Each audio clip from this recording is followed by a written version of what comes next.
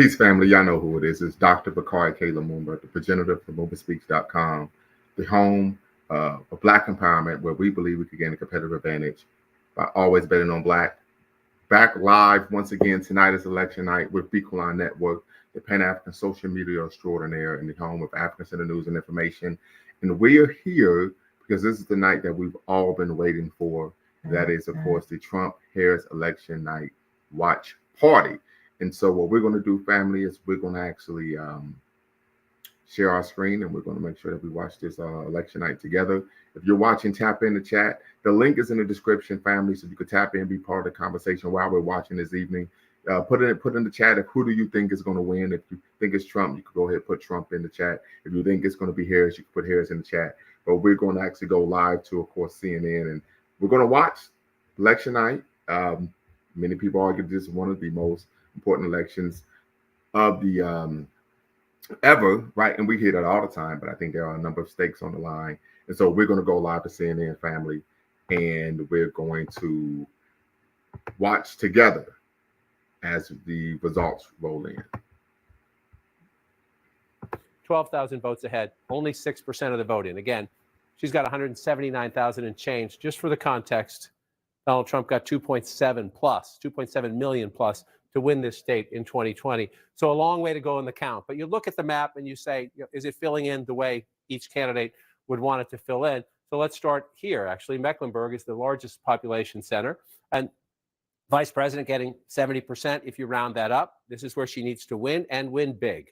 The African-American community, the suburbs around it. If you're going to compete in North Carolina, you start in Mecklenburg County, in Charlotte. So 70% if you round up, 67% for President Biden 4 years ago, former Vice President Joe Biden when he ran. This gets a little confusing. But if you're Harris and you can keep that advantage, that's what you want, right? You want to run ahead of where he was.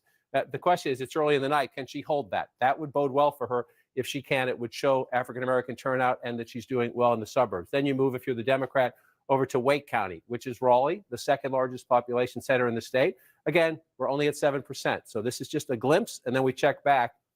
72% for her. Or if you want to look at Trump's number, equally important, where is he performing vis-a-vis last time? 27% for him. You come back here, 62%. So again, in the early returns in North Carolina, the Vice President of the United States in the key areas, the Democratic building blocks, is running ahead of her boss 4 years ago. It doesn't mean it will hold up. Let's just scoot over to Durham and take a look. Biden got 80% there. And you come back to Harris now, she's getting 84%. Again, it's only 5% reporting. Early votes tend to be disproportionately Democratic. So let's watch and see how it plays out. Early in the campaign, you're just checking your list. Are we above or below where we want to be? And if you're above, you take a breath and you wait for more votes to come in. I want to look out in this part of the state because this is the part of the state that was hit hardest by Hurricane Helene. There have been questions, could people vote? The state has done a remarkable job getting the facilities open and making people to vote. Buncombe County is where Asheville is right here. Again, only 7% in, 77% if you round up for the vice president. If you go back again in these early results, emphasis on early results, she's overperforming Joe Biden, who just narrowly lost North Carolina 4 years ago. So if that holds up, it tells you keep an eye on North Carolina. At the moment, she's doing what she needs to do. But I just want to be cautious that it's early votes, which tend to favor the Democrats. So let's wait until we get more. Only at 7% in North Carolina, but we keep counting from there. So then Georgia is hanging on the board blue, the Sun Belt battlegrounds. We'll get to Arizona and Nevada later in the night. Some of the count there may take us into tomorrow and beyond. But the other two Sun Belt battlegrounds are North Carolina, where we just were. Let's gas up the car. We go to Georgia now. The former president of the United States ahead there with 56% of the vote. You're up to 36%. So you start to think, okay, we're doing some business here with the count. However, I just want to caution, Fulton County, by far the largest county population-wise in the state. It's 10% of the state. 159 counties in Georgia. This is by far number one. About half of the vote in, 71%. This is where you start to get, in North Carolina, I just said very early on, the vice president was running ahead of the president. Well, you see 53% there at 71%. Here, she's running a little bit behind the president. Again, there's more votes to be counted. But remember this as we go through the night. 73% if you round up for Biden 2020 in Fulton County. The absolute bedrock of any Democratic victory has to come with big math there. 380,000 votes and change for the president then. You come here now, she's at 71%. That's a little below. It's a little below the Biden number. We'll see where the final turnout number rounds up. But if you're in the Harris campaign, you're working the phone saying, what's out there? What's going to come? Where are we going? Do we really think we matched our numbers? And if you lose a little bit in Fulton County, you better make it up in the suburbs around it, which is why this is very interesting, but it's also very early. Cobb County, 58%, but look at that, 986 votes for Trump in the lead. It's going to take 200,000 plus, 220, 230,000 to win Cobb County. So let's be careful and cautious early on about that. Then you just come back out. This one's Gwinnett up here, Gwinnett County, Harris at 52. But again, look, we're very early here. We love counting votes. It gives me an early test of how things are playing out. But 52%, if you round that up, go back to 2020, Biden at 59. You're not alarmed yet because you're only at 2%. Just want to drop down here to DeKalb County. This is the most Democratic of the suburbs, just to the east of Atlanta. Biden gets 83. We don't have any votes in there for the vice president there. One thing the Harris campaign has been saying is if you look out here, you're moving more out to the exurbs now. You're moving more out to the exurbs. Still a high African-American population out here. That Harris, with 77% in Rockdale County, getting 76%, if you round that up, running well ahead of President Biden out here. So there are some areas where you have a higher vote count, Jake, in Georgia, where the Harris campaign says we're running a little ahead of Joe Biden. In some of those other places, we still need more votes before we can make a fair comparison. All right, John King, thanks so much. And we have a key race alert for you now. We're getting some votes in from two key battlegrounds. In the Commonwealth of Pennsylvania, Kamala Harris in the lead with 77.6% of the vote. Donald Trump has 21.5% of the vote. Harris with a 187,924 vote lead.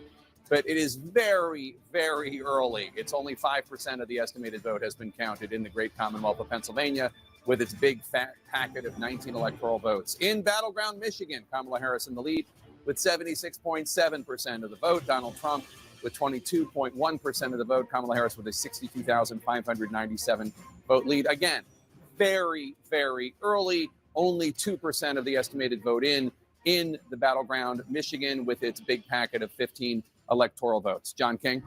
Jake, I was just in your home state, the Commonwealth of Pennsylvania. It's been at the gym. It's a slimmed down packet of 19 electoral votes. It's not so fat. It's slimmed down. It's looking good.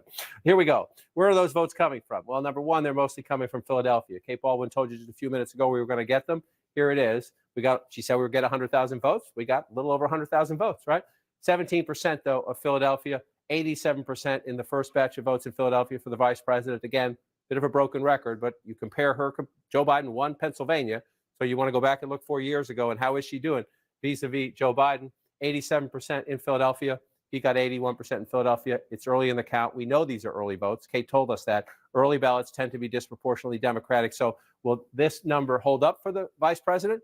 We'll see as we play out. If she stays close to that number, comes out a little bit, she'll be in good stead in Pennsylvania, but we need to get more votes. Where are the rest of the votes? You're going to come out here now to Lancaster County. This will be interesting. If this one stays blue, you got 52% for the vice president if you round up. But look, it's fewer than 1,000 votes there, fewer than 800 votes. You come back 4 years ago, Donald Trump won this county convincingly, Lancaster County, 57% if you round that up. So we got a ways to go as we wait that play out. So you see things early on. Again, early votes. You get some early votes. They tend to favor the Democrats, which is why, for example, as we leave Pennsylvania, and the votes that you still see Ohio on the map is blue. Well, unlikely to hold up. We'll see. Everything's fair game on election night. You count the votes and you see what happens. But we're very, very early on in the count in Ohio. And for example, a few moments ago, we showed you Texas as blue. That has changed just barely. Donald Trump just barely ahead. But that has changed as well as more votes come in some of these rural counties in Texas. So let's come back to the states in play. And let's start in Battleground, Georgia.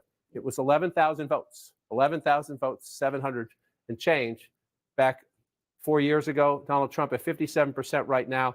Why is that? You see the red? See all that red? Those are the building blocks of the Trump coalition. I talked about the Democratic coalition. Urban areas, close in suburbs. Then you fight in the exurbs and farther out in the suburbs. Trump's base is all these small rural counties. I'll just pick one randomly, Wilcox County. But 57% reporting, he's getting 77% of the vote. You say, well, that's only 1,500 votes. That's not a big deal. It's a big deal if you're getting it here and here and here and here. There are a lot of counties, right? You've got 159 counties in Georgia. 159 counties in Georgia. The Democrats win 13. They carry the state. Right? They're all in Atlanta and other urban areas. So that's how Donald Trump runs it up in these little tiny counties. And so you go back, let's pick another one. Jackson County, 78%. It's slightly bigger. You see the math there. 90% counted. So they're almost there. 78% in 2024, 78% in 2020. Donald Trump's base is Donald Trump's base. Let's just pick another one. just to compare it out, Hall County, again, slightly bigger. You see, 49,000 votes. That matters.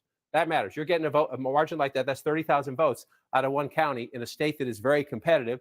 73% 2024. Let's just come back and look. 71%. So in that county, Donald Trump's overperforming 2020 Donald Trump, which is good news for the Trump campaign. Now you got to add them all up in the end. And again, the key for the Democrats is here. I just want to check back on Fulton County. Still at 53% there. 71% for the vice president. This one, still no math. Cobb County, if that one stays red, Donald Trump's going to carry the state.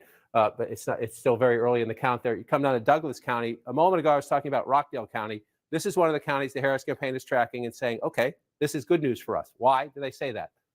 She's about 76% of the vote count in. She's at 66% when you round that up. And Joe Biden was at 62% 4 years ago. So again, it's relatively populous, suburban area, southwest, exurban area, southwest of Atlanta. And you're looking at the Biden number, and then you look at the Harris number in those counties, and you say, we're doing a little better than Joe Biden did 4 years ago. And that's good for the vice president, especially if she's going to lose a little bit in other places. If she's not matching Biden in places, you want to overperform Biden in some others. So, Jake, you look at the map, it's getting interesting, but we still have a long way to go. I just take one quick peek at North Carolina, still at 9%. We'll keep counting. All right, John, let's go to Boris Sanchez now for new projections in the fight for control of the U.S. Senate. Boris? Yeah, Jake, a handful of projections to bring you right now. All of them holds for the incumbent party. Let's start with the Sunshine State of Florida. There, incumbent Senator Rick Scott, the Republican, will defeat Democratic Congresswoman, former Congresswoman Debbie Merkersell-Powell. Scott winning a second term in the Sunshine State. Meantime, in Tennessee, the first all-female Senate race in the volunteer state's history, incumbent Republican Marsha Blackburn will win her second term, defeating Gloria Johnson, a state lawmaker. Meantime, in Indiana, Congressman Jim Banks, he will defeat Democrat Valerie McRae, a clinical psychologist. This is for the open seat left by retiring Senator Mike Braun, who's now running for governor. Let's show you some Democratic holds beginning in the Northeast with the state of Massachusetts. There you have incumbent Democratic Senator Elizabeth Warren seeking her third term in office.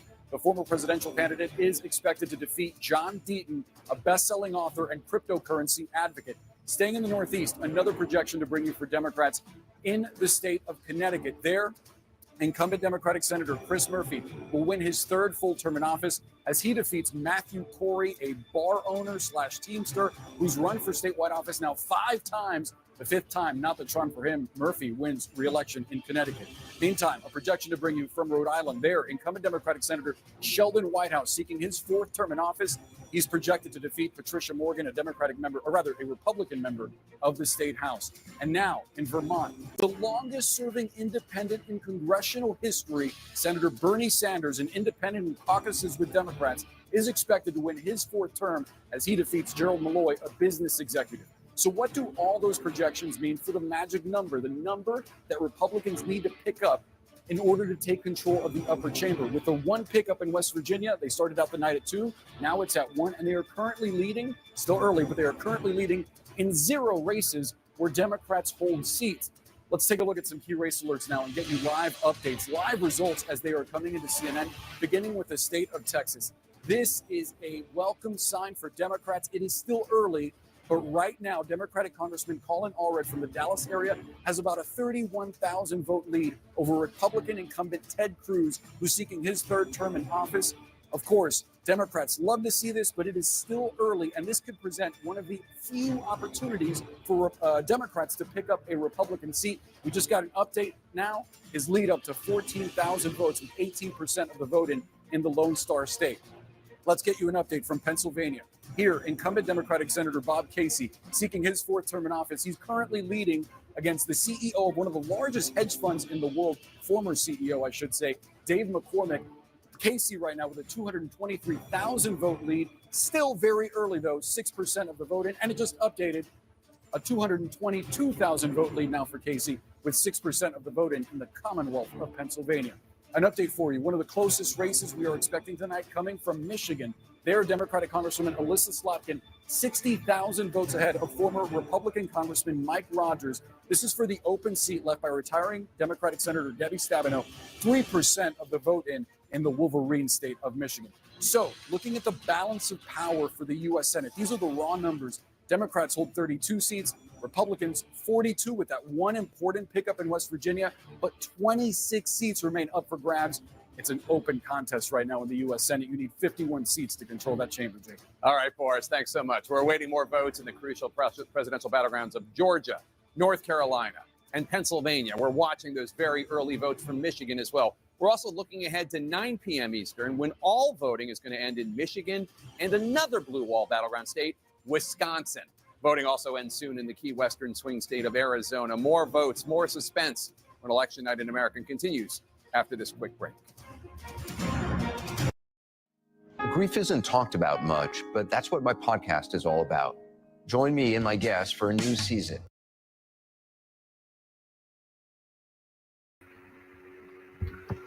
All right, family. So you see what's going on right now. How about y'all tap in and let me know, who do you see winning tonight? I see your brother Dynamite says he picked Jill Stein. Understandable. But I want to hear from you all in terms of who do you believe will win this evening, right? Who will win this evening? I saw a meme stating that Van Jones, irrespective of who wins, he's going to be crying tonight. So we know that tends to be an issue with him.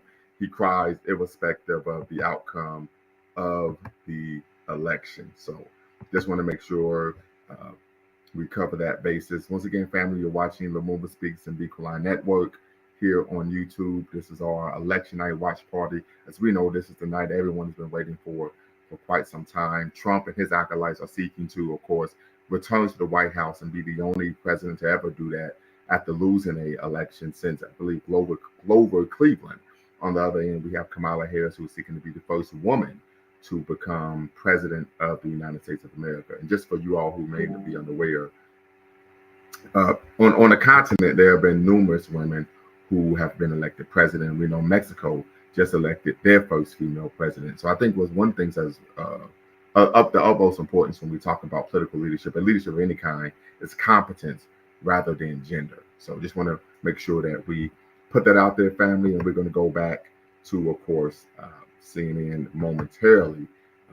I think they have some of the best coverage in terms of looking at, of course, being able to predict who's going to win, what's too close, which race is too close to call, so on and so forth. My hope is that, we'll be done about midnight Eastern time, right? But there's an argument that this may go into the wee hours of Wednesday morning or even into Thursday or Friday, and when all the mail-in ballots and even write-in ballots are counted. So just something to, of course, be cognizant of our family. But once again, you're watching LumumbaSpeaks.com, a Black Empowerment Initiative, where we believe we could gain a competitive advantage by always betting on Black, and of course, the Beacon Network, the Pan-African social media extraordinaire, and the home of African-centered news and information here on YouTube. If you're watching, make sure you hit the subscribe button, thumbs up, as well as the notification bell. And just a brief reminder, family, that tomorrow we will be starting back part 3 of our Pan-African Leadership Series, where we're going to be chronicling life, legacy, and work of great Pan-Africanists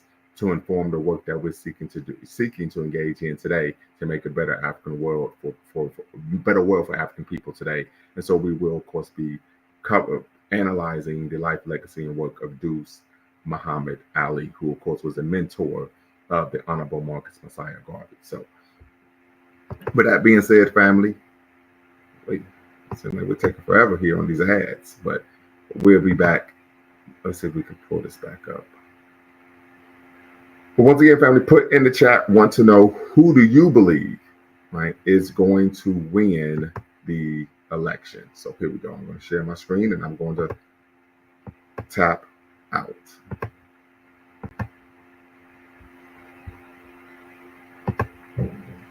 Back 4 years ago, he was at 36%. So if he stays where he is, he's in trouble in Pennsylvania. But again, these are very, very, very early results. So we've been looking at this from the vice president's perspective. Let's come back to 2024 and look at it from the former president's perspective. And that is these red areas out here.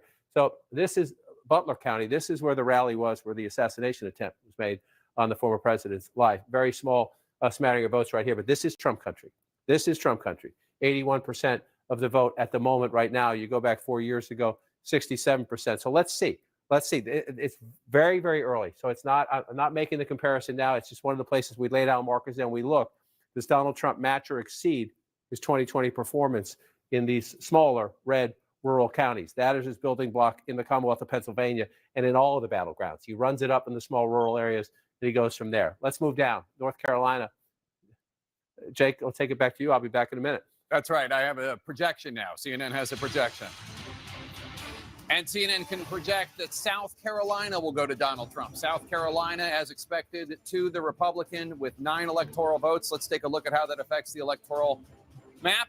Donald Trump in the lead with 99 electoral votes. Kamala Harris has 27 electoral votes. There are 270 electoral votes needed to win. Neither of them are particularly close, though obviously Donald Trump in the lead. John? And Jake, as you come back, you just mentioned the Electoral Council. Let me just wander over here. It's very early in the night. I just want to wander over for a minute. These are the ones, the states we have projected and called. And you see, as Jake just noted, 99 for Trump, 27 for the vice president. We're very early. It takes 270 to win. The thing you look at when you look at this map is, are there any surprises? And the answer as of now is no. That the states that are red are states that Trump has won consistently, and the Republican states, and the states that are blue are Democratic states. So we have no surprises on the map at the moment, because those states, none of those states are considered battleground states. But you always watch on election night, every now and then you get a surprise. At the moment, the map is filling in as expected as we await for the states that tend to be the swing states and the battleground states. Just one point I want to note as we look big picture. Last time we were here, just a few minutes ago, Ohio was blue. Ohio has turned red now. Donald Trump with a very narrow lead, but it's the trend as the election day votes start to come in. States that are reliably one color or the other, one party or the other, tend to go back to their DNA. Trump now narrowly ahead in Ohio. We'll keep an eye on that as we do it. So let's look at the battleground states that will matter most. If that map fills in over there, who can get to 270? Georgia is one of the big pieces of the puzzle. And again, in a state decided by 11,779 votes, I believe, 4 years ago, Donald Trump ahead by more than 300,000 votes, or about half the count. Half the count is good, but there's still a long way to go. Just want to check. This is where the Democrats have to run it up. Remember, Cobb County, last time we checked, Trump was winning. Harris is now winning with 57% of the vote, 57% of the count in. She's got 57% of the vote. You move over. That's around where Biden was 4 years ago, a little tiny bit above. That's what she wants to do. You come over to DeKalb County. Biden was at 83. The vice president is at 75. Very early in the count there. Keep an eye on that. She'd have to make that. That would be a big. That would be, if she's underperforming Biden there, that would be a big deal. And again, just want to show you the Trump base. I'm going to just pick one randomly. Wilcox County. I did that one before, so let's pick another one. Pulaski County, right above it. 95% of the vote in. 70% for Donald Trump. Not a lot of votes, but this is what he does in rural America.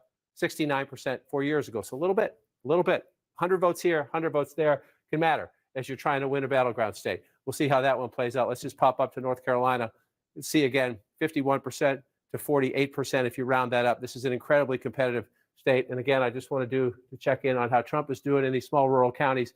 80% of the vote in Macon County. He's got 68% when you round up. You come back here, 68%, running a tiny bit behind, but that's about equal to where he was before. So you're looking right now, battleground North Carolina, battleground Georgia, battleground Pennsylvania. Come back to 2024. Some votes coming in slowly in battleground Michigan as well.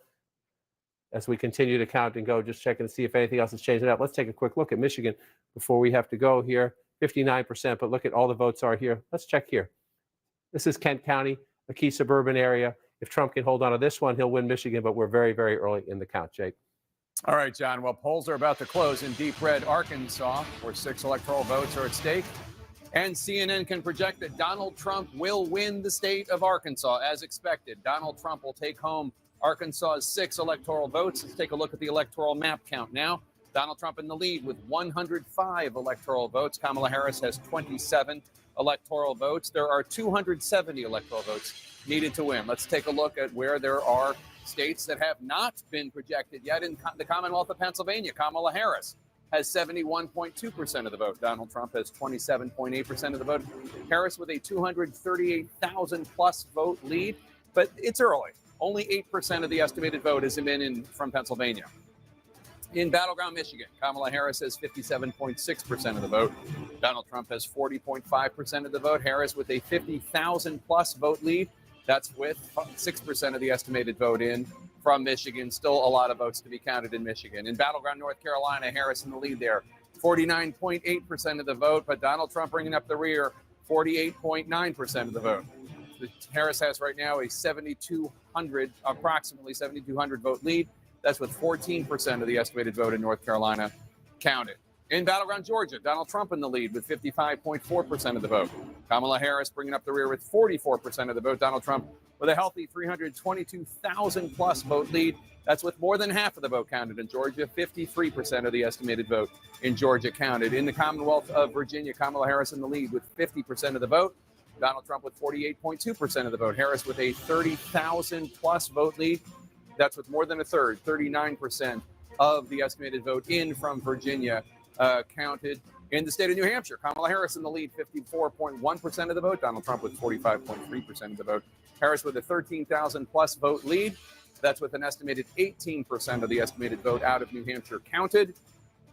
In Ohio, Donald Trump in the lead, 50.3% of the vote. Kamala Harris with 48.9% of the vote. Donald Trump with a 36,000 plus vote lead.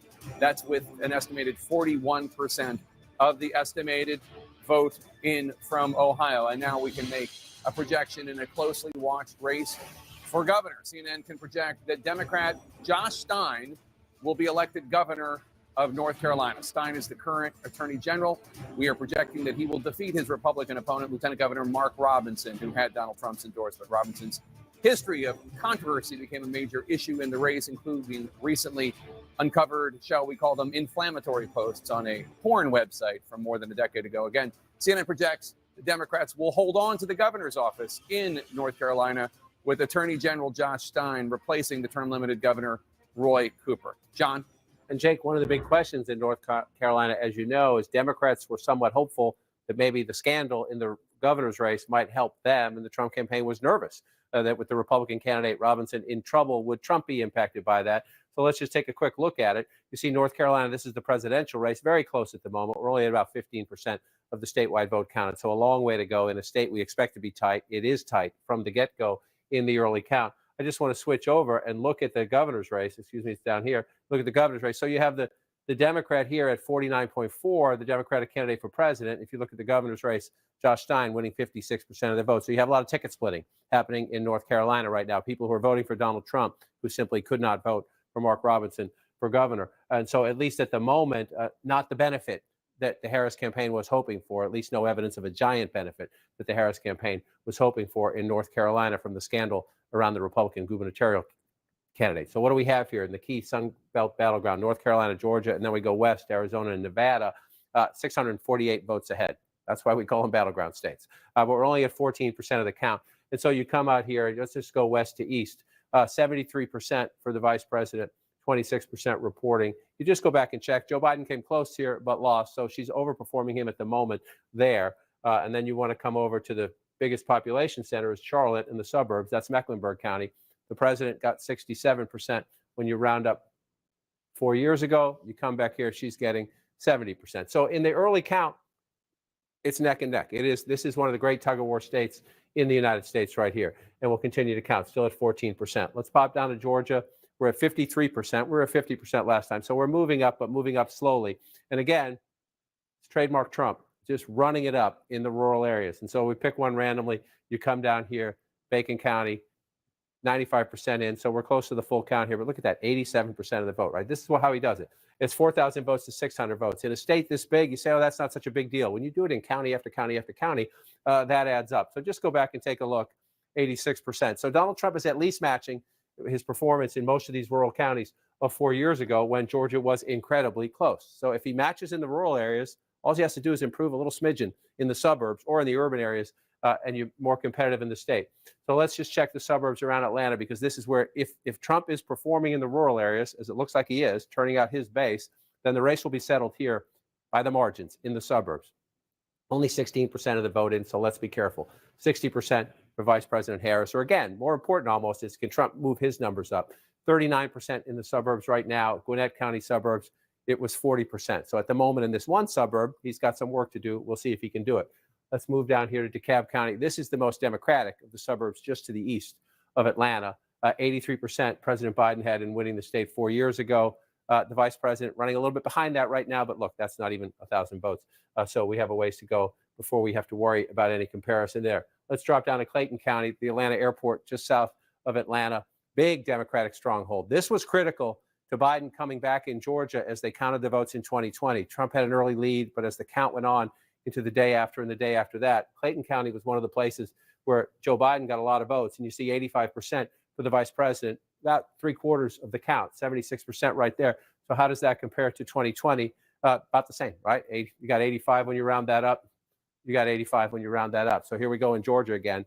So far as you go through it, you've got a very competitive race. So that one's competitive. Let's come out of there. I want to go up and look at Michigan. We haven't spent any time here yet. Only 6% of the vote in. So be careful about anything, but you're trying to look and see what happens. Again, this is Kent County. Both campaigns focus on Grand Rapids and the suburbs. Used to be a reliably Republican area. Trump at the moment, but look, again, we're under 1,000 votes right there.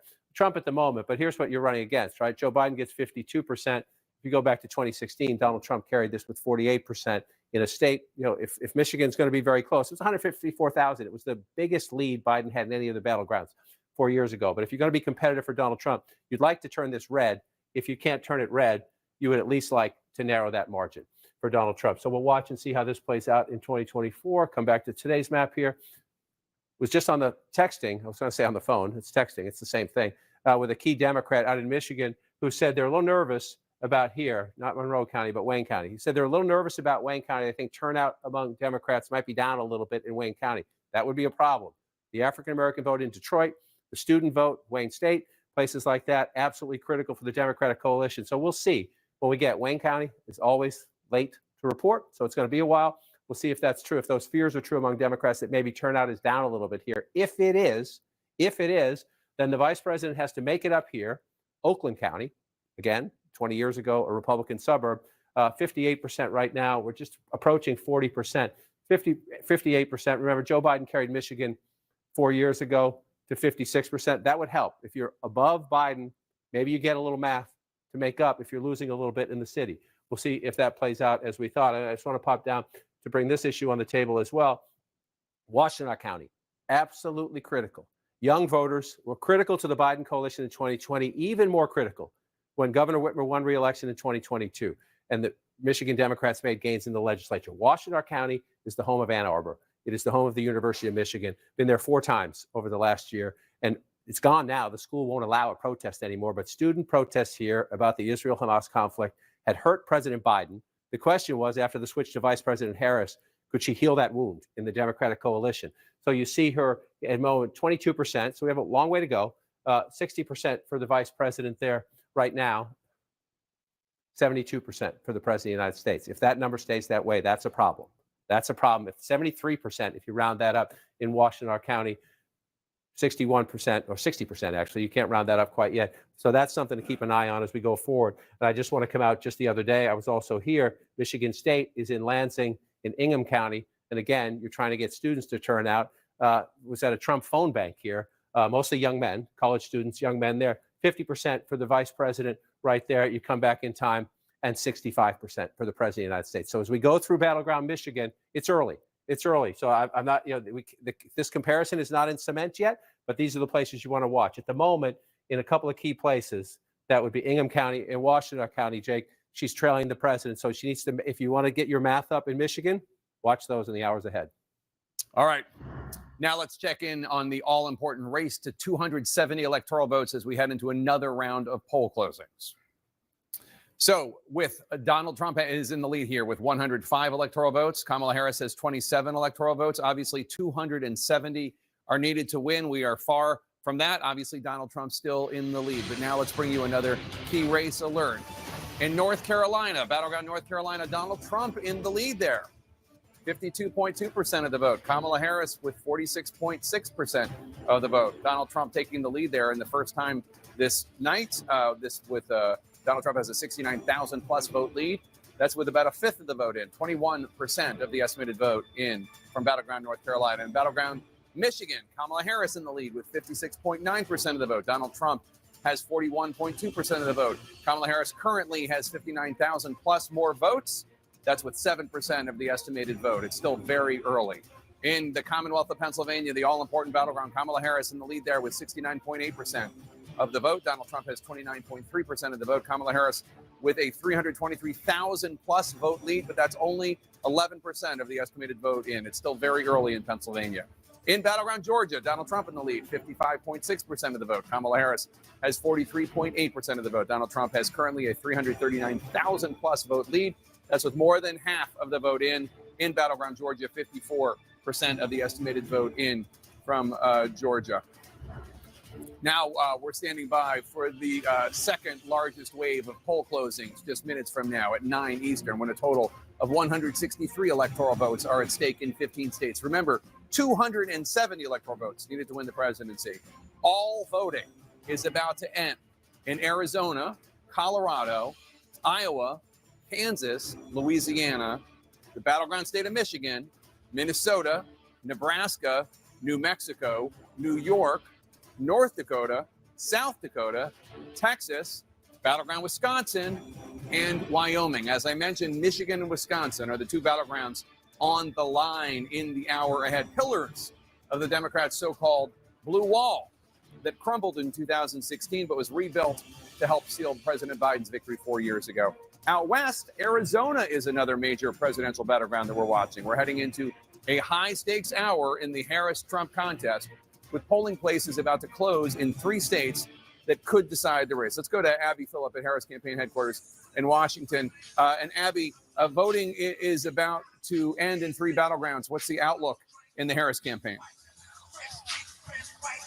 Yeah, Jake, I mean, I think the banner that you guys have right now is pretty much where the Harris campaign is. It is early in the night, and they're not seeing any clear picture of where this race is headed just yet. For that reason, they are really focused on the battleground of Pennsylvania, because that really becomes the linchpin of a strategy to get to 270. If they get Pennsylvania, the rest of the path becomes much more clear. So as I've been talking to people tonight, they're really waiting to see how these results, as they are coming in, really shape the picture. But right now, it's really not that clear to them. And I just want to be transparent about it, because they've got great numbers, but they're not willing to go out on a limb on any of this stuff just yet. In Pennsylvania, though, I think what I am hearing is a lot of optimism. They're seeing good numbers out of Philadelphia. The local officials there are suggesting that Harris could exceed what Biden did in that city. And if she's able to do that, that would make, again, her path to winning that state much more clear, Jake. All right, Abby Phillip, thanks so much. Let's go to West Palm Beach, Florida now, where we find Caitlin Collins. And Caitlin, what is the Trump campaign going to be looking for in the next round of poll closings?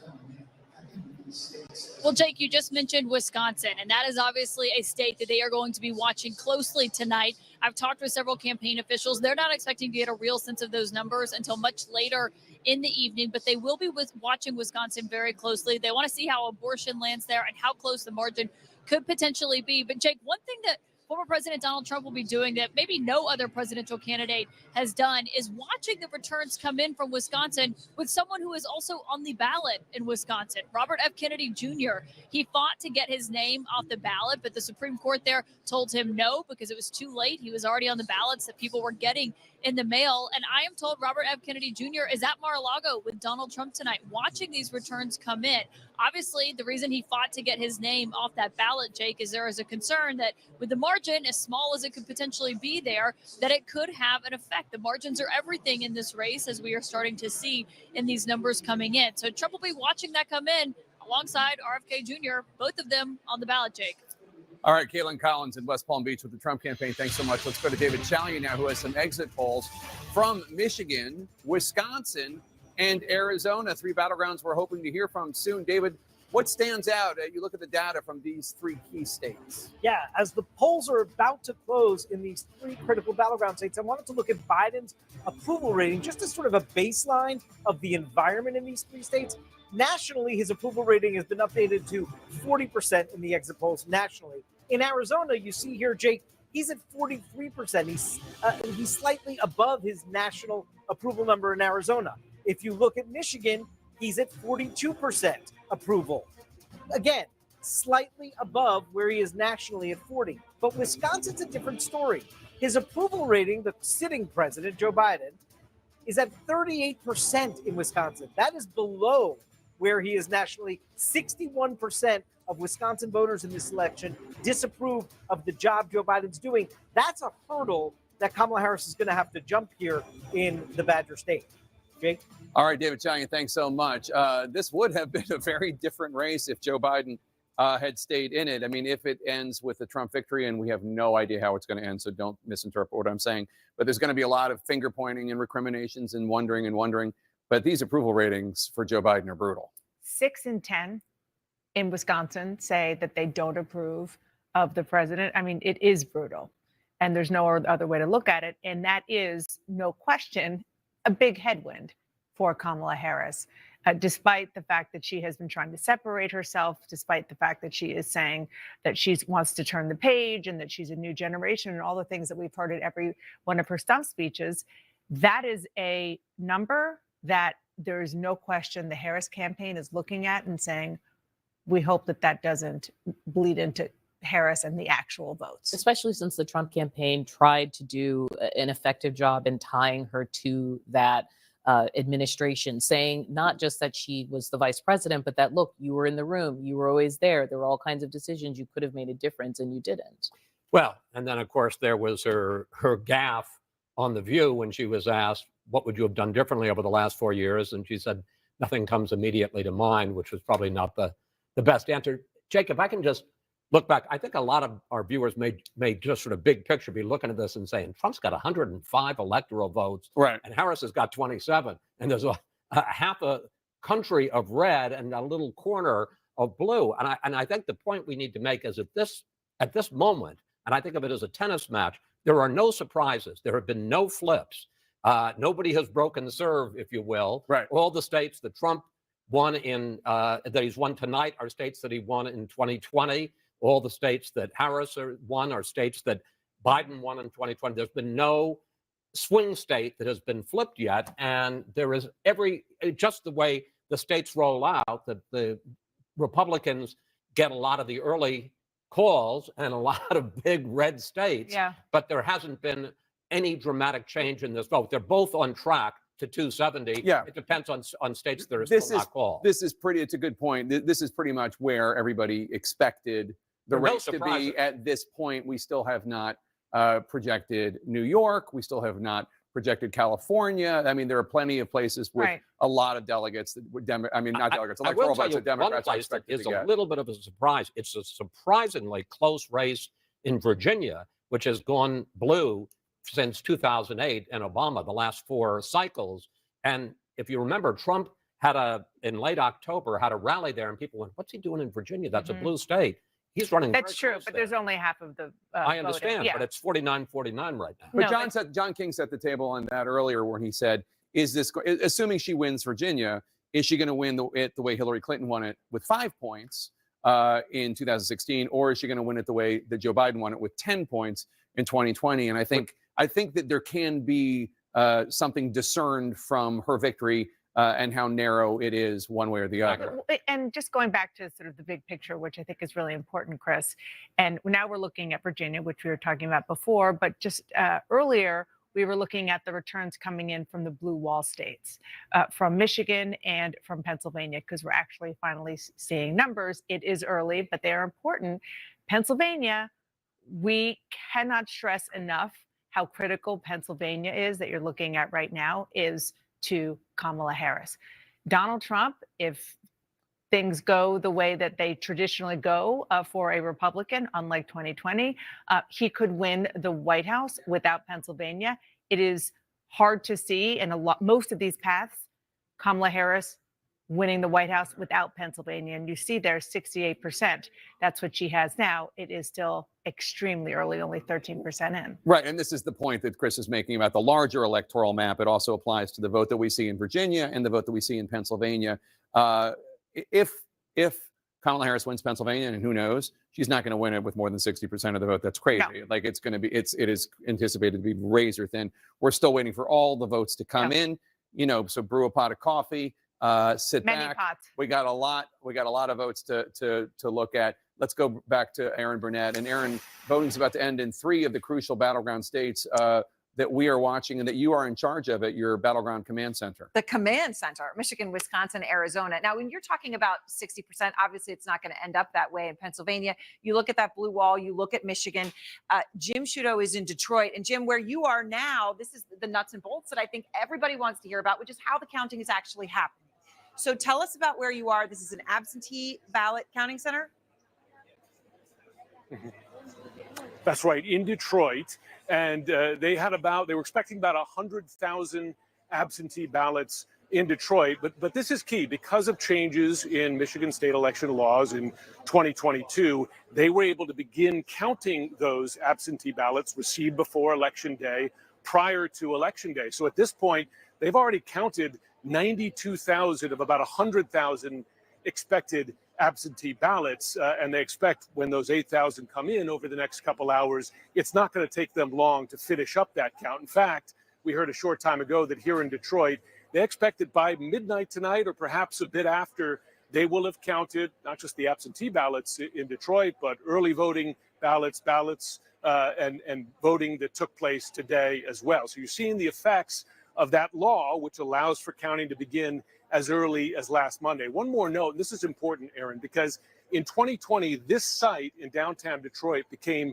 the scene of protests and unfounded claims of fraud in the midst of that frantic absentee ballot counting, in part because of you have that law, you were able to start early. We're not seeing any of those protests here now. And there's going to be a truck arriving in the next couple of hours, going to pull up at that door there with absentee ballots collected from drop boxes around the city as well. Again, that's not fraud. That's not vote dumping. That's part of the process of counting these votes here, and they expect it to move very quickly tonight. All right, very quickly, we'll see. And they have said they expect to be overall for the state of Michigan faster than last year, which of course was the day after midday. Secretary of State said she hoped it would be a little bit earlier than that. Well, we'll see as the count comes in. Kyung Law is at a Maricopa County counting facility. Maricopa County, biggest in Phoenix, fastest growing in the country, as they say. Kyung, one of the most important counties for the entire election. For the entire election. That's why you have so many reporters here. That's why we're watching Maricopa County so closely. And let's take a look at the clock. We only have a few more minutes, about 7 more minutes before polls close here in Arizona. I want you to take a look at what we are watching, though, here at the county. What's happening here on that split screen, that other video that you're looking at, that's the inside of the vote count, the tabulation center. They are looking at the ballots. They are processing ballots. All of this is with the early vote. After the polls close, about an hour after polls close here in Arizona, we are anticipating to get the first results out of Arizona. That will be only the early vote, the ballots that have been processed up until Election Day. And then as the night moves on, Aaron, those ballots that are out at the vote centers will be processed. They're counted, separated in there, and then brought over here to the tabulation center to be processed. And that information is going to start to come out as well. So it is a multi-step process. It takes time. There has to be signature verification. The ballots have to be cured here in Maricopa County. But something I want to address very quickly, because this is something that's happening right here in Arizona as we watch this clock wind down before polls close, is that there's still long lines at some of the spots that we are watching in some of these vote centers. At Mesa Community College, where we were at, and I'm going to check real quick, it's still an hour long line. If you are in line when polls close at 7 o'clock local time, Aaron, you will still be allowed to vote. Right, which is amazing, and it is amazing that people are doing that and waiting. That is something, as you said, that everyone should be happy about. But amazing to sit there late at night, say I'm going to sit and wait another hour or two to vote, as both campaigns hope they will. All right, Kyung, thank you very much. And let's go back to the voting desk as these counts are coming in, and people have questions about how it's happening, what's happening, where. Pam, Macomb County in Michigan, what are you seeing there? Well, Aaron, I just got off the phone with this key swing county in Michigan from the county clerk, Anthony Forlini, and he tells me he's actually hopping in his car now with a police escort to get tabulator memory sticks because they're delayed with the results coming in. Why? Well, he says it's because there were very long lines when the polls were supposed to close at 8 p.m. Eastern time. So they had to delay closing and stay open until everyone had the opportunity to cast their votes. Officials are tabulating the results right now, but those first results from Macomb were supposed to be reported around 9 p.m., just 5 minutes from now. I'm told by the clerk it's going to be later than that due to the long lines. According to the clerk, there were over 122,000 early votes cast in person there and 182,000 mail-in ballots as of yesterday. They're on track to have more than 200,000 mail-in ballots, he says. But given the high early voting turnout, he told me that the expectation there was that there would be lackluster turnout today. That is not the case in that key county. Overall in Michigan, let's look at the numbers here. The Michigan Secretary of State says more than 3.4 million voters cast their ballots early or by mail. That's nearly 47% of registered voters. And listen to this. Another 85,000 absentee ballots returned to polling centers today. Let's go over to Milwaukee. They've had some issues over there in Milwaukee today. They're going to have to retabulate about 30,000 ballots after problems with the counting machines were discovered. All 13 tabulating machines are being set to zero. The ballots will be put through again. It's going to take time. They had initially estimated there the ballot count from the absentees would be done around midnight. Now it's more likely around 2 or 3 a.m. And then in Arizona, I spoke to a source there in Maricopa County, the largest county, that it's taking longer than expected to process early ballots. The first release of 1.1 to 1.2 million ballots of those early ballots at about 10 p.m. Eastern tonight will only account for early votes through last Tuesday, October 29th. That is less than the initial estimate that the first drop would be comprised of ballots through at least Friday, they thought. So it's going more slowly there. One more thing I want to note, I'm told they're going to keep up 24-hour shifts in Maricopa to keep things moving. They understand how important it is to get those results out, those accurate results out as quickly as possible. All right, Pam, thank you very much. You take all of that together, look at where we are. What do you see, John King? That tells me to tell the people at home either slow down on the popcorn or make some more because we're going to be at this a while and maybe brew an extra pot. But I just want to start in Michigan because Pam was just talking about Macomb County, Michigan. You see Detroit right here. This is Wayne County. We have no votes. The reason we can't say much about Michigan right now is we have 0 votes from the largest population center. And then she mentioned Macomb County, which is right here, blue collar. Back in the late 80s, early 90s, this is where they were studying Reagan Democrats, right? Why were union auto workers voting for Ronald Reagan for president? That debate continues out there right now. It was out there just about a month ago. It's a huge test out there, but it's very early in Michigan, only 8%. So let's come back out to the battlegrounds where we have more votes. Let's check here. Only up to 15% in the Commonwealth of Pennsylvania. The vice president with a big lead. Pennsylvania's not going to end. No matter who wins Pennsylvania, it's not going to end a 30-point race. We just know that as we count more votes. So we'll wait and try to get more in Pennsylvania. This is one of the surprises. A lot of surprises on the map right now. Unlikely to end this way. You see the vice president leading in Kansas, the vice president leading in Missouri, vice president, even though we've already projected Arkansas, that's just early votes. The votes will come in. We'll see. We'll keep an eye on it. We're open to surprises here, but we'll keep a look at it. A surprise that has a lot of votes counted so far is Virginia. They're almost up to the halfway mark here, and Donald Trump is ahead in a state Joe Biden carried 4 years ago by 10 points. So let's see. One of the things we do at this point when you get up to almost half of the vote is what's missing. Right? This is live outstanding votes. The larger the circle, the more votes are out in an area. The color of that circle tells you how the voting is going so far. So you see these big circles in Richmond and the suburbs, huge circles, and then smaller circles within them in the Washington, D.C. suburbs. So there are a lot of Democratic votes still to be counted. Vice President can't like that right now. You do not like being tied in battleground Virginia right now, but there are a lot of votes still to be counted, and you can tell from that a lot of them are Democratic, so we'll see. Same test in North Carolina, up to 38% of the vote. Trump with a narrow lead there. Let's just bring it up and look. Live outstanding votes. Again, your biggest outstanding votes are in the Democratic areas, Charlotte, Raleigh-Durham, Winston-Salem, Asheville, and Wilmington down there. So you have a very competitive race right there right now. You'd rather be Donald Trump and you'd rather be ahead, but there's a lot of vote counting to do. And again, this is one of the tightest of the battlegrounds. Virginia, a bit of a surprise, Jake, more counting elsewhere. All right, John King, voting is about to end in 15 states, the second biggest wave of results this evening. 163 electoral votes will be up for grabs, and we're watching several crucial battlegrounds. CNN's going to bring you this projection right now.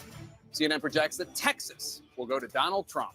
The state of Texas, as expected, to Donald Trump with its big bucket of 40 electoral votes. CNN also projects that North Dakota will go to Donald Trump. As expected, North Dakota with its 3 electoral votes. 2 more for Trump now. CNN projects that South Dakota will go to Donald Trump. South Dakota, as expected, with its 3 electoral votes to Donald Trump.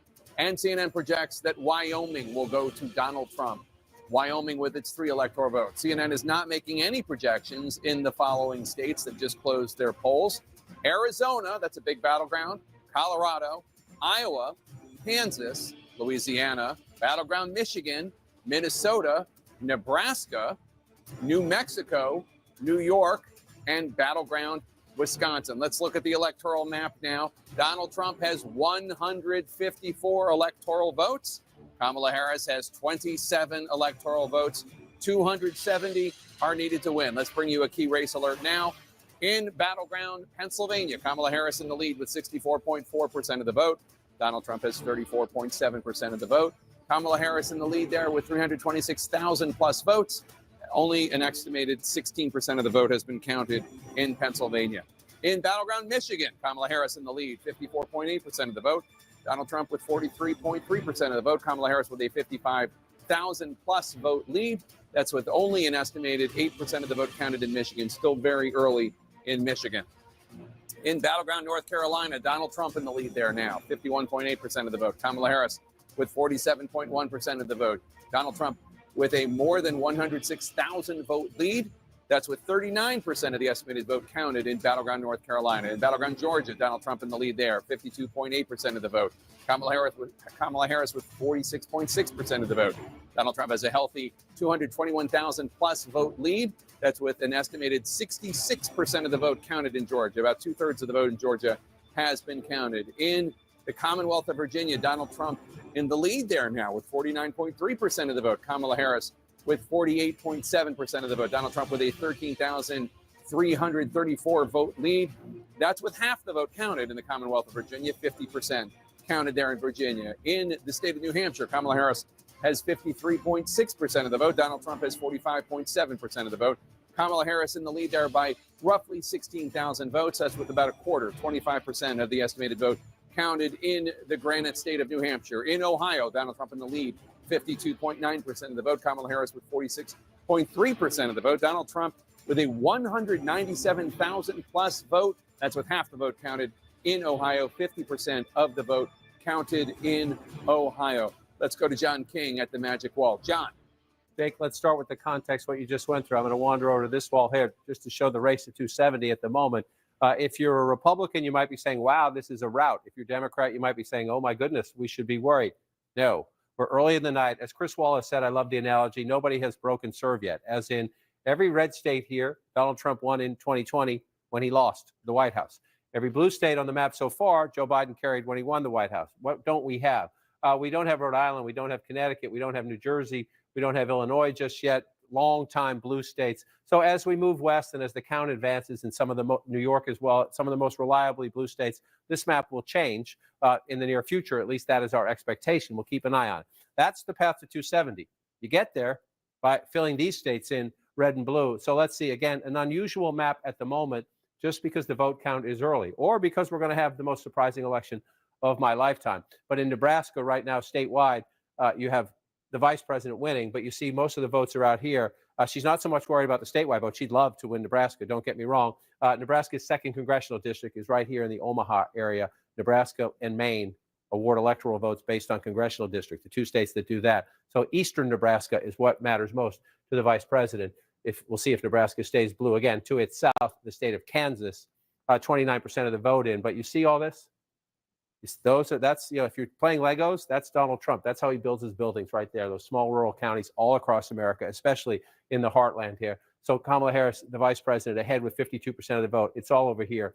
Kansas City, Missouri, the suburbs here, the more blue areas, the college towns and the more urban areas in Kansas is why she's ahead right now. It's only 29% of the vote. We'll watch as that map fills in. Again, Missouri, when I started doing this in 1988, spent a lot of time in Missouri with Michael Dukakis. It's not a battleground state anymore. But at the moment, it's 51%, but it's only 7%. And again, you see votes coming in the suburbs just to the west of St. Louis, suburbs just to the east of Kansas City. That's why the Democrat is leading at the moment as we go through it.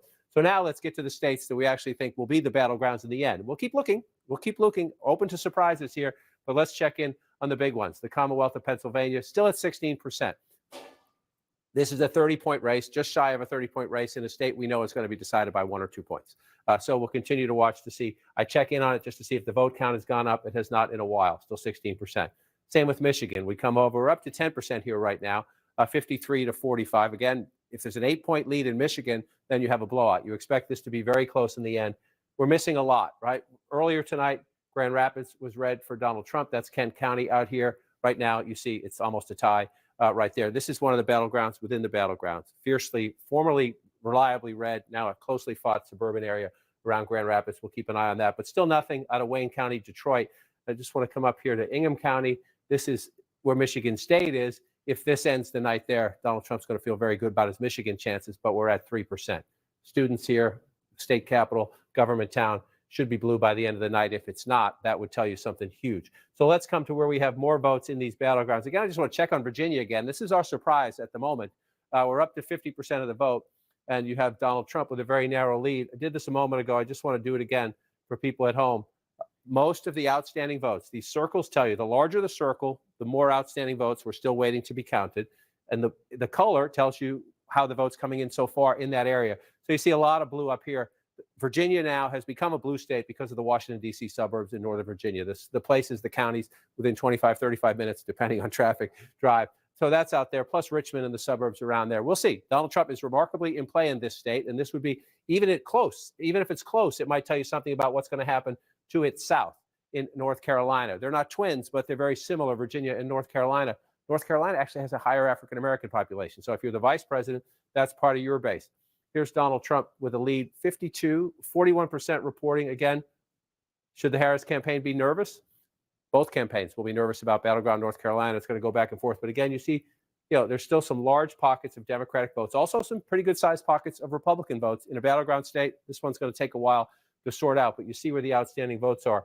I didn't get to this last time in Georgia, so let's go down and look at Battleground, Georgia, and bring that up here right now. We're up to 68% of the vote in Georgia, and you have 53 to 46. So if you're in the Trump campaign, you're thinking with more than 2/3 of the vote counted, you start to feel good about a lead that big, especially in a state that was 11,700 votes 4 years ago. But let's see what's left out. Where are the outstanding votes? And you see right there why in the Harris campaign you're nervous. You're checking in with all your field captains and your precinct and your county people, but you see right there, you see those giant circles right there, and a bigger circle, another big circle over here. There are still a lot of areas that we know vote disproportionately Democratic, where votes are to be counted in Georgia.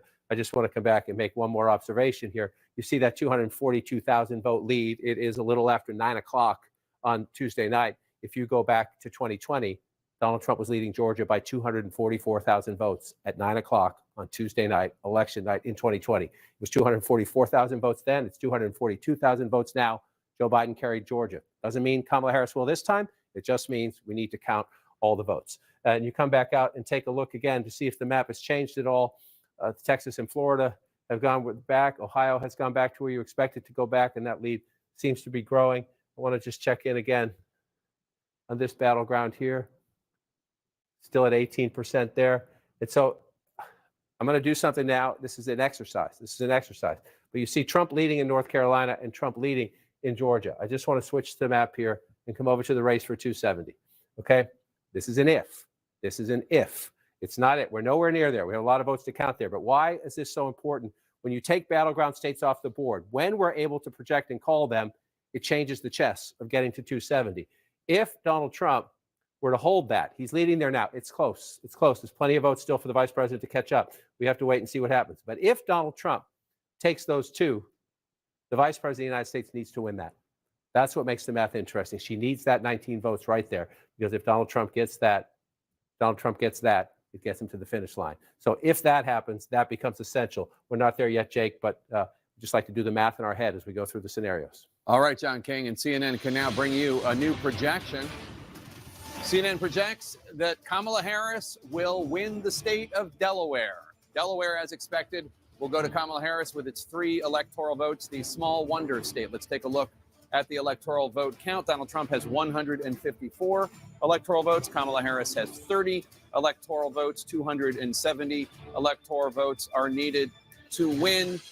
Let's bring you a key race alert now. In the Commonwealth of Pennsylvania, Kamala Harris has 60.4% of the vote. Donald Trump, 38.7% of the vote. Kamala Harris with a 284,000 plus vote lead, 284,000 plus vote lead, with only an estimated 19% of the vote in, not even a fifth of the vote. Still a lot of votes to count in Pennsylvania. In Battleground, Michigan, Kamala Harris with 53.1% of the vote. Donald Trump has 44.9% of the vote. Kamala Harris with a 46,000 plus vote lead. Only a tenth of the vote has been counted in Michigan, 10%. Still very early there. In North Carolina, Donald Trump in the lead with 51.9% of the vote. Kamala Harris with 46.9% of the vote. Donald Trump with a 119,000 plus vote lead. That's with 41% of the estimated vote counted in North Carolina. In Battleground, Georgia, Donald Trump in the lead there, 52.7% of the vote. Kamala Harris with 46.6% of the vote. Donald Trump with a 225,000 plus vote lead. That's with 69% of the estimated vote in Georgia. They're really counting the ballots in Georgia there. 69% of the estimated vote has been counted.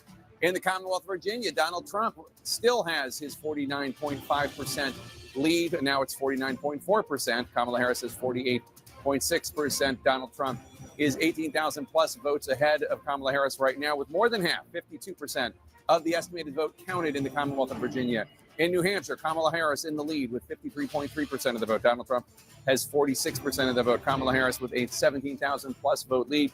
That's with more than a quarter, 28% of the estimated vote in the Granite state of New Hampshire counted. In Ohio, Donald Trump still in the lead there, 53.9% of the vote. Kamala Harris has 45.2% of the vote. Donald Trump with a 275,000 plus vote lead. That's with more than half, 52% of the estimated vote counted in Ohio. John King.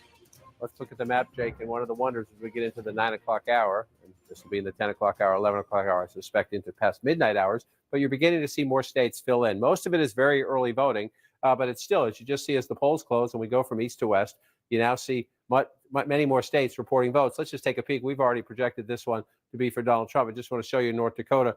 These states feel they don't get respect because they're not huge electoral battlegrounds. I like to wander through and look at the votes and just show people out here. You see South Dakota starting to fill in slowly, very early on, 1% of the vote. This is a surprise at the moment. Nebraska, the vice president so far carrying the state statewide, but we're only at 27%. And again, most of this gray you see from about here west, rural Republican farm country where Trump tends to run it up. Just go back and give you the 2020 example of what I'm talking about. That's what tends to happen. And so we're not there yet. So when that happens, if that happens, that number will change. Again, for the vice president, what you want to do is you want to be here. I'm just showing you Douglas County. It's the big piece of Nebraska's 2nd congressional district. This is where you want to win. The blue dot, they call it. If she wins the blue wall, Michigan, Wisconsin, Pennsylvania, I went backwards. But if she wins those three and she wins Nebraska's 2nd congressional district, she can get to 270 electoral votes. So we'll keep an eye on that as it plays out. First votes in Wisconsin, you see it's red at the moment, 796 to 479. Guess what? We have a long way to go in Battleground, Wisconsin. Just for context, when Joe Biden won it 4 years ago, it was 1.6 million votes. So we are in the infancy stages of counting the votes in Battleground, Wisconsin, and you watch as it plays out. One of the places we'll watch here, I'll just show you now, 0 votes in yet, the Green Bay area, Brown County. This is one of the key tests. Can the vice president hold on to the president's share of white working class voters? I just want to show you as we go back in 2020, Joe Biden did not win Brown County, but he got 46% of the vote. The margins within the margins sometimes make the difference in a battleground state. Wisconsin settled by 20,000 votes, right? You look at that 46% for Joe Biden, and then you move back in time and you see 42% for Hillary Clinton. That makes the difference. She lost the state, he won the state. So one of the things we will watch as the 2024 results come in is not just can she turn out the African-American vote in Milwaukee, not just can she compete in the suburbs, Waukesha, just to the west of Milwaukee, but can she hold her own? Just be as competitive as Biden was in some of these blue-collar counties. A long way to go there. Let's pop over to Michigan. As Jake just told you, we're only at 10% there, so not a lot to look at. You just move it up so you can see it a little bit better at home. The vice president has pulled ahead in Kent County. That's Grand Rapids, but it's early. And again, you're looking down here. I told you earlier, one of the warning signs was Washtenaw County. This is where the University of Michigan is, Ann Arbor. If you move east here, Dearborn is over here near Detroit. Her question marks in Michigan are young voters and Arab American voters, right? You find the young voters here, University of Michigan campus. And again, you say, wow, that's a 30-point lead. What are we worried about that for? Well, you're worried about it because the president of the United States had that 4 years ago. It's a county where if you want to win Michigan, Joe Biden won by 154,000 votes. So you could say she has some to spare, if you will. She can lose a little bit in the coalition, but you don't want to lose a lot. And I was at the Michigan campus just last week, and they have a very aggressive young voter turnout operation there. We'll see later in the night if those numbers change at all. That's Michigan. Let's come back out and come over to the home state of Mr. Tapper, still at 20%. It's bumped up just a little bit there. So what are we looking at? Let's move it up just a little bit. We have some votes. Erie County, as I told you earlier, 25 counties in America, twice for Barack Obama, then to Donald Trump, and then flip back to Joe Biden. So it's a bellwether county. Doesn't mean the person who wins Erie County is going to win the Commonwealth and win the presidency, but that's what's happened in the last several presidential elections. So you look, we're just starting, just getting started in Erie County. 512 votes, just for context. It's going to take close to 70,000 votes to win that county. So we're just starting. That's one of them.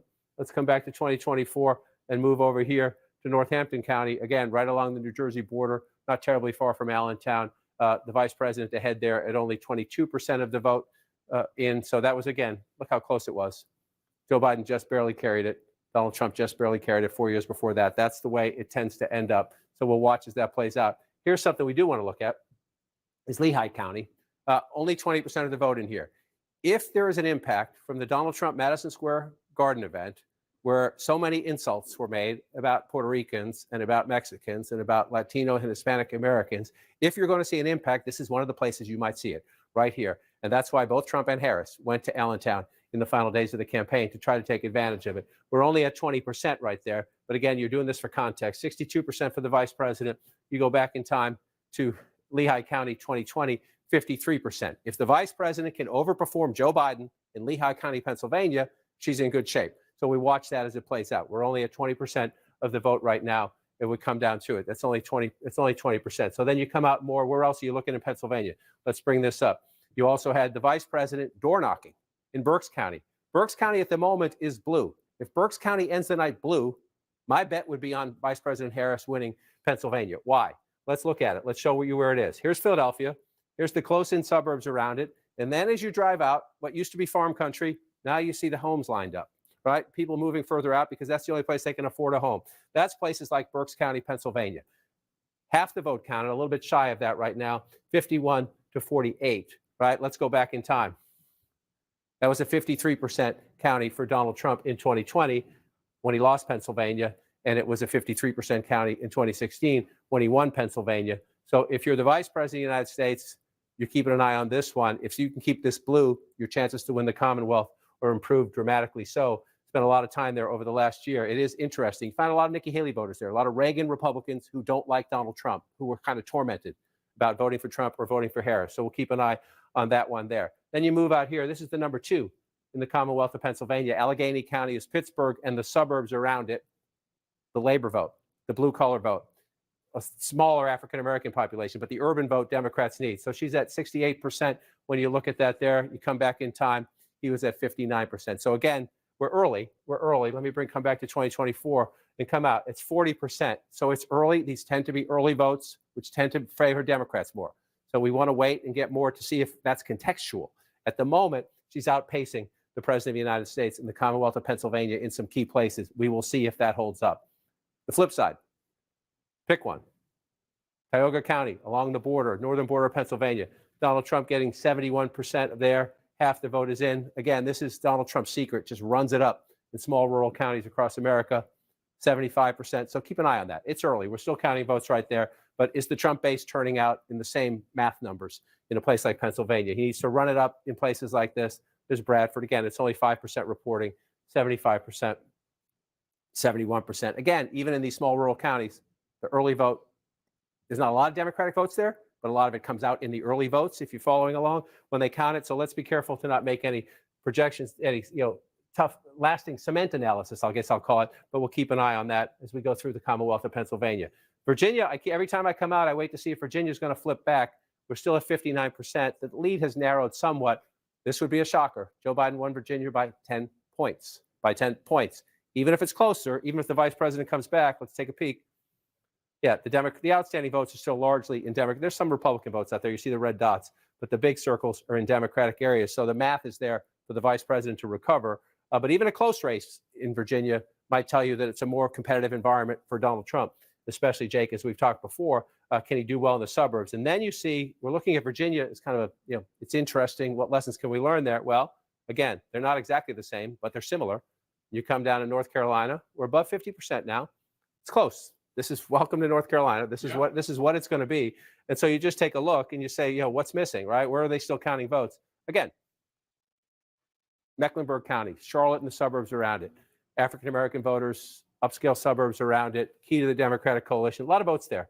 A lot of votes in Raleigh-Durham, the Research Triangle, again. And so you see that happening right there. And let's see, we go back here and come back up to Virginia, and we see 49.4 to 48% there. Again, pretty remarkable. 17,000 votes. Again, we got a long way to go. 45% of the votes still to be counted, but Joe Biden won it by 10 points. So if you're in the vice president's camp, you're a little nervous about that. Let's bring in David Chalian to get some insights now on the outstanding vote in Virginia, which is, as of now, a little tighter than I think the Harris campaign would like. Yeah, Jake, we're trying to determine how much of this vote we're looking at now is pre-election vote. Our estimate right now is that what you're looking at in Virginia, 39% of the vote that's in is pre-election vote. That, we think, at the end of the day, is going to go up to 52%. So there's still quite a bit of pre-election vote to come in here. And Kamala Harris is winning the pre-election vote by about 17 points. So as more of that early vote gets funneled into the count in Virginia, you could imagine there's real room here for Harris to grow, Jake. All right, David, and we have some projections right now for you at home. CNN can project that Illinois will go to Kamala Harris. Kamala Harris, as expected, will win Illinois in its 19 electoral votes. CNN can also project that Rhode Island will go to Kamala Harris, as expected. Kamala Harris will get the 4 electoral votes from Rhode Island. So where are we on the electoral map as of right now? Donald Trump has 154 electoral votes. Kamala Harris has 53 electoral votes. 270 are needed to win. Neither of them is within spitting distance of that. Let's take a look at the actual votes coming in from the battlegrounds that we have not projected. In Battleground, Pennsylvania, Kamala Harris in the lead, 57.5% of the vote. Donald Trump, 41.5% of the vote. Kamala Harris with a 258,000 plus vote lead. That's with about a quarter, 23% of the estimated vote in Pennsylvania counted as of now. In Battleground, Michigan, Kamala Harris with 53.7% of the vote. Donald Trump with 44.3% of the vote. Harris with a 64,000 plus vote lead. That's with an estimated 12% of the vote counted in Michigan. Still very early in Michigan. In Battleground, North Carolina, Donald Trump in the lead. 50.7% of the vote. Harris with 48.1% of the vote. Donald Trump with a 75,000 plus vote lead. That's with more than half, 51% of the estimated vote counted in Battleground, North Carolina. In Battleground, Georgia, Donald Trump still holding on to his lead, 52.9% of the vote. Harris has 46.4% of the vote. Donald Trump right now with a 249,000 plus vote lead. I'm sorry, now it's a 255,000 vote lead. That's with an estimated 71% of the vote counted in Battleground, Georgia. In Virginia, Donald Trump in the lead as of now, 49.3% of the vote. Kamala Harris has 48.7% of the vote. Donald Trump is ahead by more than 15,000 votes. That's with more than half, 56% of the estimated vote, but still a lot of vote to come in the Commonwealth of Virginia. In New Hampshire, Harris with 53.4% of the vote. Donald Trump with 45.9% of the vote. Harris with an 18,000 plus vote lead. That's with under a third of the vote counted in New Hampshire, 30% of the estimated vote counted in New Hampshire. In Ohio, Donald Trump in the lead, 54.3% of the vote. Harris with 44.8% of the vote. Donald Trump with a 332,000 plus vote lead. That's with almost 60%, 58% of the estimated vote counted in the Buckeye state. Now let's go to John King at the Magic Wall. John.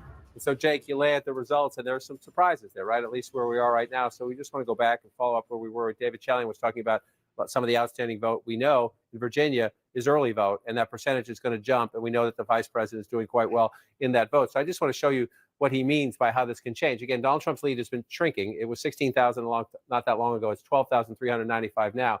Look at the Northern Virginia suburbs here. I just want to show you these circles help us understand where are there live outstanding votes, meaning votes that we know are out there that have not been counted yet. Right? You see the big circles, the biggest circles around the Northern Virginia suburbs, also Richmond and the suburbs around that, and some big Republican circles down here, Virginia Beach area, and some here in the suburbs more to the south, the exurbs south of Richmond. But I want to focus up here and just to show you why you can say early on, you say, whoa, what's happening here? But then things can change pretty quickly when large population centers report their votes. So let's take Fairfax County.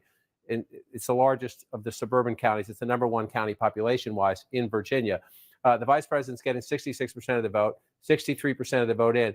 Look at the number where she is, though, 250,000. We know turnout is robust, right? So we should be somewhere around 2020 when we end 2024, maybe a little higher, maybe a little lower, but somewhere around it. 250,000 votes right now. If you go back in time, you see 419,000 votes. So if she's winning 60+%, the president was winning 70% 4 years ago. You have Vice President Harris winning 66, a little below. Virginia looks like it's going to be a little bit more competitive this year. But you can see just right there in that one county, there's a lot of votes still out, and she's winning disproportionately in the math right now. That can change, but it generally tracks when you get above 60% of the vote. And so just in that one county right there, the math, when those votes come in, the math can change. So doesn't mean it will, but there's more than enough Democratic votes still outstanding, or votes outstanding in Democratic areas is the better way to put it, for that to happen. So let's check in on the other battlegrounds as we go through. This one, again, go back in time. This was the closest Donald Trump victory in a battleground state of the battlegrounds he won. 74,000 votes, 483, 74,483. 4 years ago, he's 110 ahead right now, but we're only at 54% of the vote, right? So you see these gray areas. What are those? That's where you have no votes in yet. So we're still waiting. Some of these smaller counties. This one, this is the 10th of the 100 counties population-wise, so it's not tiny. Gaston County along the border right there. But the big population centers are Charlotte. Let's just see how much we have. Only 10% of the vote in Mecklenburg County. So if you're looking at this number, you're saying, okay, Donald Trump's got a 4-point lead. There's 3.5, 4-point lead in North Carolina. But then you come here, it's the largest Democratic area, only 10% of the vote. And again, look where we are, 36,000 votes for the vice president right now. You go back 4 years, 378,000 votes. So we just need to slow down with where we go in here in North Carolina and count more votes, because there are more than enough votes out there. Again, if you come out statewide and just apply the entire graph to the whole thing, live outstanding votes, you see some Republican pockets here, but where are the biggest circles, right? Where are the biggest circles? Charlotte in the suburbs, Raleigh-Durham in the suburbs, Winston-Salem in the suburbs, Wilmington in the suburbs, Asheville in the suburbs. Doesn't mean the vice president's going to win North Carolina. By no means means the vice president's going to win North Carolina. It just means there are a lot more votes to be counted in areas that right now are blue, and some of them blue by a pretty lopsided margin. Now, just to be fair, you see all these little tiny dots? There's a lot of little tiny red dots, right? They're not going to match the vote count here and here, but there's a lot more of them, right? So when you come out and you just take a look, again, I'm a broken record sometimes, but this is the wonder of Donald Trump. This is how he runs up the math. 72% there, only 25% reporting there, but 72% in Rutherford County, right down here along the border here. Let's just go back in time and take a peek. 72%. Donald Trump is consistent. He is the constant in this race. In most places you look, he's getting what he got in 2020. He's getting what he got in 2016. He's pretty constant and pretty consistent. But 24,000 votes there with 72% 4 years ago.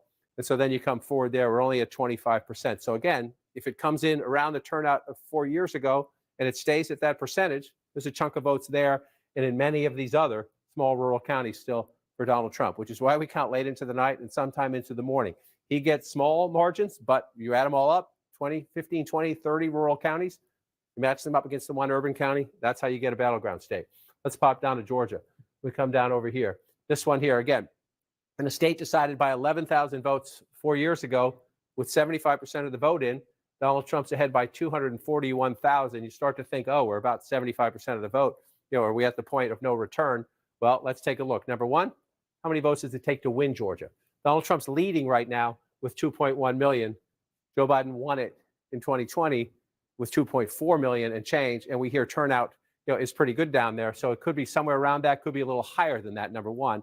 So you start there. And then number two, Jake, you just apply, what are we waiting for, right? And look at the size of the blue circles. Again, doesn't mean the vice president's going to come back and win Georgia.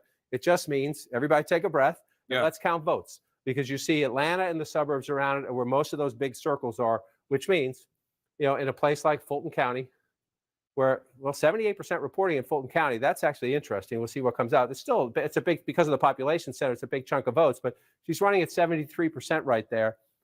Look at that. 72.6.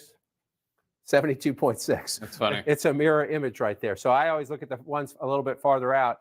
80% now in Cobb County, it's 57.4. You go back here, it's 50. It's just, she's running.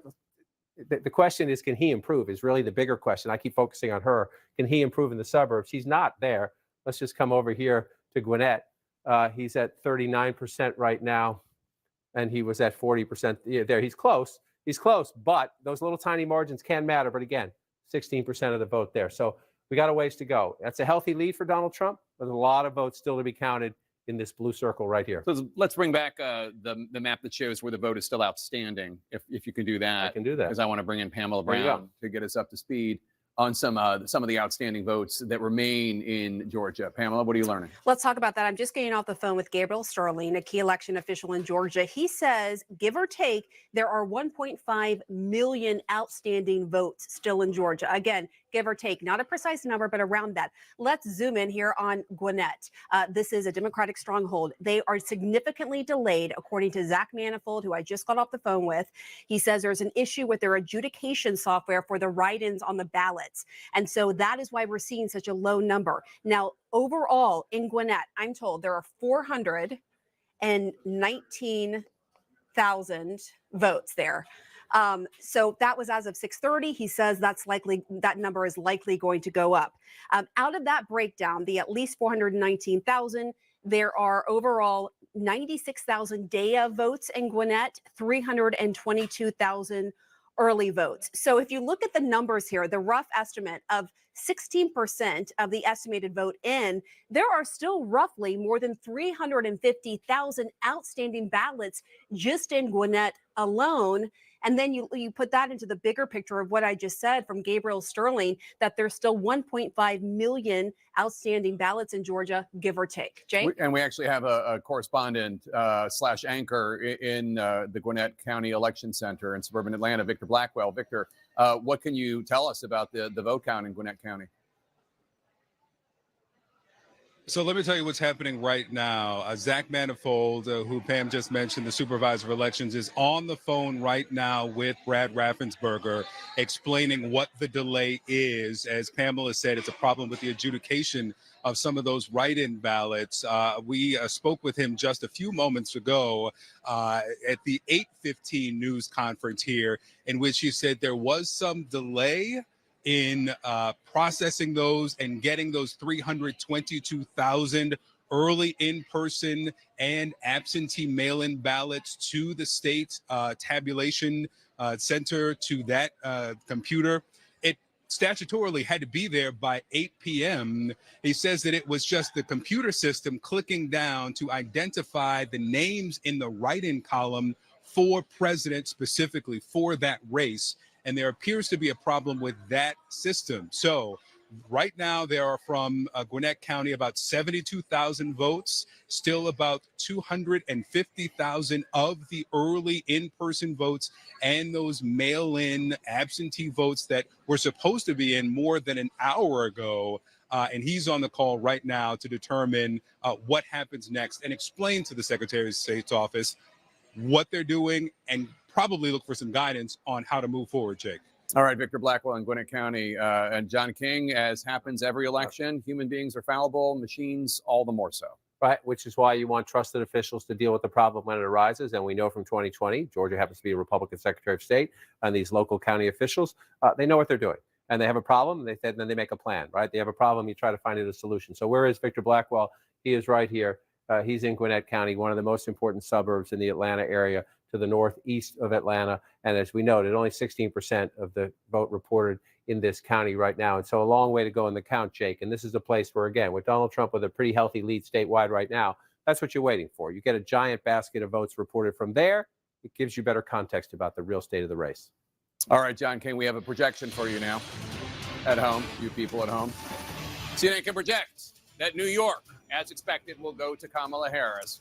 Kamala Harris will be the winner of the 28 electoral votes offered from the Empire State. Let's take a look at the electoral vote count now. Donald Trump in the lead, 154. Kamala Harris with 81. 270 are needed to win. Neither of them is there as of yet. Let's go to Abby Phillip at Harris campaign headquarters here in Washington, D.C. on the campus of Howard University. Abby.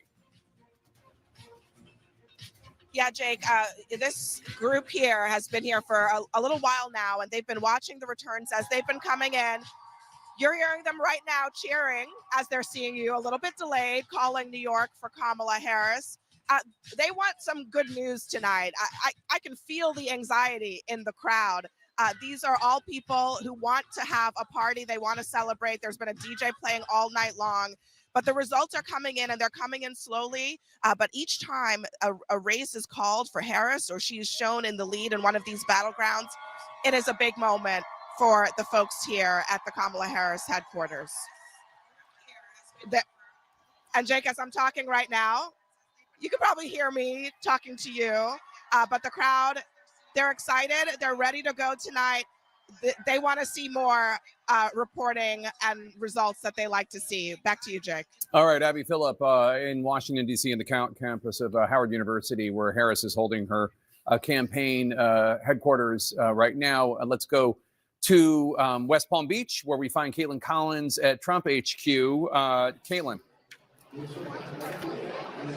Yeah, Jake, I should note, obviously, we are all still watching these numbers come in. There is no celebrating happening yet inside the Trump campaign. But one thing that is giving them a confidence boost this hour are the numbers that you and John King were just going over in Virginia. They were looking at that very closely, comparing it to President Biden's numbers there in 2020, and it is making them feel good tonight, lifting their spirits. Now, no one is saying that this is obviously anywhere near over yet. They are still watching very closely to the blue wall of Michigan, Wisconsin, and Pennsylvania. Donald Trump calling into radio shows in Wisconsin and Pennsylvania in just the last few hours as he's at his Mar-a-Lago club. He just spoke to supporters briefly, Jake, but as he's talking to the people who are at Mar-a-Lago, who's also getting constant updates from his own campaign team. And right now they are watching a few key indicators, including the turnout from black males in Georgia and in other states, but also just watching those numbers in Virginia. We'll see, Jake, of course, if that pattern continues throughout the night. All right, Caitlin Collins, thanks so much. John King? Jake, a fascinating map at the moment. You just updated the electoral vote count, 154 to 81. You're looking at a map now. There are a lot of Democrats looking at this map and saying, wow, we're having a great night. I would just say, be cautious, enjoy the moment, but just be cautious. Why do I say wow? Well, at the moment, we touched on this a little bit earlier, the vice president is still leading statewide in Nebraska. What she wants to win is the 2nd congressional district, which is right here. Nebraska, one of 2 states that awards electoral college votes based on congressional district. Only 30% of the state. You see all this gray. Those are small, rural, farm country, beautiful, beautiful parts of Nebraska that tend to vote for Donald Trump in overwhelming numbers. So let's wait to see that one play out. But then you move east, and remember, what was the surprise poll of the last week of the campaign? It was the Iowa poll that showed the vice president of the United States actually no clear leader, but 47 to 43, I think, if I have it right, a little bit ahead of Donald Trump in what has been, since Barack Obama left the scene, a reliably red state. Well, at the moment, only 19% of the vote in, but at the moment, Democrats in Iowa, and I suspect elsewhere, are saying, we told you so, but we have a long way to go in the count. All right, so Polk County is Des Moines, 83% of the vote, and this is almost the downside for the Democrats, if you will. She's getting 56% of the vote, but you're at 83% already, so you got some more coming in, but this is your biggest basket, biggest Democratic stronghold, the capital of Des Moines. If you haven't been in Des Moines in 10 years, it's a very different city than you might remember. A lot of young professionals, insurance industry and the like, Democratic stronghold there. Joe Biden got 56% in Des Moines in 4 years ago. So if you think, oh, wow, look at that, just let's be careful and be cautious. But we are waiting. Ames, College Town, right up here, Story County.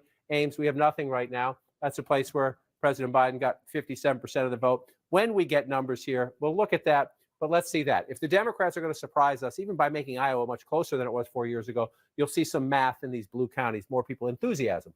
Enthusiasm matters in a competitive environment. So we'll see what happens with Iowa. Again, it has been a red state for quite some time. And just to put the exclamation point on the it's early, the state of Missouri, as the vice president of the United States ahead right now, Missouri hasn't voted blue for president in a very long time. Again, let's be open to surprises and we'll count votes. Now let's come in to the battlegrounds where we are waiting. Wisconsin is blue. It was red last time. Still very, very early. 18% of the vote counted. This is critical for Vice President Harris. If, emphasis on if, you can win Pennsylvania, Michigan, Wisconsin, hold that Nebraska congressional district I just showed you, then you're the president of the United States. Right? That's her easiest. No path is easy, but her easiest path is keep the blue wall. Pennsylvania, Michigan, Wisconsin. So let's move up Wisconsin so you can get a better look at home. She's ahead right now at the moment, but we're only 18% of the vote. And again, John's a broken record tonight, but I want you to look up at all of those gray areas. And I just want to remind you, in most of them, not all of them, but in most of them, you're in rural Trump country.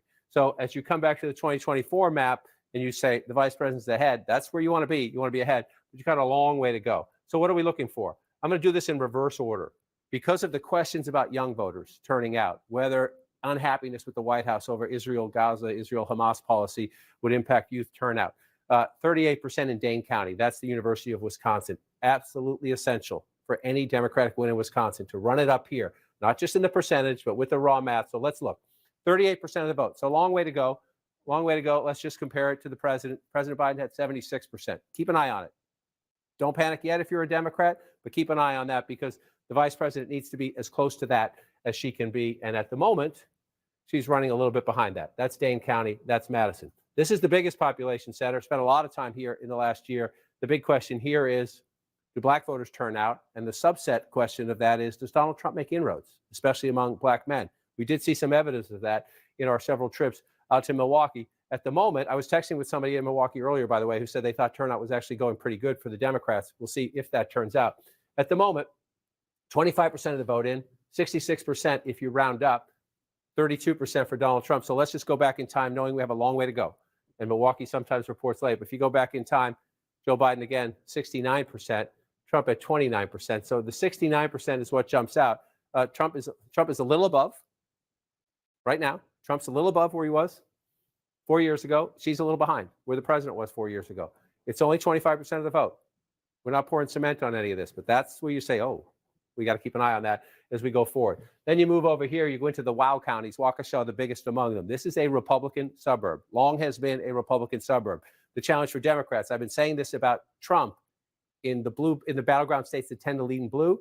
Where's Trump's number in the suburbs? Can he compete? He's not going to win, but can he compete? That's the challenge for the vice president here. Waukesha County tends to be a Republican suburb. So there she is at 40%, Trump at 59%. Again, you go back in time, 59% to 39% 4 years ago. Welcome to another 20,000 vote race probably in the end in Wisconsin based on that. It's a 66% of the vote in there. It's essentially matching where we were in 2020. And again, just so you remember our history here in the blue wall, Harris is leading right now.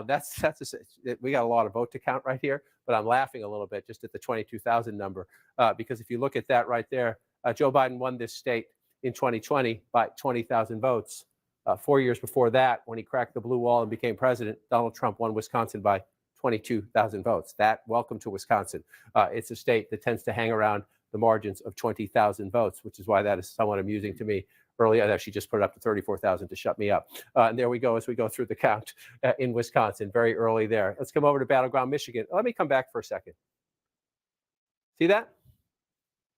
If they stay that way, and it's early. Don't call your bookie. Don't make any bets. Don't pop the champagne. But you see Pennsylvania, Michigan, Wisconsin, right? Especially if you're looking at a map where North Carolina and Georgia are red at the moment. They're not done either. But if you're a Democrat, you're kind of a little, ooh, should we be nervous about this? Then you should be, wow, should we be optimistic about that? So let's take it away and see what I mean by that. Number one, let's just start to the east and go west. Up to 32% in Pennsylvania. Long way to go. Just want to check on where we are in Philadelphia. Still at 26%. You get Philadelphia over 50%, then we can start to understand what the math is elsewhere as you go. But again, you see most of the rural areas filling in for Trump. That's his strength. That is his strength, and Pennsylvania is one of his best states. Let's come up here into Michigan. We're still only at 14% in Michigan, and we have our first votes out of Wayne County, and it shows Donald Trump with the lead in Wayne County. If Wayne County's red at the end of the night, Donald Trump's winning the presidency in a landslide. We're at 1%. So that's unlikely to happen. The question is, where does it end up? This one's more interesting. Macomb County, but again, 500 votes, 506 votes. Trump wants to keep it somewhere around there. Go back in time. You see he's at 53%. If Donald Trump can win Macomb County, it keeps him competitive. Keeps him competitive in the state. The higher above 50 he gets, it matters. This is one of the signature key counties for Vice President Harris and her Michigan chances. Oakland County, the birthplace of Mitt Romney, used to be a Republican county when I started doing this. She's at 55% right now. They're just past half the vote. So look at the 55%. A little behind Joe Biden. That can matter. We're not done yet. She's only 55%. A little bit behind. Biden had 434,000 votes when he won the county. And you're just checking on turnout. She's at 234,000 with about 54%. So you're in the ballpark of similar turnout. Let's see what happens as that comes in. And you're going to watch that number, but that number. Tiny changes in the margins can affect the battleground states. So Trump's at 43. Let's do it that way. Trump was at 42. Again, it's tiny. In the close states, tiny can matter. We'll keep an eye on that as we go through the count in Michigan. And then one more. I was already over there earlier. Let's come back out and see. So the blue wall at the moment is blue. And the Sun Belt states, which used to be reliably red and are now battleground states at the moment, are red. So we'll just check in See if anything else came in. Georgia's at 79%. The president's lead is 204,000. It was 240,000 a little while ago. President's lead has come down a little bit. I just want to remind everybody, in this hour, 4 years ago, Donald Trump was leading Georgia by about 244,000 votes.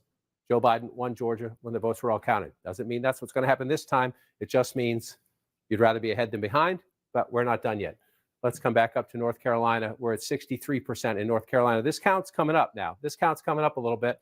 You're at 177,000 vote lead. That would be a blowout. Anything in triple digits in North Carolina. Again, you go back 4 years ago, the closest of the battleground states Trump carried 74,000 votes then. You see how close it was, 50 to 49. And so let's come back now and take a look.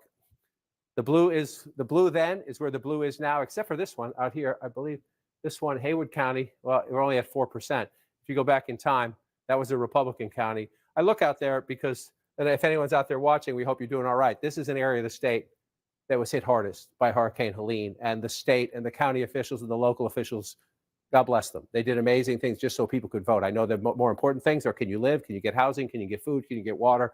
And things like that. But the fact that people are voting out there in good numbers is a testament to the state and to the county officials. And people have heard a lot of misinformation out there. We see what's happening. Democracy is unfolding in Western North Carolina. This is where it matters most if you are the Democrats. And only 14% of the vote is in. So you see Donald Trump leading in North Carolina, but you see only 14% of the vote in Mecklenburg County, which tells you, let's just take this for a while. Let's just go through and see what happens as we go. It's 11% of the statewide population. The vice president's at 60% right now. So you go back in time. Again, this is, if you're the vice president's camp, he lost. Joe Biden lost North Carolina, getting 67% of the vote in Mecklenburg County. She, at the moment, is getting 60% of the vote. Is that meaningful? We don't know yet. We don't know yet. It would be meaningful if we end up there, but it's only 14% of the vote right now. So then you come back out here. And again, that would be Donald Trump doing better in the suburbs. If he gets her number down from Joe Biden, that would mean Donald Trump was doing better with black voters and in the suburbs. But we watch that. We still have a long time to go. Wake County is Raleigh, number 2. Mecklenburg, number 1, population-wise. Wake County is number 2. She's at 64% right there. Trump's at 35. You go back in time. Trump's at 36. She's at 62. Roughly the same. Roughly the same. Won't make a big deal about that now. Sometimes roughly, you start looking into the margins of roughly if we get to 80, 90% of the vote. Move over here to Durham, your 6th largest county now, right? So Raleigh, Durham, the Research Triangle, young voters, some black voters, some college-educated suburban voters in the healthcare industry and the other industries in the Research Triangle there. 81% of the vote right now with 85% in. So this is where you can make a comparison. You're at 85% of the vote. You can say, okay, where are we? Where was Joe Biden? 80%. So she's matching Joe Biden here in a key place. Trump's at 18% in 2020. We see him at 18% now, a little bit below that. So this, if you're the vice president, you're matching the president. The question is that good enough, right? He lost the state by 74,000 votes. So we come back out. Where else do you want to look? You look for the other Democratic pockets, right? Cumberland County. This is Fayetteville. We're just starting, right? We're just starting. This is the 5th largest county in the state. So that's, if you're the vice president, you think there's some room for growth there because we're not there yet. And again, I just want to show you, you see the blue in the urban areas. North Carolina along here has the belt here. These are black voters here for the most part in these Democratic counties. Absolutely essential to the vice president's math.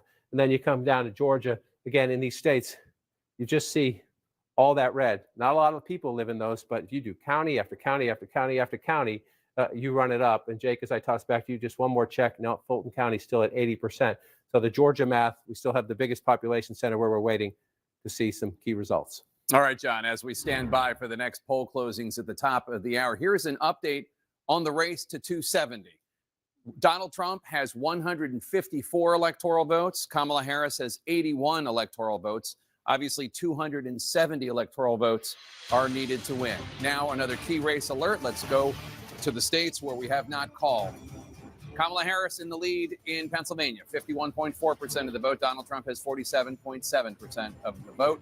Kamala Harris has 88,000 plus votes of a lead, but it's about 35% of the vote that's been counted in Pennsylvania, about a third. Still a lot of vote to count in Pennsylvania. Michigan, Kamala Harris has 52% of the vote. Donald Trump has 46.1% of the vote. Kamala Harris with a 49,000 plus vote lead. That's with only an estimated 15% of the vote counted in the battleground of Michigan. In Wisconsin, another battleground, Kamala Harris, 52.2% of the vote. Donald Trump, 46.1% of the vote. Harris with a 52,000 plus vote lead, but only 27% of the vote counted in Wisconsin, still very early in Wisconsin. Battleground, North Carolina, Donald Trump still in the lead there with 52.1% of the vote. Kamala Harris has 46.7% of the vote.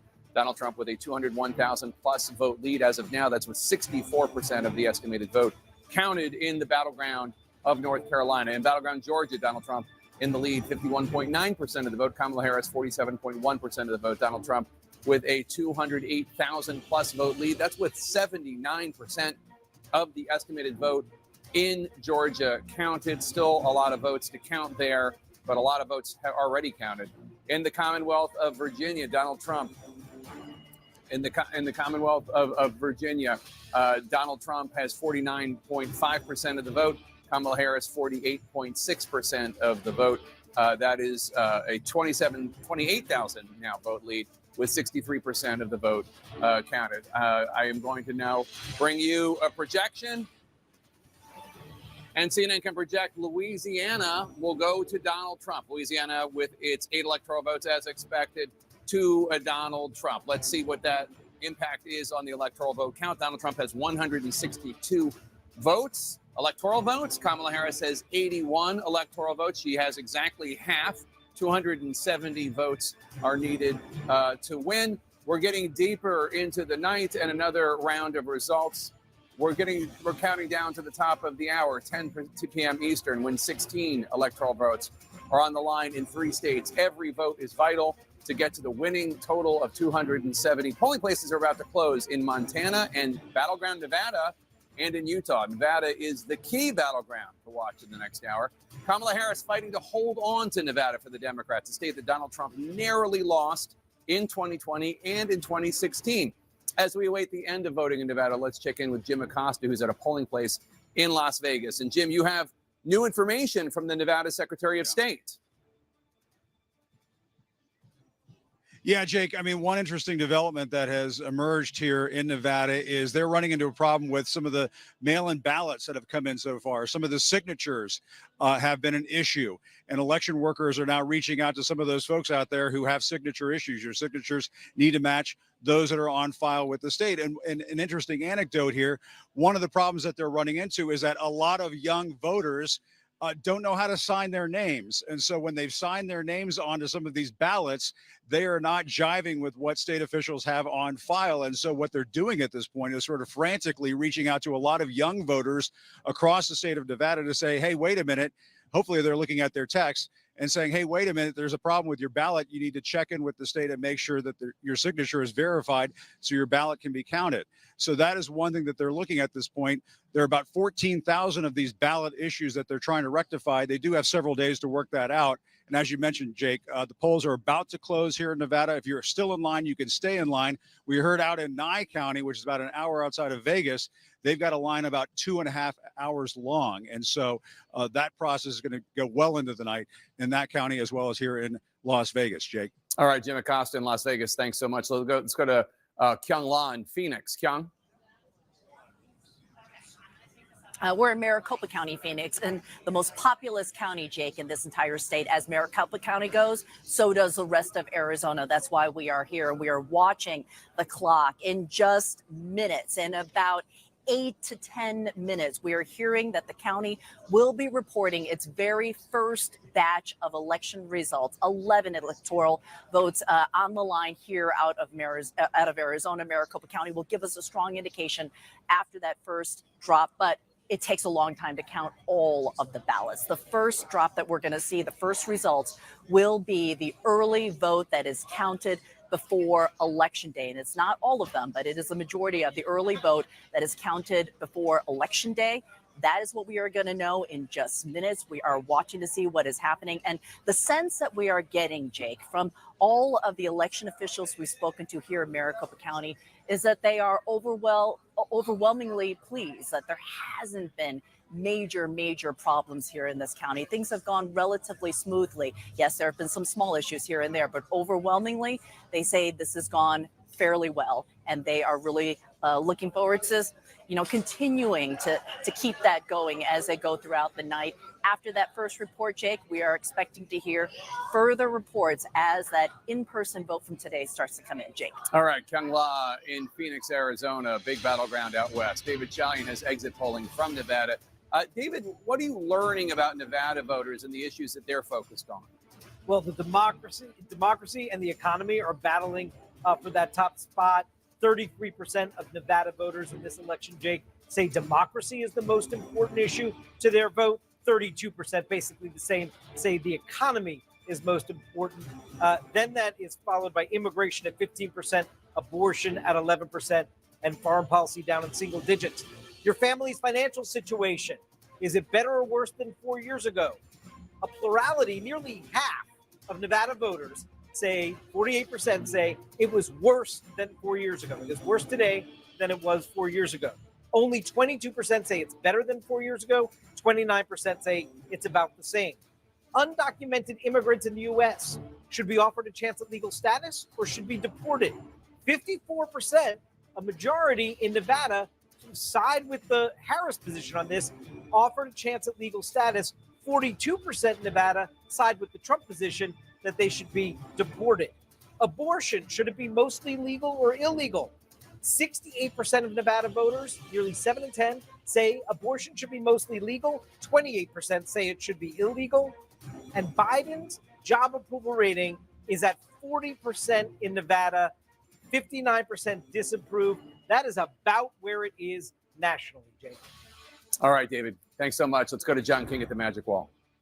Well, Jake, we're starting to watch now as we go further west. We have more states coming in. Some of the states we talked about earlier that we thought were aberrations or early votes, you see right here now, including Kansas. Kansas has gone back to being a Republican state. We expect it will finish out that way. There are some Democratic, pockets of support here. They're mostly in the eastern part of the state, Manhattan, Kansas. Well, remember, it was Kansas that sounded the first alarm after Dobbs when the amendment passed out there protecting abortion rights. So we'll watch the result margin. We expect Kansas will be a red state at the end of the night, but you will keep an eye on that to see about that. Then you keep coming forward. Here's the one that's interesting, and it's staying interesting, but we're only at 31% of the vote.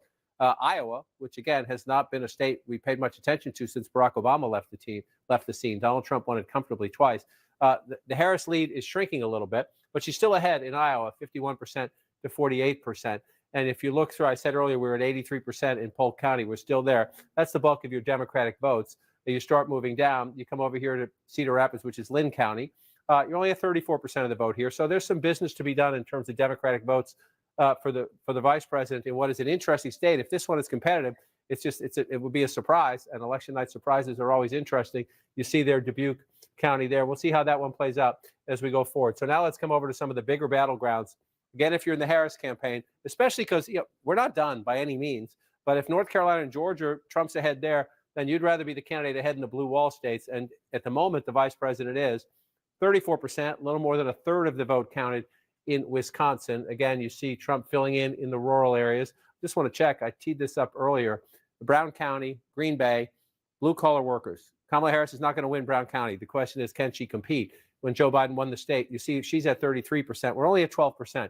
So we have to do this a little bit later. But Joe Biden had 45%. So it's a key test of white blue-collar workers. Can the vice president of the United States try to at least come close to where the president was? At the moment, she is not, but it's a very early in the count right there. Again, the foundation of any Democratic victory is down here in Milwaukee. We're almost at half the vote right there. She's at 67% there. Let's just go back in time and look. The president was at 69%. It sounds like not a big deal, 67, 69. Let's see. Right now, we're only at 48% of the vote. If at the end of the night, she's underperforming the president in Milwaukee by a couple points, that can make the difference in a state, Jake, that in 2 elections in a row has been decided by 20,000 votes. Jake? That's right, John. And we're just moments away from another round of poll closings. Voting is about to end in 3 states, including the key battleground of Nevada. A total of 16 electoral votes are on the line right now. And CNN can project that Donald Trump will win the state of Montana. As expected, Trump gets Montana with its 4 electoral votes. CNN can also project that Donald Trump will win the state of Utah. As expected, Utah with its 6 electoral votes. Nevada is too early to call, a battleground state that Donald Trump has narrowly lost in the last 2 elections, but is making a big play for this election. Let's look at the electoral math right now. Donald Trump has 172 electoral votes. Kamala Harris with 81 electoral votes, 270 electoral votes needed to win. Neither of them is there yet. Let's look at the key races now. Pennsylvania, Kamala Harris, 49.9% of the vote. Donald Trump has narrowed her 20,000 plus vote lead. He's at 49.2% of the vote. More votes have come in from the Commonwealth of Pennsylvania. 43% of the estimated vote from Pennsylvania is in, and Kamala Harris right now has an 18,000 plus vote lead there. Kamala Harris in the lead in Michigan, 51.6% of the vote. Donald Trump has 46.5% of the vote. Kamala Harris with a 46,000 plus vote lead. Still, only 16% of the estimated vote in Michigan has been counted. In Battleground, Wisconsin, Harris is at 49.8% of the vote. Donald Trump is at 48.4% of the vote. She has a 15,000 plus vote lead. That's with more than a third, 35% of the vote counted in Wisconsin. In Battleground, North Carolina, Donald Trump maintaining his lead. He has 52% of the vote. Kamala Harris has 46.8% of the vote. Donald Trump with a 196,000 plus vote lead. That is with 2/3, 66% of the estimated vote in North Carolina counted. In Battleground, Georgia, Donald Trump maintaining his lead, 51.9% of the vote. Kamala Harris, 47.1% of the vote. Donald Trump with a 208,000 plus vote lead. That's with 79% of the estimated vote in from the battleground state of Georgia. We're now getting an update on the vote in North Carolina. Let's go to John King actually right now. John King, what can you tell us? So Jake, you see the map, and again, as we get later in the night, this is where you start to see things change, especially if a candidate pulls out ahead in a state that not normally is in their lane, if you will. And by that, I'm going to refer to Iowa. Just a moment ago, I was showing you Iowa with the vice president ahead. Still competitive, but you see Iowa is now red. There was that late Iowa poll that showed the possibility of the vice president maybe being a little bit ahead of Donald Trump. No clear leader. It was a competitive poll. And this is a competitive race at the moment, 36%. This would be a surprise, right? We said Virginia's a surprise at how close it is. We'll see if it ends close, but it's a surprise at the moment. This is a surprise as well. Donald Trump just 3,800 votes ahead in battleground Iowa, a state he carried quite comfortably by 8 points 4 years ago. So you keep an eye on it and you watch and you see what happens there. But it's interesting on this night. Now let's move over to the battlegrounds that matter at the moment. The blue wall states still being held by the vice president, the Sun Belt states as we start to move west.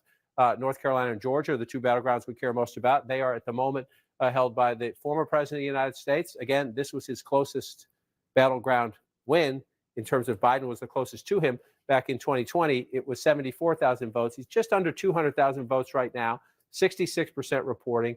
The former president at 52% of the vote. And again, Jake, as you come over and join me here, just let's remind our viewers, still votes to be counted. We know that.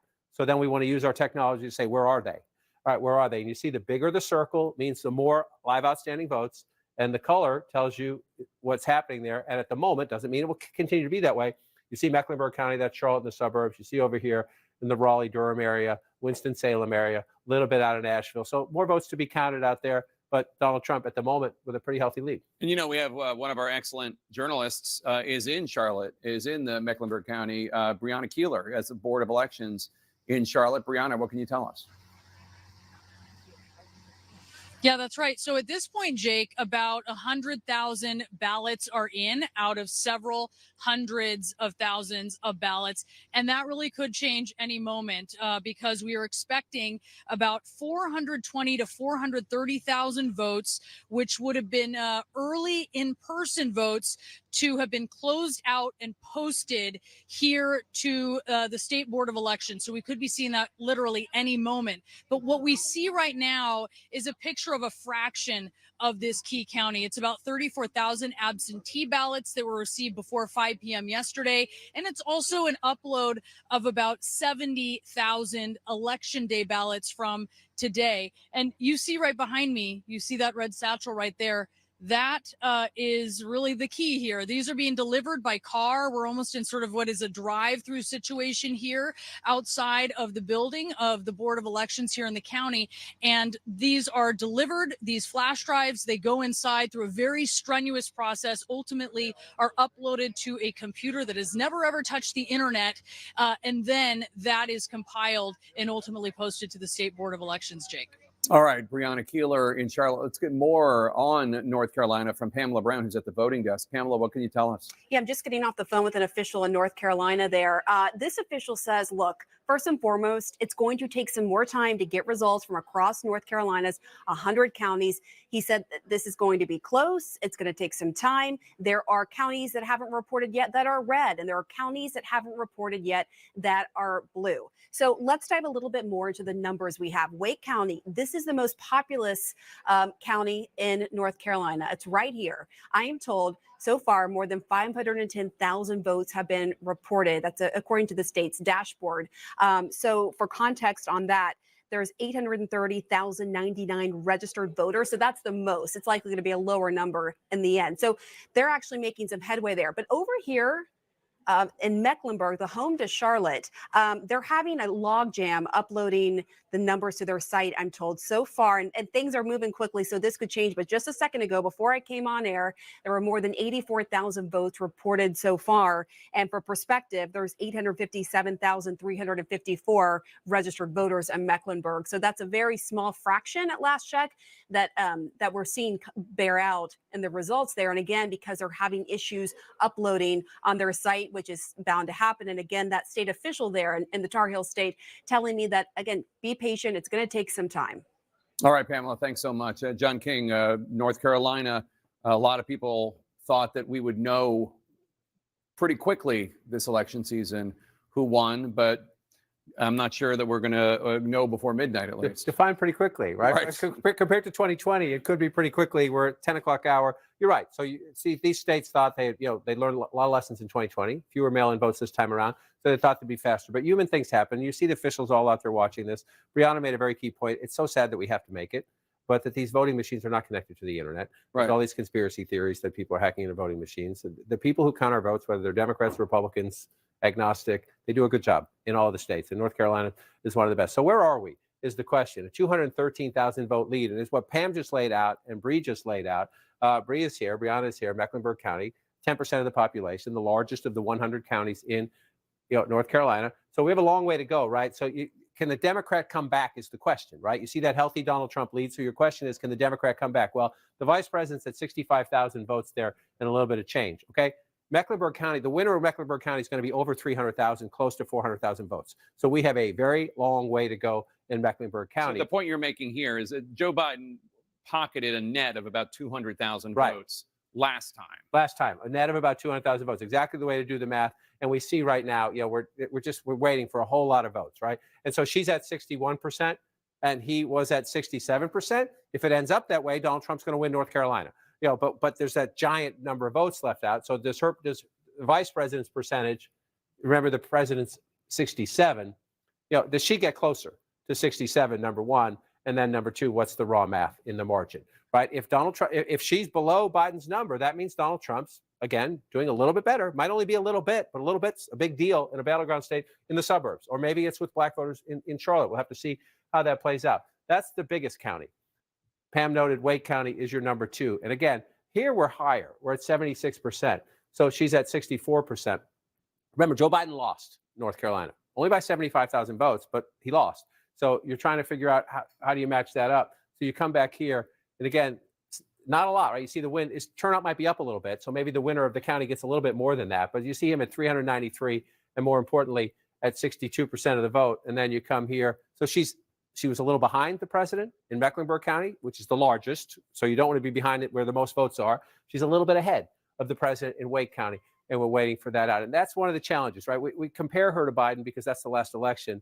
Every candidate has their own coalition, right? And so if she's doing a little worse than him with some voters, can she make it up somewhere else? Or is Donald Trump, matching his numbers and do that? If you want, you could look at it this way if you want. Let's just come out and bring this in here. Where is Harris overperforming Biden in the state? Right. So this will slide away in just a second. She's only overperforming Biden in the state in a very small number of counties, 1, 2, 3, 4. Right. And so, does that mean she's going to lose North Carolina? No. It just means that she's, we have to wait to see those votes. And then we can flip the question. Right. How about Trump? Is Trump overperforming Trump in 2020? In a lot more places at the moment. Key to that is in these blue areas. In Mecklenburg County, which we just noted, that's where the most votes are in the state. In the biggest of the 100 counties, population-wise, vote count-wise, it's right there. And Donald Trump's overperforming his 2020 performance at the moment. Remember how many votes are still out? At the moment, he's overperforming. And he's overperforming here in the Fayetteville area. If Donald Trump overperforms in the urban areas where you have an African-American population and then the close-in suburbs, then Donald Trump's in better shape now than he was then. I just want to remind people as we close this out, though, that I said he's overperforming here at the moment. We only have 18% of the vote. So let's see if it holds up. And I said he was overperforming here at the moment. We only have 21% of the vote. So let's see if it holds up. Again, with all the caveats you just said, that this is early, we don't know.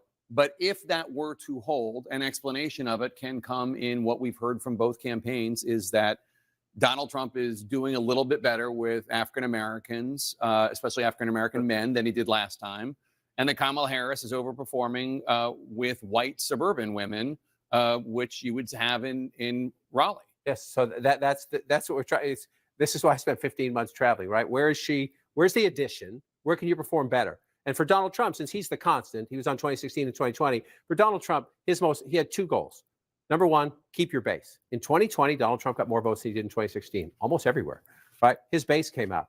Where he suffered was in the suburbs because there was higher Democratic turnout. So if you're Donald Trump, yes, you want to pick up as many black votes and Latino votes as you can, and you want to improve your standing in the suburbs, and that includes women. Donald Trump spent the Republicans are ripping their hair out the last week of the campaign every day watching Donald Trump insult women. Pick your day. It was Nancy Pelosi one day. It was the vice president of the United States every day. It was women writ large. Some of those days, Republican strategists were ripping their hair out because they know if Donald Trump improves his standing in the suburbs, literally by half a point, then he's the next president of the United States. And they're ripping their hair out. But as you watch through this and we go through it, we'll see how it performs out. I just want to keep checking here. 213,000 votes, but we're still here. So mathematically, you do it this way. The big question is, are there enough votes out there for the candidate who's losing to catch up? A lot of blue. The answer is yes, there are enough votes out there for the candidate who's losing, the vice president, to catch up. That doesn't mean she will. It doesn't mean she will. It just comes down to, as we get more votes in those places where I said Trump was overperforming, if he continues to overperform, especially in Mecklenburg County, that's good math for him. But we have a ways to go in county. And that's just North Carolina. Let's go down to the biggest surprise. That was very tight. The Democrats of every election cycle, they say, why can't we get North Carolina? But this was the big surprise when it flipped. Again, here, can we just do this for a second real quick?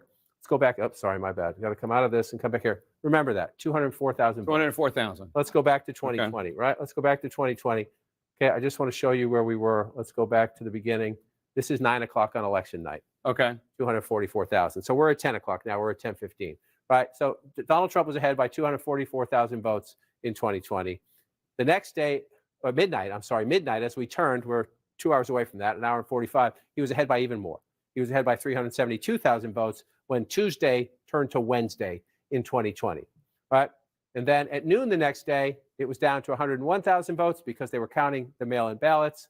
And then it flipped to the vice president on Friday. Joe Biden flipped to him on Friday. And then on Saturday, when the election was called, it was at 7,200. And then in the end, when they were done with the count, it was the infamous 11,779. So Donald Trump has the same lead now, roughly 10 or 20,000 votes than he had in 2020. That does not mean Kamala Harris is going to win Georgia. It just means that she can. It just means that she can. It means that there's still math out there to do it. And we've lived through this before. 2024 will not be identical to 2020. States will count most votes faster. It's unlikely we're going to wait till Saturday. I say that with some hope as we go through this. But look at all the blue. Look at all those big blue bubbles. The question is, with Donald Trump 204,000 votes ahead, it's a healthy lead, right? Especially in a state settled by 11,000 last time. So you look at that number and you say, oh, wow, Republicans, Donald Trump's going to win Georgia. Hang on. 81%. 20% of the vote is a lot of the vote, especially when what you're looking for, the votes that are outstanding, larger the circle if you're just joining us, the more live outstanding votes, the color of the circle, the way the votes inside those circles are coming in. So, Jake, you can look at this and you could say you'd rather be Donald Trump and you'd be ahead, but there's plenty of opportunity for the vice president to make up that ground in Battleground, Georgia, Jake. All right, John, and we have some projections for you now. CNN can project that Kamala Harris will win the state of Colorado. Colorado, as expected, will go Democratic with its 10 electoral votes. CNN can also project that Donald Trump will be the winner of Mississippi. As expected, Mississippi and its 6 electoral votes go to the Republican. Let's bring in the electoral map right now. Donald Trump in the lead, 178 electoral votes. Kamala Harris has 91 electoral votes, 270 electoral votes, as always, needed to win. Let's take a look at the outstanding races right now. Arizona joins the map of key race alerts. Kamala Harris has 50% of the vote. Donald Trump has 49.2% of the vote. That is a 15,478 vote lead for Kamala Harris, with 49% of the estimated vote counted. Kamala Harris in Wisconsin, 49.9% of the vote. Donald Trump bringing up the rear, 48.5% of the vote. Kamala Harris with a 19,910 vote lead.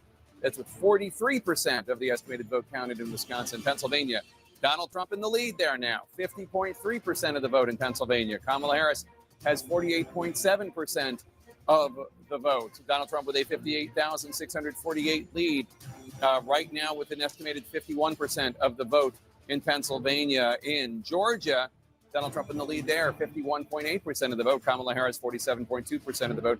Donald Trump with a 204,640 vote lead. That's with 81% of the estimated vote in Georgia. In Battleground, Michigan, Kamala Harris in the lead, 51.1% of the vote. Donald Trump with 47% of the vote. Kamala Harris with a 43,307 vote lead. That's with an estimated 19% of the vote in Battleground, Michigan. In Battleground, North Carolina, Donald Trump in the lead, 52.4% of the vote. Kamala Harris with 46.4% of the vote. Donald Trump with 253,752 more votes as of right now than Kamala Harris. That's with 72% of the estimated vote in. In New Mexico, Kamala Harris in the lead, 50.7% of the vote. Donald Trump with 47.6% of the vote. That means Harris has an 8,592 vote lead over Trump. That's with less than a third, 31% of the estimated vote in from New Mexico, still early in New Mexico. Kamala Harris takes the lead again in Virginia with 49.1% of the vote. Donald Trump with 49% of the vote. Kamala Harris with a 1,118 vote lead. That's with 68% of the estimated votes in from Virginia. John, what do you want to talk about? We have a changing map. We can talk about it all. We'll walk through. Let's just take a quick look at Virginia and what happened there. Right. So last time I was here in Fairfax, there's what happened. Last time I was in Fairfax, there was a much lower number. Now you get a big. This is the largest county in Virginia. It's a 20-minute drive from D.C. Depending on traffic, it can be a 40-minute drive from D.C. But it's a pretty 20-minute drive, at least this time of night, if we want to give it a try. And that's one of the things that happened there. You see these close-in suburbs. Alexandria, smaller, much smaller population center. Arlington. Still, it's a very narrow lead still. You still come out to, it's a very, very narrow lead. But again, so you're looking, this was a 10-point race for Joe Biden. So if you're seeing, even if Harris wins it, if it's closer, does that tell you you have a more competitive environment elsewhere? Or does it tell you Donald Trump's doing well in one state? Sometimes there's that. It has a Republican governor since the last presidential election. So you have to be careful about these things. So let's just see what's still out there. This margin's going to change. I mean, there's some Republican votes down here, but there's plenty of opportunity for that tie, slight Harris lead, to turn into something else. It's the surprise of the night so far. In terms of how close it is, but it just flipped blue. So let's come back in 20 minutes ago and see how we're doing. This is the most interesting one. Mr. Tapper's home state, the Commonwealth of Pennsylvania, just flipped red. Remember earlier I was saying the three blue wall states had stayed blue throughout the night. We're not nowhere near the end. We are nowhere near the end. We're at 51% right there. But you see that. So here we go. Battleground, Pennsylvania. Again, one of these. Yeah, but he just jumped up. He wasn't. She was leading there. John, I'm sorry to interrupt. We have an update on the outstanding vote in Georgia. If you want to bring Georgia and Gwinnett County, Victor Blackwell's at the Gwinnett County Election Center in the Atlanta suburb of Lawrenceville. Victor, what are you hearing about the vote count there? Well, Jake, I have the supervisor of elections for Gwinnett County with me now, Zach Manifold. Thank you for a few minutes here. We've been told that there is a large tranche of votes that's soon going to be reported. How many and how soon? Yeah, we're just working with the state to go over it. We have uploaded it to the state. So they're just going through it, and it should be up here in a few minutes. So, yeah, about 320,000 advance and in person and absentee by mail. They're coming. Okay, so 323,000, and when you say minutes, we're talking 5-10 minutes? I don't know. It's with the state, so they'll review it and then they'll tell us when to push those results. And can you simplify what in the adjudication process held up these votes for hours? Yeah, it was just the images loading slow. I'm not sure what caused that to happen. It usually isn't that slow. It was just literally kind of excruciatingly slow. But like I said, we got it resolved and, moving forward and getting out those results. This is also a problem that happened in 2020, though, was it not?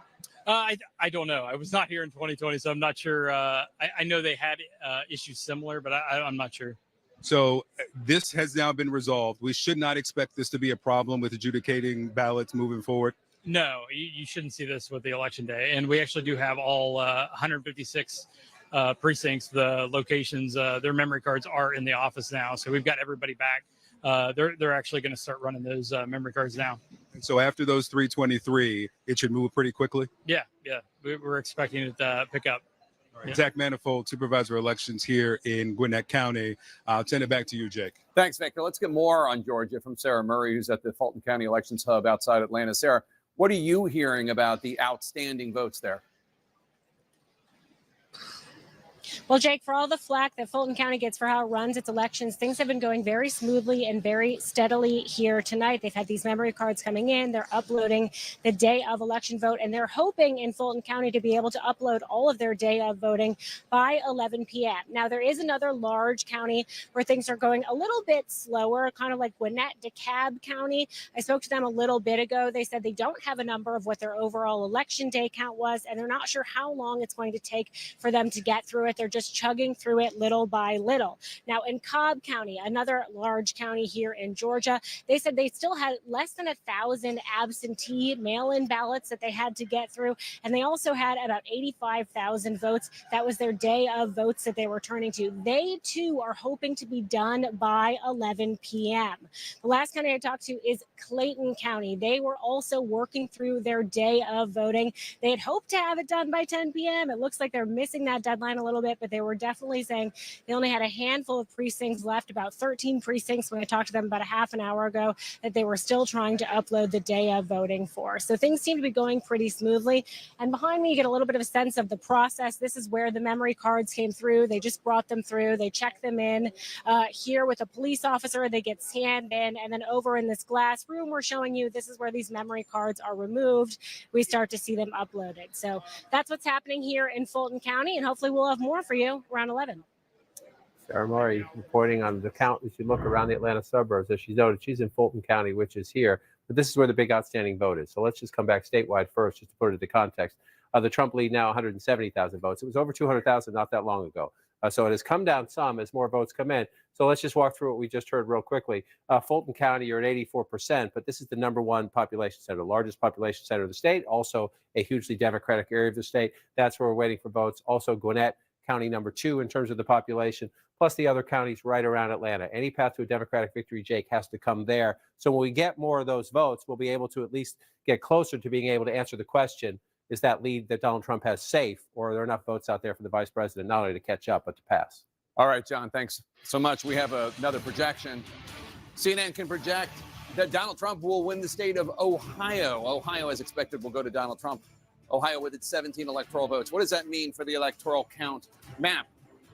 Donald Trump has 195 electoral votes. Kamala Harris has 91 electoral votes. 270 are needed to win. John King? Well, Jake, as we watch more of the map fill in, and this is welcome to election night, we're now at, 10:20 in the east, and we're moving across, and you see votes as far west as Montana and New Mexico and Arizona starting to come into the map. We haven't touched this one all night. Let's take a quick look out there in Arizona. I haven't said Maricopa County on an election night, and it's 10:24. That's an outrage. You see right here the Arizona stat coming in. It's very close right there. We're about half. It says 50% of the vote, so that's pretty fascinating that Arizona's getting that vote in so fast. Let's get back there in a minute. Let's move more to the east in some of the battlegrounds that we know are absolutely key to the path to 270. And an interesting development, again, it's early, we're still counting votes, but Pennsylvania, Michigan, and Wisconsin, half an hour ago, were all still blue. Now Wisconsin has flipped to red only by 8,000 votes, and we're only at 47% reporting. And so there are two ways this happens. Either Donald Trump is overperforming someplace where he hasn't before, or we're just filling in the rural counties. So let's get a look at the map and see what we have here. Number one, let's look at the live outstanding vote. All right, so you got a big blue dot here in Milwaukee, big blue dot here in Madison, some blue dots out here in the area, but a lot of red dots as well. And so Donald Trump with a very narrow lead in Wisconsin which welcome. Again, 2 elections in a row. It's been 20,000 votes and change, 22,000 votes, 20,000 votes. This certainly shapes up to look like we're going to have another one of those, a photo finish in Wisconsin. A lot of outstanding votes, so it's hard to make any projections or analysis except to say Wisconsin, once again, is incredibly close. So let's come back out and move over to Battleground, Michigan. This one here, for those of you familiar, if you watch a lot of cable television, you've seen Debbie Dingell, the Democratic Congresswoman from west of Detroit. Washtenaw County, Ann Arbor is her district. Over the weekend, she got a lot of attention for saying she was nauseously optimistic about Michigan. I was texting with her a little while ago. She says she's cautiously optimistic now, and I had to check. That's an upgrade. Cautiously optimistic is better than nauseously optimistic, according to the Congresswoman. This is her district right here. This is one of the things I highlighted earlier. Washtenaw County is the home of Ann Arbor, home of the University of Michigan, home of a campus, been there several times, where they have a remarkable voting operation, encouraging young people to vote, encouraging students who live out of state to switch their registration to Michigan so they vote in a battleground state if you're from a state that's not a battleground state. So this is very important to the Democratic coalition. 66% right now, if you round that up for the vice president, with 60% of the vote reporting. And again, 73% for Vice President Biden. If it ends up that way, that's a problem. Doesn't mean you can't make it up somewhere else. But if you're losing votes in one key county, losing percentages in one key county, you better make them up somewhere else and track below. Now, Michigan is the one state, to come back to the 2020 example, where you could argue the vice president has a little bit to lose, if you will. It's not Wisconsin, 20,000 votes. It's not Georgia, 11,000 votes. It's not Arizona, 10,000 votes. It's 154,000 votes. So if you want to argue a 2020 replay, the vice president has a little bit more to lose in a state Joe Biden won relatively comfortably when it comes to the battlegrounds. But still, if you're the vice president of the United States, you don't like the fact that Washtenaw County is so close. So now we come up to Ingham County. This is where you find Michigan State University, Lansing, the state capital. The combination of those two things, the state capital and a big university, normally says that's a Democratic area. And it is. It's at 59% if you round up for the vice president. But again, go back in time. Danger zone, 65% for the president 4 years ago. How much can she give up will become the question if you find more counties like that where she's underperforming the president of the United States. So another way to look at it is come back to 2024 and bring it up, and let's ask that question. Is she overperforming the president anywhere? In a couple of places she is, and that's it. If you're losing in one place, the question is, can you make up the math somewhere else? So where is she overperforming at the moment? Kent County. That's Grand Rapids and the suburbs around it. 15 years ago, even in 2016, Donald Trump won this county. 15 years ago, reliably Republican, Western Michigan. You see right now with 27% of the vote in, Trump is at 32%. The vice president is 66. You go back, you see the difference right there. But the emphasis on the but, we're early in the count. So let's blank this out and come back out. But there are places, again, if you're losing in one key constituency, looks like at the moment she's losing with young voters in counties where those voters are important. Can you make it up somewhere else? Another place I would look, because of the size of the population, the second largest county in Michigan is Oakland County. These are the Detroit, just north of, here's the Detroit right here.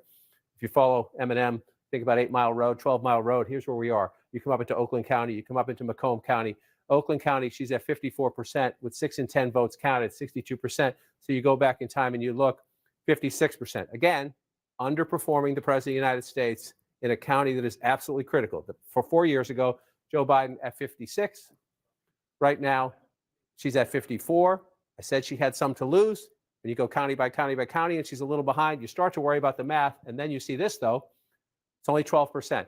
If this one stays blue, the vice president's going to win Michigan. This is Macomb County, birthplace of the Reagan Democrat, if you will. It's the auto industry. It's General Dynamics. It's blue-collar people. It's a lot of union workers. The tug-of-war for the union leaders to try to convince their members to vote Democratic instead of voting for Trump. This is Exhibit A of the laboratory of that. Trump tends to get 50%, somewhere in that ballpark, of the union vote. We'll watch how that plays out. At the moment, again, only 12%, but the vice president is ahead at the moment. If you go back to 2020, that's why I point this out. If she's losing a little bit in Washtenaw, losing a little bit in Ingham, be nice to make it up in Macomb. Joe Biden got 45% right there. The challenge for the vice president's campaign would have been happy, I think, with a 45 there, actually, if they're doing everything else somewhere. We'll watch as that one plays out, if she can keep her lead in Macomb County. Again, here's an aberration. Donald Trump is not going to win Wayne County. We only have, 6,000 votes there, a little more than 6,000 votes when you add it up. This is Detroit, but I will say Hamtramck and Dearborn are here in Wayne County. That's where hundreds of thousands of Arab Americans voted for Joe Biden in 2020. He won that vote overwhelmingly, and they are mad at the White House because of Israel and Gaza and Hamas. And so let's see what happens. This is 1% reporting. Wayne County will be blue at the end of the night, but the margin in Wayne County will matter, and will matter huge in deciding who wins the state. Again, the President of the United States, Joe Biden, getting 68%, Donald Trump just 30%. When we come to the end of the night, these numbers are meaningless. When we come to the end of the night, where's Harris and where's Trump? Where's Trump? Is he getting more black voters? Is he getting any of that Arab American vote? Last time I was out there, Trump's prospects weren't great. There are a lot of people saying they might vote for Jill Stein or just skip the presidential line because of their anger at the White House over that. Commonwealth of Pennsylvania, at the moment, shaded red still. Again, we're not done, but for Donald Trump, that would be recreating the 2016 map. He's leading in Wisconsin. He's leading in Pennsylvania. Right now, he's trailing in Michigan, but he's getting close, right? He's getting close. So he's at 51% right now, 106,000 votes ahead in the Commonwealth of Pennsylvania. Only at 56%, though. Only at 56% reporting, so a long way to go. So you're asking what's missing. Again, let's just see what's outstanding. Start there. And you step back and look at that. You see there's still, you see the small circle means not a lot of people live there. But you see a lot of places where Donald Trump's still going to get votes. And I'll come back to that in a minute. But you see a lot of rural areas where you still have outstanding votes, right? And then at home, your eyes tell you, oh, look, Philly in the suburbs, huge. Lehigh Valley right here, Allentown, Harrisburg over here, right? Pittsburgh over there, bigger blue circles. That tell you, you're right if you think that means there's math out there for the vice president to catch up. You're absolutely right. That means there's math out there for the vice president to catch up. But do not underestimate these. Just do not underestimate these. This is Beaver County, Bedford County, excuse me. We're at 81%. Donald Trump's getting 83% of the vote. It's not a ton of votes, but he's getting 83% of the votes. Then you come over here. If you watch David Urban on our air, these are the counties he looks at all the time. Western Pennsylvania. This is Washington County, 72% of the vote in. Trump getting 60%. Let's compare it. Trump getting 61. He's 61%. So he's running about roughly what he did last time there. I guess you could argue whether or not he needs to improve on that or not. Beaver County, this is a key Trump country out here, 66%. See about a 10,000 vote margin.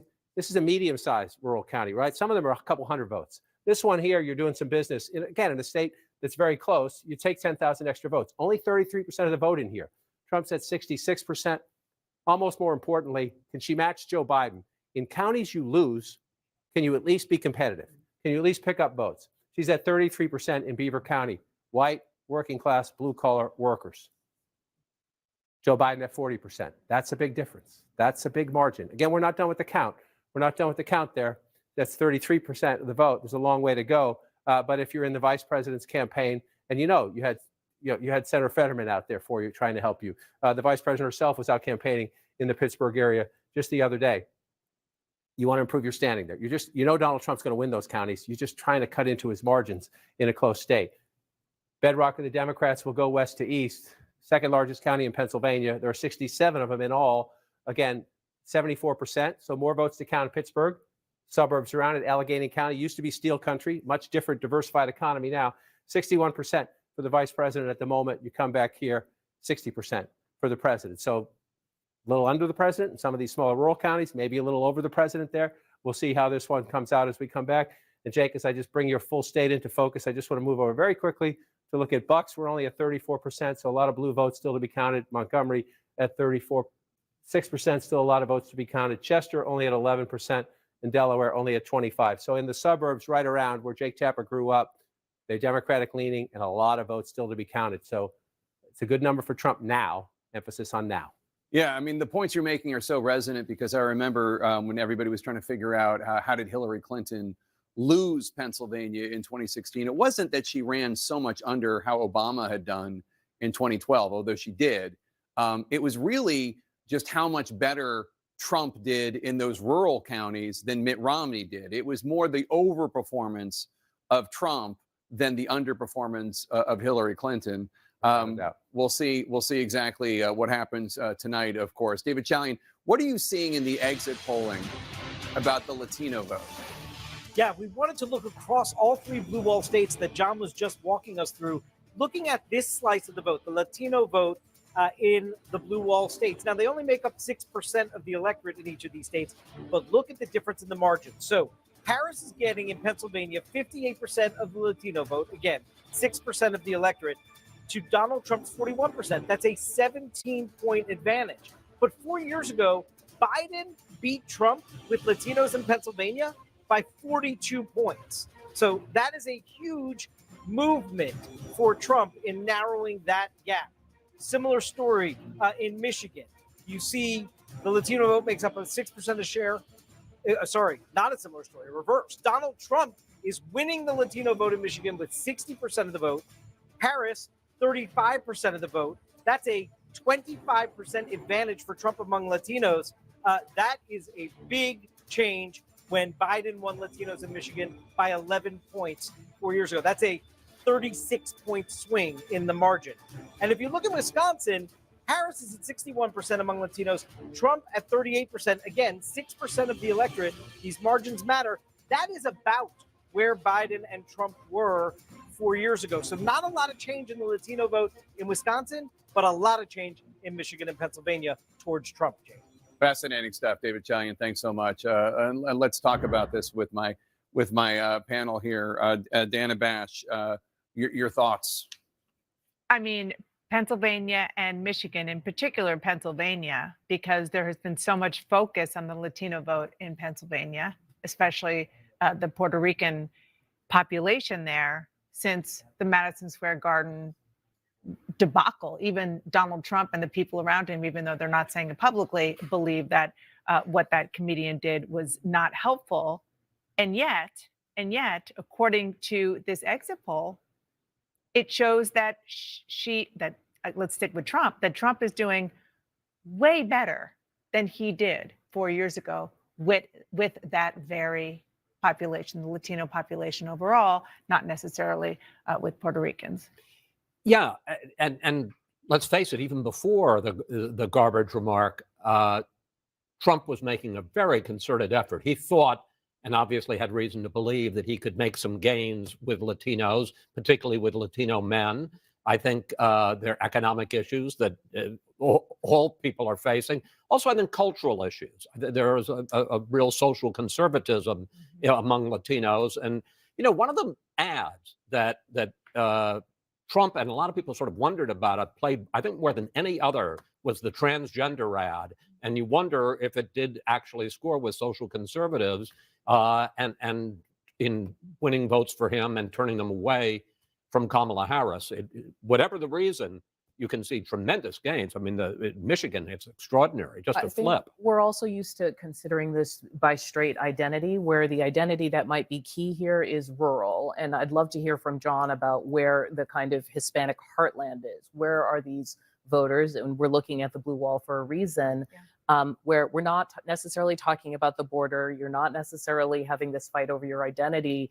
You are the ideal Trump voter in that you are rural and you are more socially conservative. Since Madison Square Garden, we have been talking, John King, if you're over there at the map, about two particular towns in Pennsylvania, Allentown and Reading. I believe it's Lehigh County and Berks County. Right. Do we have any sense of where the votes are there? So here, this map you're looking at now just shows you there's not a very large Latino population in Pennsylvania. I'll put that into context in just a minute. But where you do see the deeper shading is where you have the higher population of Latino voters. So you see the concentration in Allentown, that's Lehigh County, and you see the concentration in the Reading area, that's Berks County. You're correct about that. I just want to come out, nationally, so you see the look. Like Pennsylvania has nowhere near the Latino population of a Florida or Texas or Arizona, but in a battleground state, a small population can make the difference, right? So let's come off that and come back into Pennsylvania 2024. Where were they? This is the interesting part. The exit polls are taken of people as they leave the polls, right? We're still counting votes. So some of this may not have kicked in yet in the math, if you will. People say that when they leave the polls. We don't know what precincts or Allentown are in. I don't anyway out here right now.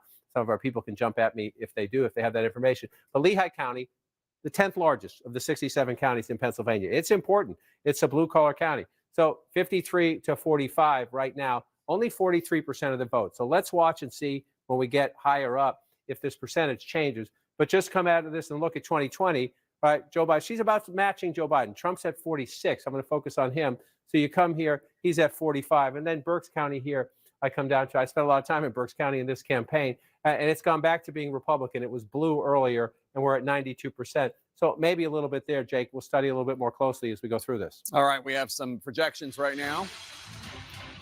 CNN can project that Iowa will go to Donald Trump as expected. Iowa and its 6 electoral votes will go to Donald Trump, CNN can project. CNN can also project that Kansas will go to Donald Trump. Kansas and its 6 electoral votes will go to Donald Trump. So that's 12 additional electoral votes for Donald Trump, who now has 207 electoral votes. Kamala Harris has 91 electoral votes. There are 270 electoral votes needed to win. Donald Trump holding a sizable lead in the electoral vote as of now, but we are expecting more votes to drop in Democratic strongholds in key battleground states. We're also counting down to the next round of poll closings at 11 p.m. Eastern, when Democrats are expecting to claim a gold mine of electoral votes out west in California. That's all ahead.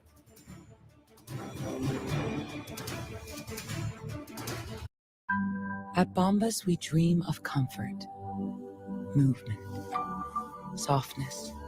We believe your basic things should be your very best things, which is why we make the most comfortable socks in the history of feet.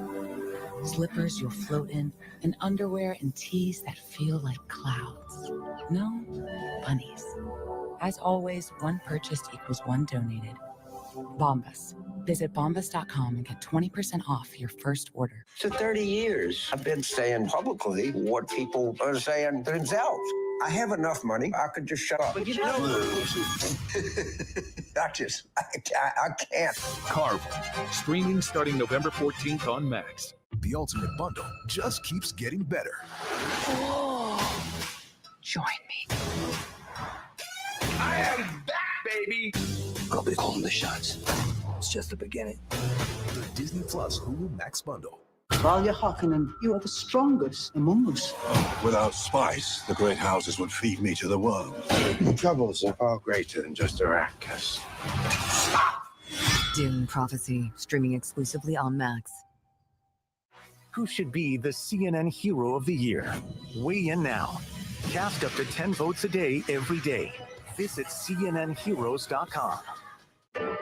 It's time that we go back to Tennessee. Nashville's a hot market. Oh, okay. This isn't fitting 10 kids. No. I want to make this the perfect home for them. Look at this. Christina in the Country. Season premiere next Tuesday at 9 on HGTV. Every weekday morning, Here are the 5 things you need to know to start your day. get the news you need How about this for an earnings call headline? in 5 minutes or less. Bravo. CNN's 5 Things with Kate Baldwin, now streaming on Max. What he was in the 90s has had a great deal to do with what he has become.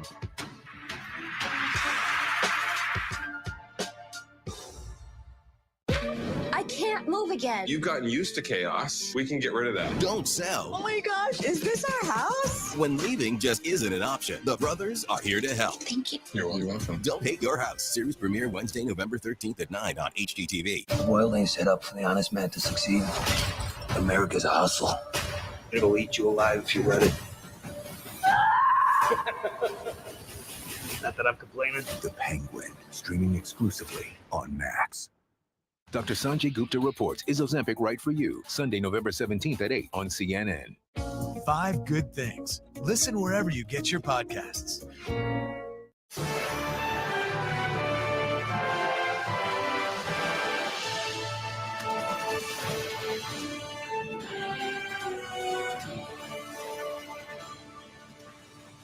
As we prepare for the next round of poll closings in about 15 minutes, let's take a look at the fight for electoral votes right now. As of right now, Donald Trump has 207 electoral votes.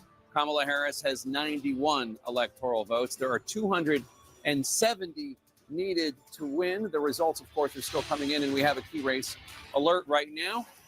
In Arizona, Donald Trump is in the lead with 49.6% of the vote. Kamala Harris has 49.5% of the vote. Donald Trump with a narrow 1,046 vote lead with 51% of the estimated vote in from Battleground, Arizona. In Battleground, Wisconsin, Donald Trump is in the lead there with 49.3% of the vote. Kamala Harris has 49.1% of the vote. Donald Trump with a 4,004 up, that just increased. So to a 5,000 to a 6,556 lead ahead of Kamala Harris with an estimated 55% of the vote in from Wisconsin. In Pennsylvania, Donald Trump maintaining his lead, 50.9% of the vote. Kamala Harris is 48.1% of the vote. Donald Trump with a 121,000 plus vote lead.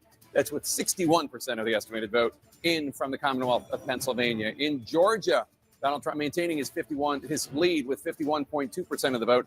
Kamala Harris has 48% of the vote. Donald Trump with a 153,980 vote lead with an estimated 86% of the vote in.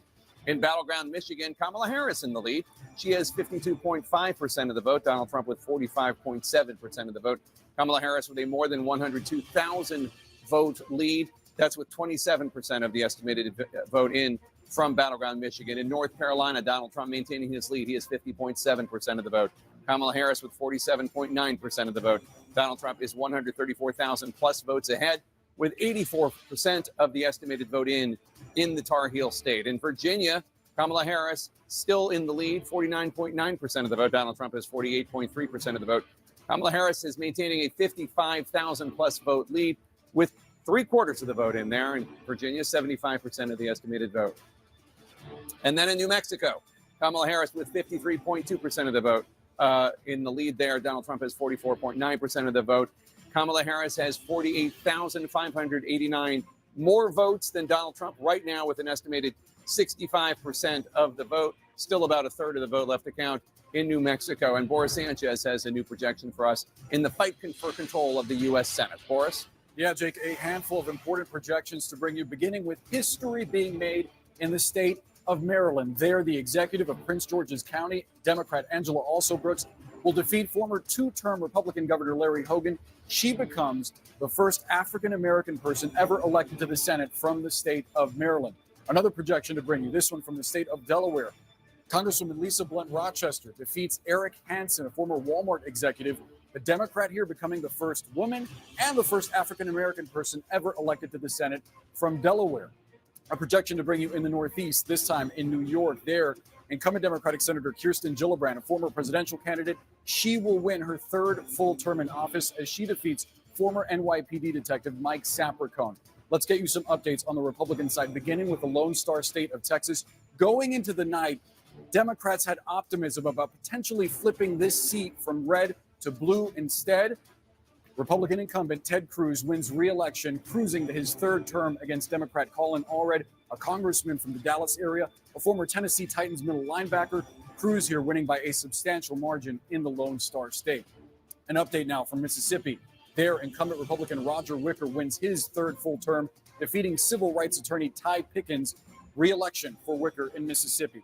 An update now from one of the reddest states in the country, Wyoming. There, incumbent Republican Senator John Barrasso wins his fourth term as he defeats Scott Morrow, a union official who touts his black belt in Taekwondo on his campaign website.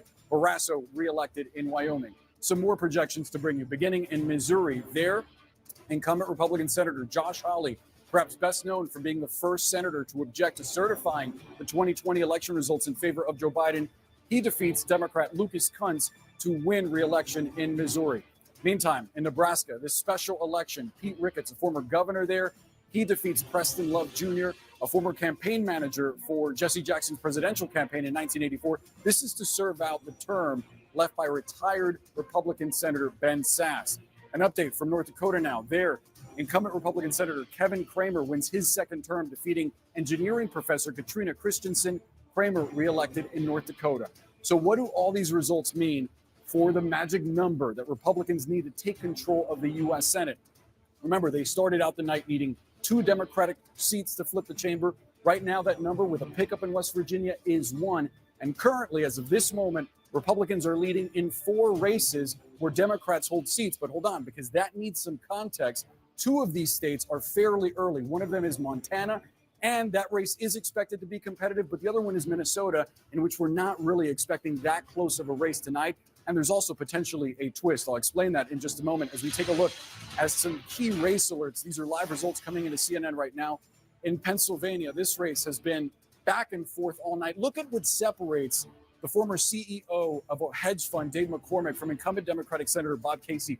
0.1 percentage points, 44,000 vote lead for McCormick, with 61% of the vote in the Commonwealth of Pennsylvania. Meantime, the most expensive Senate race in the country, in history, Nearly $500 million spent on this race. And currently, Colombian-born businessman Bernie Moreno leads incumbent Democrat Sherrod Brown with 261,000 votes, 84% of the vote in Ohio, where now Donald Trump has won the Buckeye State 3 times in a row. And this is the twist I was talking about before. No one expected this Senate race in Nebraska would be this close. You have Dan Osborne, an independent, who has not said which party he would caucus with. In fact, saying that he would caucus with neither party.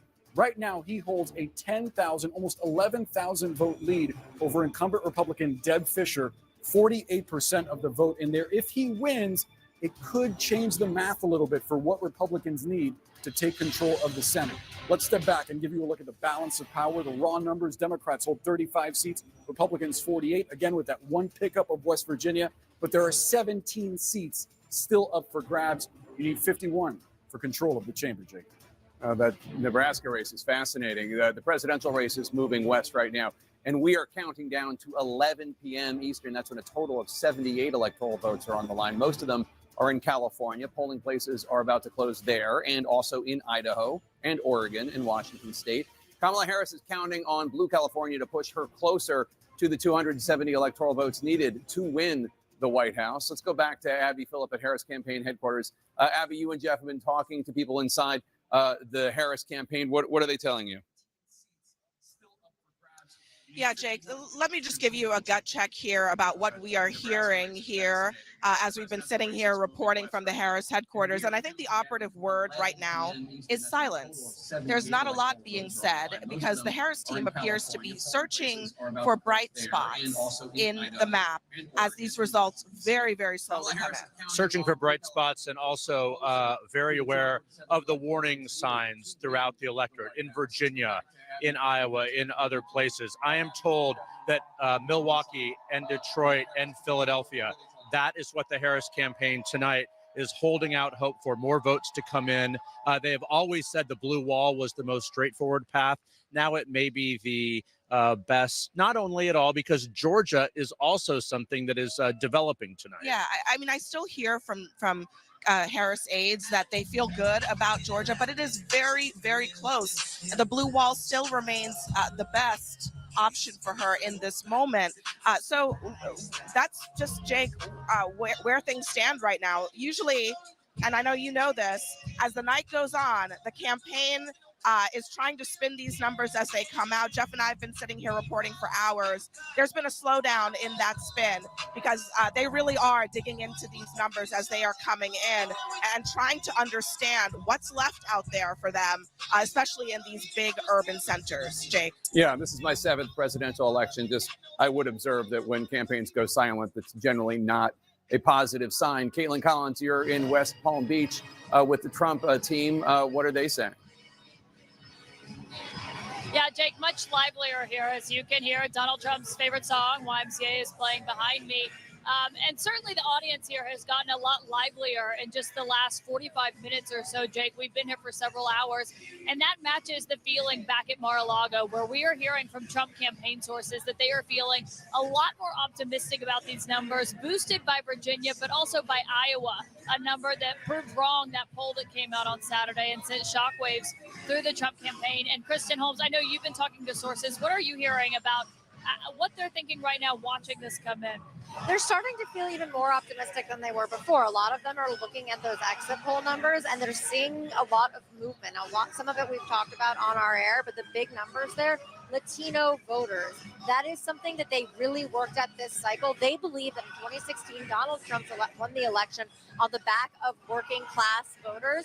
They believe he could win the election this time around on the back of Latino voters, particularly Latino men. Now, one thing to watch, Arizona and Nevada. What do those numbers look like? He specifically in Nevada reached out to Latino voters. They were trying to launch their coalition for Hispanic voters in Nevada. They believe that this could actually carry him in that state, which obviously he did not win in 2020. He didn't win it in 2016, but they do believe that if he wins it in this cycle, it is because of Latino voters. Yeah, they feel very good about him improving his standing with those voters from where he was, not only 2016, but 2020. Kristen Holmes. And Jake, I should note, a sign is you're always just kind of looking for moments and to read the tea leaves, see what they mean. We're told that party goers who were at Mar-a-Lago, where Donald Trump still is right now, are now filtering in here to the party at the convention center. Of course, it remains to be seen if and when Donald Trump himself shows up here, Jake. All right, Caitlin and Kristen, thanks so much. Let's go to John King at the Magic Wall. John, what can you tell us about Georgia right now? So let's look at Battleground, Georgia. First, let's just look at the entire map and look at it out. There's a lot of red on that map. A lot of red on that map, and that tells you right now, with a lot of votes to be counted, this map looks a lot more like 2016 than it does like 2020. And you can know at home what happened in those two elections. But we're not done with the count. So let's look in Georgia. Right now, the former president leading in Georgia by 136,000 votes and change at 51% to 48%, 89% in. So when you get this close to the finish line, you're saying, what's left? And is it enough? Is it enough to overcome 136,000 votes? So let's start with that. And let's look at where our live outstanding votes are. The bigger the circle, the more votes still to be counted. The color of the circle, how the votes coming in that area right now. So you do see a lot of big circles in Atlanta and the suburbs, down here in Savannah and the suburban areas around that, Columbus, Georgia down here. You see some pockets of Democratic votes that are still out. They're large pockets. That's a lot of votes. And if they come in big numbers, we'll see how significantly the vice president narrows that gap. You also see a lot of these little blue dots. They're not done in the rural counties in Georgia. And that matters too, because yes, if you get a big basket of votes in Cobb County is at 95% though. So you're not going to get a ton there. Fulton County is at 90%. It's the largest population center. So 10% can be a lot of votes because of the population center. This is the one we're waiting the most on, Gwinnett County, but they're up to 72% now. And then we'll come down here and look at DeKalb County. They're at 89% now. So we have more votes to come from in this circle of Atlanta and the suburbs around it that are blue. But we also have more votes to come from in some of these counties out here. That one's at 94. That one's at 95. That one's at 98. That one's at 92. So you got a lot of the vote in these places. So Donald Trump still has some votes to pick up in the rural areas. The question is, how big are the vice president's advantages in the Democratic areas where votes are still out? When you're down by 136,000 votes with 89% reporting, when those votes come in, not only in Atlanta suburbs, I just want to check down here in Chatham County, they're only at 36%. So again, if you're in the Harris campaign, Abby and Jeff are exactly right. They are scrubbing the books now. They're looking at their data projections. They are calling people in the states. They are trying to find out what happened here. How many people turned out? We're getting 60% of the vote at 36% counting. How many more to get? And are they all ours, or are we splitting these votes? It gets frantic in campaign headquarters at this point of the night when you're trying to figure out, is the math possible? I would say as you pull it out, yes, the math is possible, but you'd rather be Donald Trump right now in Georgia than the vice president of the United States. So let's look at North Carolina, another of the Sun Belt states, 145,000 votes ahead. That's almost twice what Donald Trump won North Carolina by 4 years ago. 85% of the vote in, same test. What's the outstanding vote? Again, smaller circle now in Mecklenburg. I'll go there in just a second to see. That was a little bit bigger earlier in the night. That's the largest county. Mecklenburg County is Charlotte and the suburbs around it. Out here in the Raleigh-Durham area, still a lot of votes to be had. Fayetteville area, a lot of votes to be counted. But again, look at those little tiny dots, right? Not a lot out there, but all those little rural counties add up for Donald Trump. So let's just come out and check where we were talking about. Right here, Cumberland County, that's Fayetteville. Only 21%. So this is where, if you're the Harris campaign, when I was in those Georgia counties, they were at 75%, 80%, somewhere in that ballpark. That gets you nervous. That gets you jittery. Here, you're still jittery because you're losing, but you know there are a lot more votes out there. This is the second largest county in the state, Wake County. They're up to 82%. So you're starting to get a little nervous there. You're looking for places, that's 94%. You're looking for places that are your color, that's 95%, that are in the 60s, in the 70s, or the 30s, right? This county is not as much population, but at least there you have some hope. Let's look at Mecklenburg. They're at 90%. Now, again, this is where the biggest numbers come in. So that 10% can matter, but it's the only big county you have left. And the other guy has 145,000 vote lead in a state he has won twice. So then we come up here, and that's what made Donald Trump president in 2016. He flipped the blue wall states that had voted. They have voted together since 1992. They have voted blue in every one of those elections with the exception of 2016. Right now, as we get closer into late night here, Donald Trump is leading in Pennsylvania by 116,000 votes, only 67%. So a ways to go there, a ways to go. The Senate race is also tight. Guess what? There we are in Pennsylvania. Then you come over here. He's leading in Wisconsin. This is a state, 2 elections in a row has been decided by ballpark 20,000 votes. Trump's lead is 26,000 votes right there. Again, Battleground, Wisconsin, very close. Vice President's team scratching to try to find votes. And Michigan, she's leading in Michigan, only 30% of the vote there coming in. So to me, as I look at this map, the blue wall states become paramount, Jake. Indeed. Voting is about to end in 4 states out west. That includes the biggest prize of all, California, which has 54 of the 78 electoral votes at stake this hour. And we have a projection for you now. CNN can project that Kamala Harris will win the state of California with those 54 electoral votes. Not unexpected. Harris will win California. CNN is also projecting that Donald Trump will win the state of Idaho with its 4 electoral votes. So what does that mean for the electoral? Too early to call. We have Washington State with 12 electoral votes and Oregon with 8 electoral votes. Too early to call. Let's go to the electoral map right now. Donald Trump with 211 electoral votes at this hour. Kamala Harris cracks 100, now has 145 electoral votes. 270 electoral votes are needed to win. Donald Trump is 59 electoral votes away from that. Let's look at these battleground states now. Arizona, Donald Trump in the lead there, 49.6%. Kamala Harris right behind him with 49.5%. Donald Trump has a 2,356 vote lead, with 51% of the estimated vote in from Arizona. Wisconsin, Donald Trump in the lead there too, 49.9% of the vote. Kamala Harris is 48.4%. Donald Trump has a 28,576 vote lead, with an estimated 59% of the estimated vote in from the Badger State. In the Commonwealth of Pennsylvania, Donald Trump maintaining his lead. He's at 50.7% of the vote. Kamala Harris with 48.2% of the vote. Donald Trump with a 119,411 vote lead, with 68% of the estimated vote in from Pennsylvania. In Georgia, Donald Trump still in the lead there, 51% of the vote. Kamala Harris with 48.2% of the vote. Donald Trump with a 136,328 vote lead. That is with 88% of the estimated vote in from the state of Georgia. In North Carolina, another battleground where Donald Trump leads, 50.8% of the vote. Kamala Harris has 47.8% of the vote. Donald Trump has a 145,388 vote lead over Kamala Harris right now, with an estimated 85% of the vote in from the Tar Heel state. In battleground Michigan, Kamala Harris in the lead. She has 51.3% of the vote. Donald Trump has 46.9%. Kamala Harris is 74,838 votes ahead of Donald Trump, but that's less than a third of the vote counted there. 30% of the estimated vote in from the state of Michigan. In the Commonwealth of Virginia, Kamala Harris in the lead there still, but narrowly so, 50.1% of the vote. Donald Trump has 48% of the vote. Kamala Harris with a 73,375 vote lead. That is with 78% of the estimated vote in from the Commonwealth of Virginia. In New Mexico, Harris leads there too, 52.6% of the vote.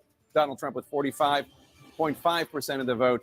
That is with an estimated 69% of the vote in. Harris with a roughly 43,000 vote lead. Let's go now to Abby Phillip, who is at Harris campaign headquarters in Washington, D.C. at the campus of Howard University. Abby, what are you hearing from the Harris campaign, if anything? Yeah, Jake, we actually just got a pretty significant update from the Harris campaign campaign manager, Jen O'Malley Dillon, who sent out a memo to her staff tonight, laying out what they see ahead in the coming days and hours. And my colleague Jeff Zeleny is here with me. The memo essentially says, Jake, that the returns are coming in slowly. They still see their path, but that path is largely going to be through the blue wall, as Jeff and I were just discussing. The key point that Jen O'Malley Dillon is making is that this is a close race. This is the close race that they have been expecting. She says to her staff, we are built for this. Let's finish the night out. We will see you tomorrow. They are not expecting this to be wrapped up tonight. They are not, because the margins are so small. And just reading from that memo, should we have known all along our clearest path to 270 was through the blue wall states. And again, they point out the cities we were talking about, Milwaukee, Detroit, and of course, Philadelphia. Abby, a central question hanging over all of this, and indeed the crowd here waiting behind us, is Vice President Harris going to address the crowd? That is a possibility. We will see in the coming days as we hear some helicopters overhead here. We will see. But the bottom line is they know this is a close race. This is going to be not resolved tonight in their eyes. Yeah, Jeff, this is a critical moment, I think, for the Harris campaign to show where they get to 270. And Jake, it looks like they are not foreclosing really on anything in the map right now that is not called. They're still waiting for the polls to close in parts of the Sun Belt, for those results to come trickling in. But again, it's the blue wall again. It is it's Pennsylvania, it is Wisconsin, and it is Michigan, where the best chances are for Harris to get to that 270 that she needs to become president of the United States. All right, Abby Phillip and Jeff Zeleny, thanks so much. Let's go to John King at the Magic Wall. John, explain the theory of the case for the Harris campaign right now, if you would. Right, and you heard Jeff and Abby emphasizing even the campaign saying essentially they don't rule out any other possibilities, but we're really banking on the blue wall. Well, at the moment as we speak, 2 of the 3 blue wall states, that's Pennsylvania, Michigan, Wisconsin, 2 of the 3 are red. We're not done, but 2 of the 3 are red. Why is that significant? Well, let's look at the Sun Belt states. And again, Harris campaign is not ruling this out, but you show this here. Donald Trump, 142,000 votes ahead in North Carolina. I can show you the live outstanding votes.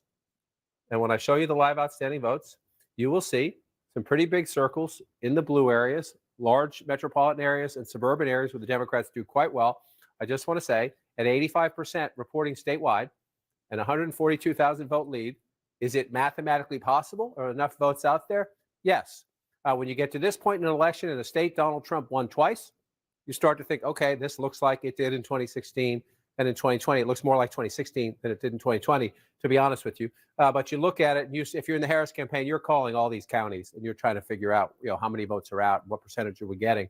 But if you're looking at the North Carolina map, I'd rather be Donald Trump than the Vice President of the United States right now. So then you bring up the Georgia map. And again, this one, I'll say this again, I'm a broken record. 2024 is not 2020. There's not as many mail-in ballots. We won't have as many large percentages of Democratic votes coming in the days after. But Donald Trump was ahead by more than 200,000 votes at this point 4 years ago. So let's just be cautious for the sake of being cautious. And yet, at the same time, I just said that, I want to tell you, he's 136,000 votes ahead in a state that was decided by 11,000 votes last cycle. 88% of the vote is in. So where is the live outstanding vote? Live outstanding vote. This is where in the Harris campaign, you're just hoping that overnight, these Democratic areas report not just their votes, but a lot of votes. You're hoping turnout, exceeds your expectations. So you see down here in the Savannah area, this is where the races are won or lost for Democrats, Atlanta and the suburbs around it. So let's come out of that map. And again, here's the key point. Fulton County, 90% of the vote is in. Yes, she's getting 72% of the vote. Just want to check, compare that. It's a little below where President Biden was, but it's close. But remember, he won the state by 11,000 votes. So she can't really afford to be below him anywhere, or not by much anyway. You move over to Cobb County, 91% in. This is a big suburban county, right? So 91%, you have some change to make up there. She's at 57% if you round that up. The President of the United States was at 56, so she's running equal, maybe a little bit ahead there. So let's come over to DeKalb County here. Let's come up to 2024 and see what's left. 11% left. Again, large, very Democratic area. You see the 81% there just to the east of Atlanta. Let's just check 2020. Biden getting 83. 81, 83. You might think at home that's not that big of a difference. In a race that's very close, yes, it can be a big difference. So we have to watch at the moment. Let's do it this way. Come back to 2024. And let's just pop in this and see where's Harris underperforming. Where is Harris underperforming Joe Biden? In a state Joe Biden won by 11,000 votes, you can't really underperform. And she's underperforming in 28 of the 159 counties, right? So we have more votes to be counted. We're not done yet. This is not a final glimpse. But you see out in these rural areas, this is part of the secret of Joe Biden's win in 2020. He got his butt kicked by Donald Trump in these small rural counties, but he did better than Hillary Clinton. Blue-collar workers, rural workers, people who work with their hands, Joe Biden did just a little bit better. And in a state decided by 11,000 votes, that can matter. So again, you asked me about the map. We're not done. We're going to count. The Harris campaign will update us. They know their counties. We have people on the ground asking the people, our vote desk with Pam Brown, what votes are still outstanding. But if you look at this map right now, I want to switch. Well, let's just check real quickly where we are in Wisconsin, 61%. I want to check Milwaukee. This is where, okay, only a 53% in Milwaukee. Black turnout in Milwaukee better be huge. in the uncounted vote for the vice president to catch up. I talked to a Democrat out there earlier who said it was good. They didn't say it was great. They said it was good. And I asked if it was great, and they said it was good. So we'll see how that plays out. Dane County, 74%. We're at 91%. Again, not to be a broken record, 75%.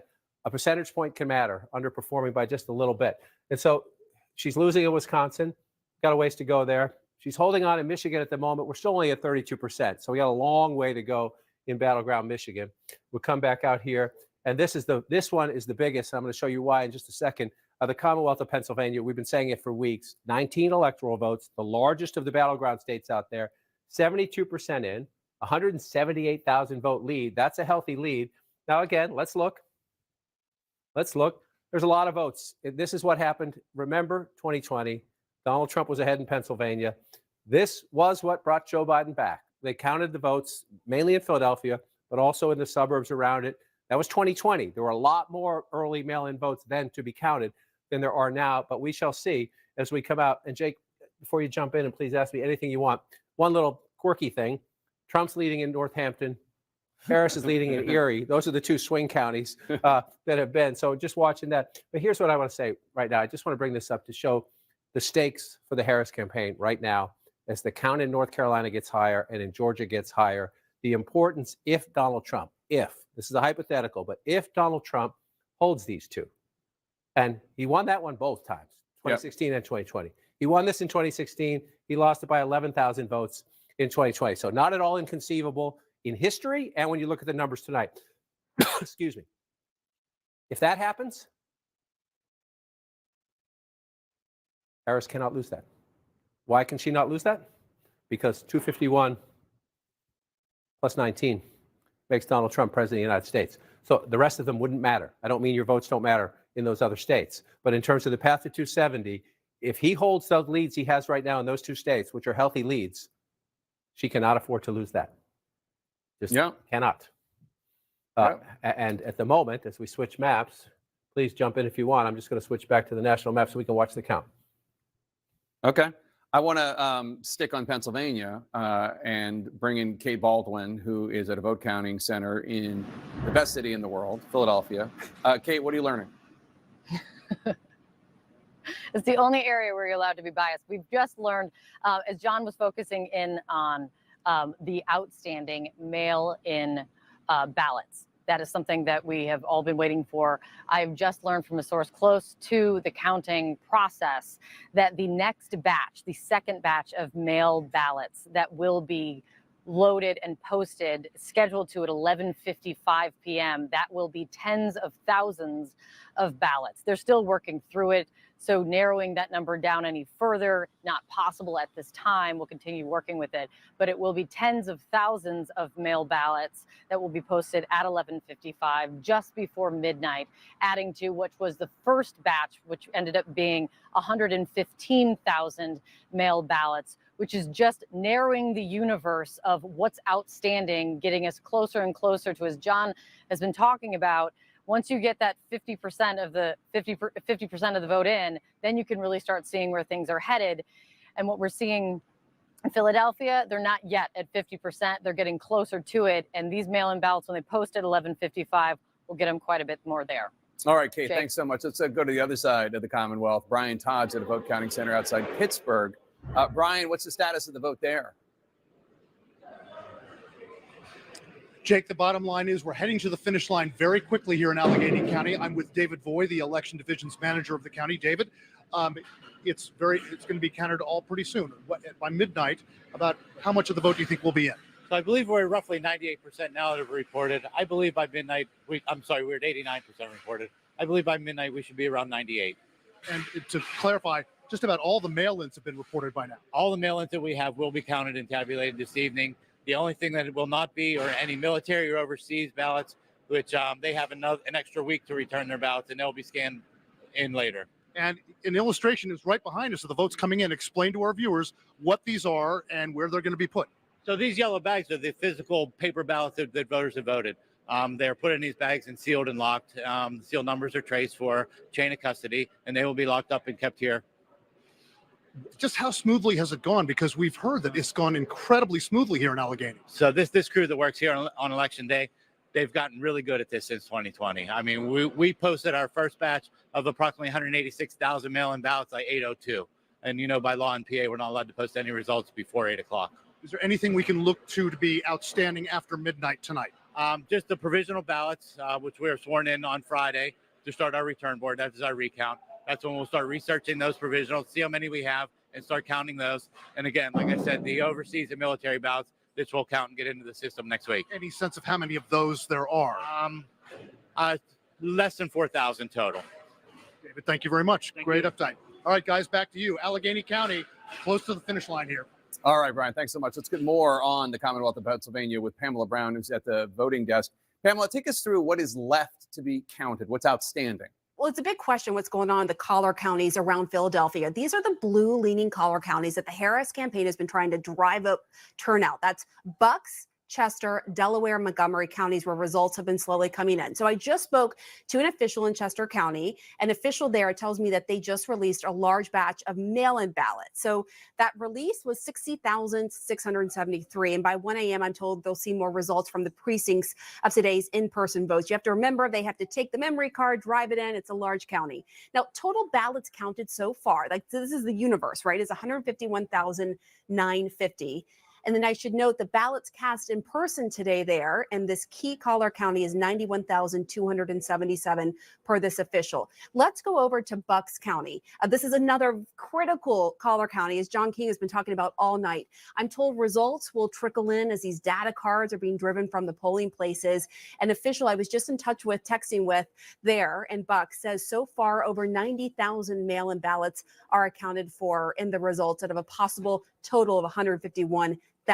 And I also want to note this, that the state will be required to report the outstanding early votes by midnight. So we should get a clearer picture soon there in this critical battleground Commonwealth of Pennsylvania. Back to you. All right, fascinating. And she was just talking about Bucks County.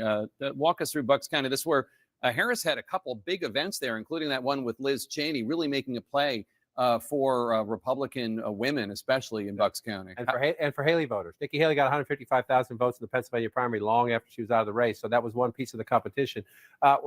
Two things to say about this. Number one, it's only half the vote. So if you just think we have about 200,000 more votes, right? This is 51%. It's 103 to 102. So you got roughly 200,000 votes still to come in.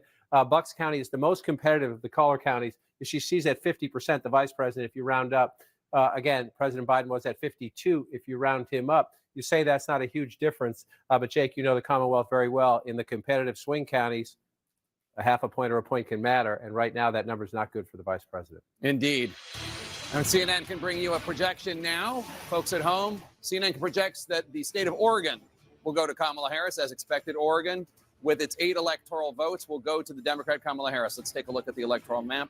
Right now, Donald Trump has 211 electoral votes. Kamala Harris has 153 electoral votes. 270 are needed to win. Let's take a look at the key races now. Arizona, Donald Trump in the lead there, 49.6% of the vote. Kamala Harris right behind him with 49.5% of the vote. Donald Trump with a roughly 3,000 vote lead. That's with 51% of the estimated vote in from the state of Arizona. In Battleground, Wisconsin, Donald Trump maintaining his lead.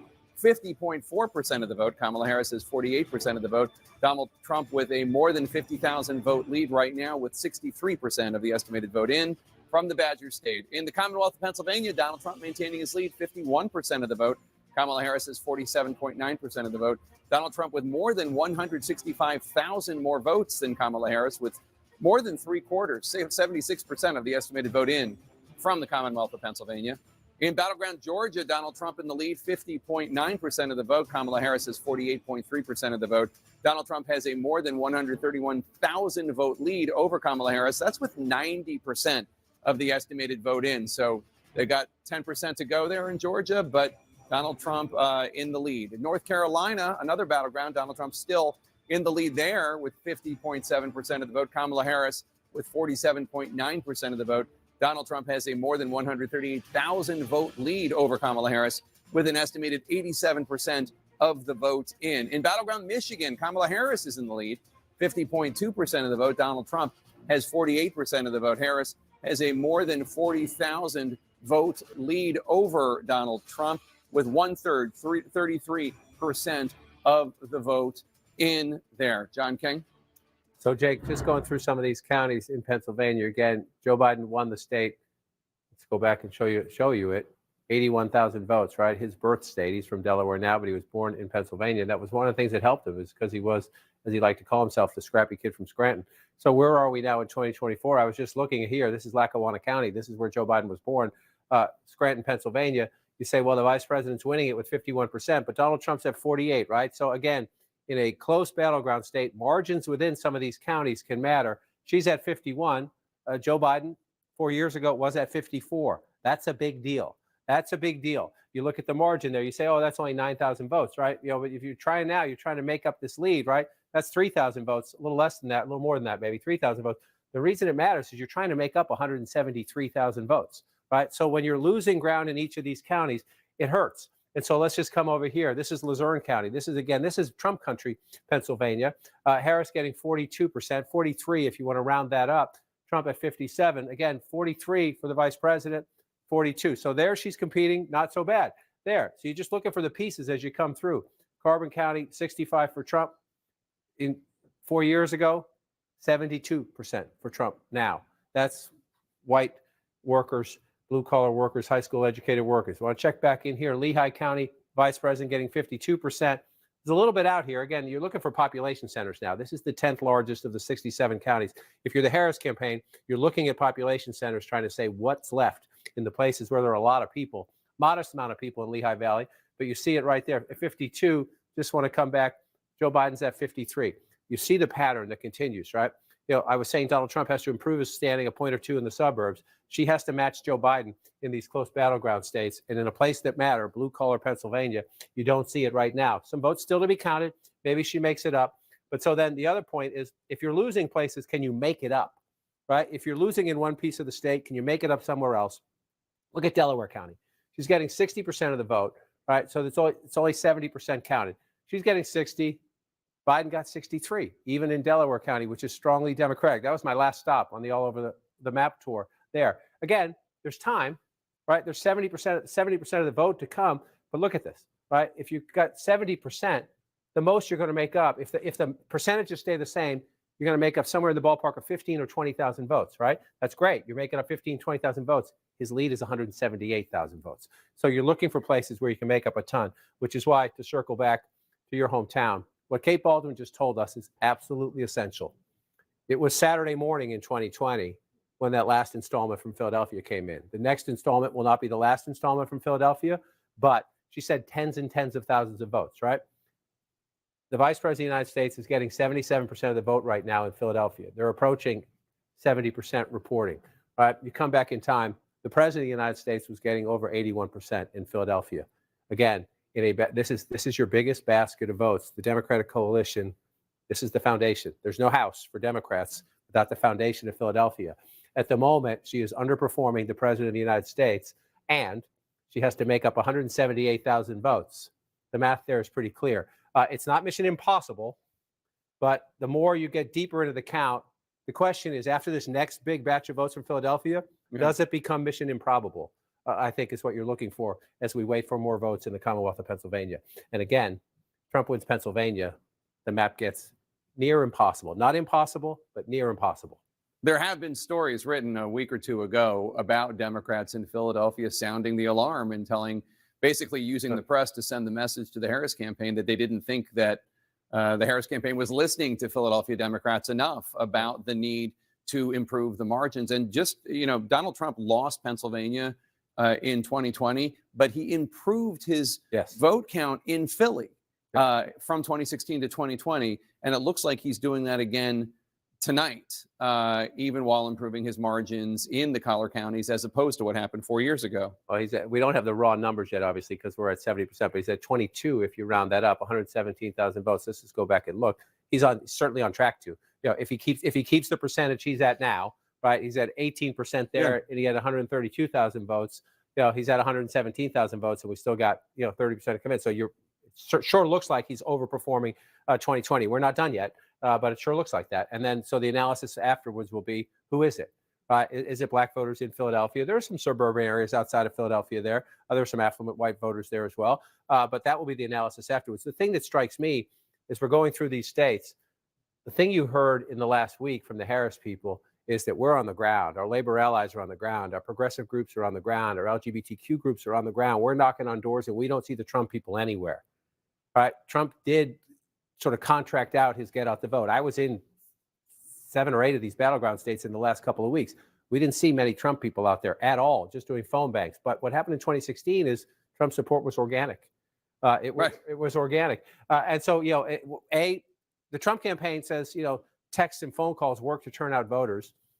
Democrats think it's knocking on the doors. If this map holds up, that's going to be a big conversation about motivating and turning out voters in this technology age. What works best? What kind of contact works best? Or, the vice president's campaign, well, they say she only had 110 days. She didn't have enough time to introduce herself. Or, that part, we're not done yet. But that's what's going to happen. If that happens, is who the finger pointing in the Democratic Party. We're not there yet. But as you watch this map fill in, another thing that is distinctive at the moment, we're not done yet. In 2 presidential elections, Donald Trump has lost the popular vote both times. At the moment, he's 5.1 million votes ahead. We're just starting to count in our most populous state. So there's a long way to go. And that could change. But that would be a trophy. If Donald Trump wins this election, that would be a trophy he would very much like to claim after losing the popular vote in 2 elections in a row. And you also know there are people in the senior echelons of the Trump campaign who say that they still do direct mail because there's said seniors, you can't reach seniors through texting and emails, that the way to reach them is with direct mail, which a lot of people in politics today laugh off. But guess who votes more than young people? Seniors. Sarah Seidner, let's go to Wisconsin if you can, because I want to bring in Sarah Seidner, who's at a vote counting center in Milwaukee right now with 66% of the vote in. Donald Trump is in the lead there with 50.6% in Wisconsin in general. Kamala Harris with 47.8%. Donald Trump right now in the lead by almost 60,000 votes. Sarah, you have officials with you who can tell us about the outstanding vote in Wisconsin. Still about 1/3 of the state's vote is outstanding. What can you tell us? Yeah, we just heard a big cheer go up here in Milwaukee at the central count, as they call it, because all the wards have finally reported.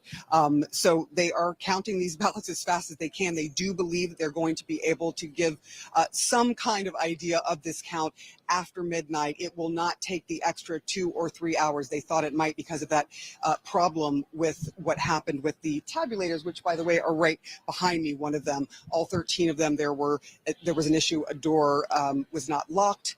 And so they, out of an abundance of caution, decided that they were going to rerun through the absentee ballots, 30,000 of them, but they've been able to do that. And now they're about 80,000 of 325,000 that have already been processed. All right, with me now, we have Patricia Ruiz-Cantu and Douglas Haig, Republican, Democrat. Both of them are on the Milwaukee Election Commission. First of all, how are things going? And do you think we're going to find out something soon? We will. I think things are going really well, even though we had a little hiccup. But, as we united, all the workers and the parties, I think that it's extremely important that we were in the same page and that we had an agreement and everything is going well. What did you make of this? I know Ron Johnson came out, a Republican, and was very, upset with all of this and was sort of making hay about it. What were your thoughts on what happened with these machines? Well, there was a human error in part of it. So when it was caught, we just simply did a rerun on the with the processing and the tabulators, and even probably some of the tabulators should have seen it, but it was caught by one of the observers who brought it to the executive director's attention, and it was acted upon immediately. We took care of it, and yes, we anticipated a much further delay than we are, but I think we're right on schedule where we anticipate to be earlier. And true, if you can see around and look at the poll workers at work, we both have Democrats and Republicans working side by side, and many of them have been doing this for many years, and they've become very efficient about it, and they're with their integrity from each group. So I think we're going to be getting those numbers fairly soon. I don't want to say as early as we would like, but I think it's going to be earlier than what we thought before we had the hiccup, so to speak. Just to both of you, what do you think of this, the number of voters? Are you seeing the numbers larger than in 2020? And what are you seeing now? I'm not seeing as large as I thought before, but I was doing. Most of us were going out to the polls earlier too. The polls were a steady, nice flow. What I did see is a high volume of same-day registrations. That seemed to be a much more increase at all the polling sites, and not just one geographical area, whether it be whatever demographics, but it was all over that was encompassed. And I talked to each chief inspector, and that is the area that I saw a much increase in the participation of same-day registration. Same-day registration. We saw that also in Cedarburg today. A lot of people coming and registering and voting. Thank you both so much. We should just make very clear, you heard it here from a Republican and a Democrat who are election commissioners, that there was an agreement. This is going to be a free and fair election here in Milwaukee. People are watching every single bit of this and agreeing that things are going as smoothly as possible after that hiccup earlier today. All right, Sarah Seidner in Milwaukee, thank you so much. Appreciate it. Let's take a look at Milwaukee and Wisconsin at large. Donald Trump in the lead with 66% of the vote in the state in general. Tell me about the WOW counties, if you could. So you're right around Milwaukee or the WOWs. Let me get to it in just a second. Just for interesting. Number one, we've learned about Senator Johnson in recent years. He likes to put out press releases before he knows what the facts are. Sorry, it just happens to be true, especially about voting integrity. That's how it's supposed to work. A Democrat and a Republican standing side by side, Democrats and Republicans throughout the room, they're fine. They're doing what they're supposed to do. They had a human error. We're all human, and they're fixing it, right? That's how it works. Sometimes it means you wait a little while, but you have people in the room, eyeballs, both parties, eyeballs on everything. Yep. Everything's going to be fine. But the point Mr. Hague made at the end is instructive to me in the sense that if you come to here, you're down, you're the vice president, you're losing by just shy of 60,000 votes. This is the number one county. It is 17%, 17% of the state population. You're getting 66%. So you say, okay, there's still 40% of the vote to come in. But Mr. Hague just made a point. He said he didn't think turnout was great. Well, let's see what these final numbers are, because if you look at that number right there and look at 176,000, right? When Joe Biden carried Wisconsin 4 years ago, he said 317,000, and it's 69% of the vote, right? So 317,000 and 69% of the vote. She's at 66% of the vote. And the raw math, right? You need the higher percentage, but you need that raw math to overcome what is happening in all this red, right? Especially, one more check and I'll get you to your wows. Dane County is 95% in, right? This is Madison. This is University of Wisconsin. Young voters, college area, tends to be more liberal. 74% for her, 242,000. Again, Biden's number's higher and the math is higher. That's what happens in battle. That's how you win or lose battleground states. Get out the vote and get out the vote and the right with a places, higher percentage. Right. Yeah. And so in a place where the state won by 20,000 votes, you saw the margin even just right there. So let's go to the wows. You're going to go to Waukesha County, was just here recently, right? This is a place the Harris campaign was hoping, hey, women, you don't have to tell your husband who you're going to vote for. If you believe in reproductive freedom in a conservative county, vote Harris. Just don't tell your husband about it. This is one of the places they thought the Dobbs decision, reproductive freedom, abortion rights would help them cut into the margins. Well, we're at 91%. We'll see. But 40% is her number. If you round that up, we'll go back in time. It's a tiny bit, but it's not a significant jump from where the president was 4 years ago. And Trump's at 60% if you round up then. He's at 59. So a little bit, maybe a tiny inroads there for her. So you're moving around up here. You go up to Washington County. This is a big 70% of the vote here for Trump. Let's just double check it and come back. He improved. Up a little bit. He improved. He improved a little bit. And then you come over here to the O. I did wow backwards for you there. I put the O at the end. Yeah. But you come over to Ozaki here, and the former president is at 55% of the vote in 2020, and he's at 56, roughly the same, but a little bit, so Trump is not underperforming. It's maybe within the margins, but when you see that well behind where President Biden was, and now you're waiting on this. I mean, there are some other small things. Let's take a look and see what else is out there. But as you can see, the biggest thing is here. And some of these votes up in here, if you're in the Trump campaign, we're talking about, can she come back? But if you're in the Trump campaign, you're also saying, do we have a cushion? Is there more coming in for us? And the answer is yes. They got all that Green Bay vote. The answer is yes when you look up there. So the next thing we learned from Milwaukee is how many votes, what is her percentage, how does it affect the statewide math, and then how much is left? Yeah. How much is left? In your biggest area, you have to turn them out. Because then again, I just want to come up here and look at this. Again, Brown County, this is Green Bay, blue collar workers, Trump's getting 61. The vice president's getting 37 or 38 if you want to round that up. That matters. Oh my God, that matters. He almost shot almost 10 points. Right. 9 points. Right. In a battleground state, he's up and she's down in a place where, if you're the Harris campaign, the Biden campaign, you're not going to win here. You're not going to win here. But if you make it that race, if you make it that close instead of that close, you get a better result. Period. It's simple math. Let's go on to the third of the blue wall states, Michigan. Jim Sciutto is at a vote counting center in Detroit. And Jim, you have an update on the vote in Wayne County. Tell us.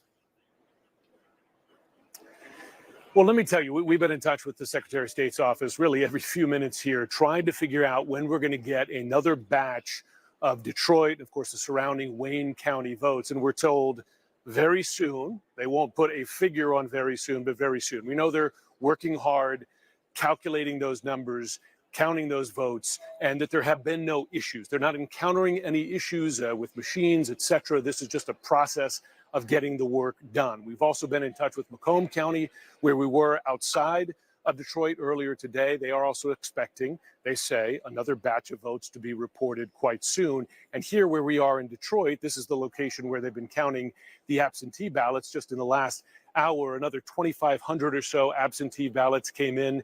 That brings us pretty much to the end of the 100,000 that they've expected. At some point in the next hour, we'll see another U-Haul truck come in with the remaining absentee ballots that they've collected from drop boxes around the city here. And they've been counting as they've been going. Remember, because they started counting last Monday. They didn't have to wait till Election Day. So those numbers will be done soon. I will say the Secretary of State told me earlier this evening that she's moving up her expectation that by midday tomorrow, they could report final unofficial results, saying she believes they might be able to do that tonight, perhaps after midnight in the next couple of hours. But of course, they'll have to get those Wayne County numbers done first. I should note, the Secretary of State just walked in here to monitor the counting of those absentee ballots as she's been doing at precincts around the state. All right, Jim Sciutto, thank you so much. Jim Sciutto in Detroit. I mean, John, it's 2024. They only have 16% reported in Wayne County, home of Detroit. One of the things you look for in life are consistency. Death taxes, Wayne County comes to life. Wayne County, Gary, Indiana. Yeah, they're consistent. This is my 10th presidential election, and it's the 10th time you've been counting late in the night, and you're saying, hello, Detroit, hello. Yeah. It's the way it is. But, you see the Secretary of State's there, Jim is there. Again, that's nothing nefarious. It's just inefficiency, to your point about that we live in the technological age. And Jim just said, they changed the law in Michigan so you could count some of the early votes, beforehand and then release them after the polls close. So it adds to the why. But right now, let's focus on the what, which is an 86,000 vote, almost 87,000 vote lead for the former president, again, in one of the states he flipped in. I just want to pull that out to make sure I'm right. Yes, he's leading in all three of them now. Oh, wait. That changed while we were talking. That changed while we were talking. She was ahead in Michigan, and now she is no longer ahead. Now Donald Trump is in the lead. Right now, not all the votes are counted, but right now he's leading in all three blue wall states. Plus North Carolina, plus Georgia, plus Arizona, plus Nevada. We're not done with the count. But this is right now the map of 2016. That is the map of 2016, and that is the 5-alarm fire inside the Harris campaign to get on the phone. Again, we're not done, and we lived through 2020. And I want to say it again, slowly and clearly. 2020, this time of night, and there were states that changed, and they were largely, Pennsylvania changed. Trump was ahead in Georgia. Things have changed. There's not as many mail ballots out there as in 2020, so I would not expect as dramatic a swing. The question then becomes, go state by state, county by county, is the math there? And, I'm trying to be fair and try to be, it's possible. Yeah, it's possible. When you're leading in all of them and you're Trump, that's what you're sitting in the headquarters. So maybe they're not going to win them all, right? Maybe they're not going to win them all, but they're leading in all of them right now. And so let's just look at what happened here and come on in.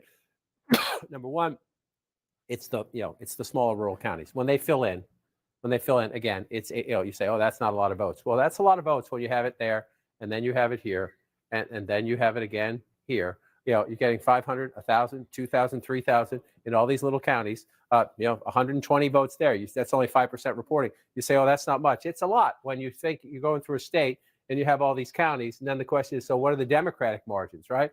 you've got 83 counties in the state of Michigan. So 56%, we're about halfway through in Kent County. It's the Grand Rapids suburbs, and she's running a little bit ahead of the president there. But Jake, the big question in Michigan is, when do those Wayne County votes come in, and what do they do to the statewide total?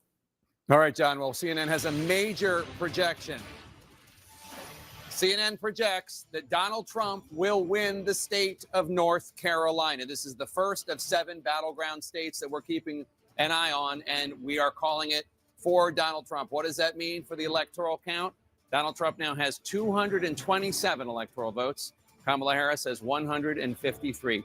270 are needed to win. Let's go to Trump HQ in West Palm Beach, Florida, where we find Caitlin Collins. And Caitlin, CNN is now calling North Carolina for Donald Trump. This is the first of 7 battleground states that the campaign is watching with eagle eyes.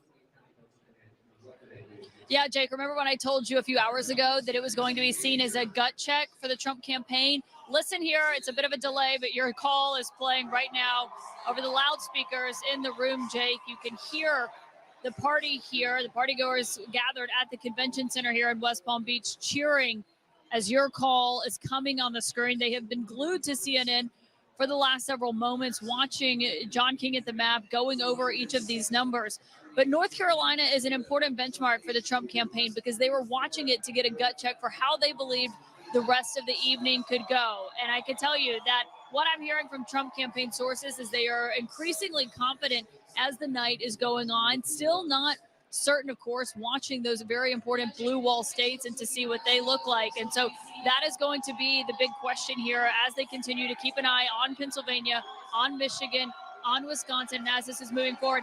Jake, I will tell you that we're seeing more people from the Mar-a-Lago party come over here to the Trump headquarters where this party is going to be held. But also, some Republicans are flying into Palm Beach. We just heard from House Speaker Mike Johnson, who was watching the results come in with his constituents back in Shreveport. He is now headed here tonight because he is predicting a bigger Republican margin in the House, a Republican takeover of the Senate, and he says he believes a Republican is going to win the White House, therefore Donald Trump, Jake. Obviously, still waiting to see, but a noticeable shift here in the mood at the Trump headquarters. All right, Caitlin Collins in West Palm Beach at Trump HQ. Thank you so much. So the first of the 7 battleground states to fall, CNN projecting North Carolina for Donald Trump. This was the most probable pickup for Kamala Harris, if that was the world in which we were living.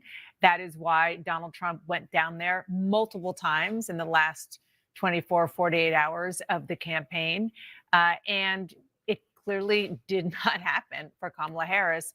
And Trump, he's telling his people, I'm told, and just like we heard from Caitlin, that this is something that portends well for the future. We don't know what it means for the other states, but what we do know is it's even more evidence that that blue wall is the path for Kamala Harris. And that path is just more and more narrow, I think we're seeing as the night goes on. But also, so many people thought that perhaps this would be an election that in tenor and tone would be closer to the midterms, a big conversation about abortion. That is not where it's going. It seems like you're seeing that male turnout is starting to produce what the campaign wanted. You know, I think a lot of us came into tonight wondering, was it going to feel more like 2016 or 2020? And 4 years ago, I was at Fox, and at almost exactly this moment, at 11:20 p.m., we made the very controversial call. They made the very controversial call of Arizona. And that changed the whole feeling. And that's one of the reasons the Trump campaign was so furious about that call, because it was the first flip and the first indication that maybe it was going to be different than 2016. Right now, and look, there's a lot of voting and states to be called. But right at this moment, this does feel more like 2016 than 2020. No question about It is interesting. And yeah, and then the fact that we're calling it at this point is also significant, because I don't think North Carolina was called last time 4 years ago until maybe a week after the election, or it was certainly after Pennsylvania. Pennsylvania came on Saturday. I think North Carolina was Sunday or Monday. The fact that we are making this call now suggests that there's a bigger gap than there was last time. And Donald Trump won it last time by something like 75,000 votes. Generally speaking, he is overperforming what he did in 2020, and she is underperforming what Joe Biden did in 2020. And that ends up what was a narrow edge for Biden is at this point, we have to condition it, a narrow defeat for Harris. And the thing about North Carolina, and John has been talking about this, and we'll do more at the wall, is you do have kind of a sense of the country in the state of North Carolina, in that there are growing minority populations, and there is a growing sort of suburban, maybe more moderate population in and around the big cities. And so that is why the Harris campaign thought, with the dynamics of the country right now, that she would have a better shot. But look, the headwinds of the economy, the inflation that people are feeling, the difficulty in their everyday lives. Yeah, she could not outrun that couldn't. Biden economy. Yeah, and the economy, Chris, that is what people are feeling every single day. I mean, we were talking earlier about whether or not the sort of women and the idea of this being the first post-Roe presidential campaign was going to supersede how people felt when they were buying eggs and milk. And certainly North Carolina and other places that we are seeing start to formulate in these other states, the answer is no. You know, we have talked about it all night, and we've disagreed to a certain degree about the right track, wrong track, and it was 27% right track, 60-something% wrong track. You know, maybe part of that is dissatisfaction with Trump. Maybe some of that is dissatisfaction with the abortion overturn. But in terms of what people live every day, it's the economy, it's the price of eggs, it's the fear of inflation, which with the spread of illegal immigrants north is now being felt as an issue, not just on the border, but in northern states as well. Yeah, and Jake, I'm going to be interested to figure out and to find out, once we get all the details, how much success the Trump campaign had in increasing their share of the mail vote. They worked really hard at that. Yeah, very interesting. Let's bring you a key race alert and get you up to speed on where we are in all the states that we have not called. In Battleground, Pennsylvania, Donald Trump with 51.3%, Kamala Harris 47.6%. Donald Trump more than 212,000 votes ahead, with 82% of the estimated vote in from the great Commonwealth of Pennsylvania. In Battleground, Michigan, Donald Trump in the lead, 51.2%. Kamala Harris at 47%. Donald Trump at 98,014 votes ahead of Kamala Harris, with 41% of the estimated vote in from Michigan. In Battleground, Wisconsin, Donald Trump in the lead, 50.7% to Harris's 47.7%. Donald Trump with a 68,000 plus vote lead over Harris, with 71% of the estimated vote in from the Badger State. In Battleground, Georgia, Donald Trump up 50.8% to Harris's 48.3%. Donald Trump with 128,582 more votes than Kamala Harris, with 92% of the estimated vote counted in the state of Georgia. In the state of Arizona, another battleground, Donald Trump in the lead there, 49.8% to Harris's 49.3%. Donald Trump with a 7,588 vote lead over Kamala Harris. That's with more than half, 52% of the estimated vote in. In Nevada, Donald Trump in the lead, 73%. Kamala Harris with 26.2%. Donald Trump with a 10,985 vote lead over Harris. That's with only 2% of the vote in from from Nevada, only 2%. Boris Sanchez now has some new projections in the fight for control of the U.S. Senate. Jake, a major moment for Republicans. They have just flipped, they are expected to flip their second Democratic seat of the night, this one coming in Ohio. There, Republican Bernie Moreno defeating incumbent Democrat Sherrod Brown. Moreno, the owner of some luxury car dealerships who invested early in blockchain technology, fought to attach Brown to the Biden administration more broadly, specifically on issues like immigration. Sherrod Brown, a populist who had survived some difficult tests in his state before, cannot overcome the political headwinds he is facing. Donald Trump has now won Ohio 3 elections in a row, and it's simply too much for the incumbent Democrat to overcome. So we are projecting that Bernie Moreno is your new junior senator from the Buckeye State. Meantime, 4 Democratic holds. The first one, a historic one in New Jersey. There, Congressman Andy Kim is set to become the first Korean American ever to serve in the U.S. Senate. He defeats real estate tycoon Curtis Bashaw. Meantime, in Virginia, there, incumbent Democratic Senator Tim Kaine a former vice presidential candidate. He's projected to defeat Hung Kao, a former Navy captain. Another Democratic hold to tell you about this one, Martin Heinrich, the incumbent senator there seeking his third term. He defeats Nella Dominici, whose father was the last Republican senator elected in New Mexico some 20 years ago. Another Democratic hold to project for you, this one coming in the state of Washington. There, Democratic incumbent Senator Maria Cantwell wins her fifth term as she defeats Raul Garcia, an ER doctor. Now, what does that pickup in Ohio mean for the magic number? We started out the night with Republicans needing to pick up 2 Democratic seats to take control of the chamber. With West Virginia and Ohio, they have hit 2, and now they're seeking to pad those numbers. Currently, as we speak, Republicans are leading in 4 seats currently held by Democrats. Let's get you an update on where those are right now with some key race alerts. These are live results coming into CNN. We start with the state of Wisconsin. There, the CEO of California-based SunWest Bank, Eric Hovde, is 29,000 votes ahead of Democratic incumbent Senator Tammy Baldwin, who's seeking her third term in office, 70% of the vote. And we just got an update. The lead pretty much the same in Wisconsin for Hovde. In Pennsylvania, this has been going back and forth all night. But right now, the former CEO of one of the largest hedge funds in the world, Dave McCormick, currently leads incumbent Democratic Senator Bob Casey by about 120,000 votes. Still a very close race. This one also a very expensive one. 81% of the vote in the Commonwealth of Pennsylvania. Now, a key race alert from the state of Michigan. This one has been close all night as well. Former Republican Congressman Mike Rogers currently leading current Democratic Congresswoman Alyssa Slotkin, 48,000 votes. Rogers ahead of Slotkin, 40% of the vote in the Wolverine state. So let's take a look at the balance of power in the U.S. Senate, the raw numbers. What does this mean? Democrats hold 40 seats. Republicans, with those 2 pickups, hold 49, 11 seats remaining to be determined, Jake. Obviously, you need 51 for control of the chamber. All right, Boris, thanks so much. And CNN can make a projection. CNN projects that Washington State, as expected, will go to Kamala Harris. Washington State, with its 12 electoral votes, to the Democrat, Vice President Kamala Harris. Let's look at the electoral map right now. Donald Trump has 227 electoral votes. Kamala Harris has 165 electoral votes. 270 are needed to win.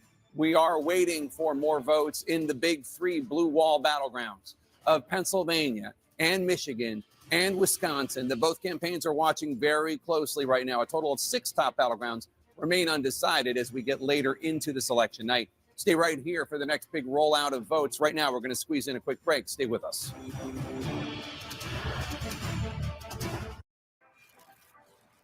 Hello, Brent.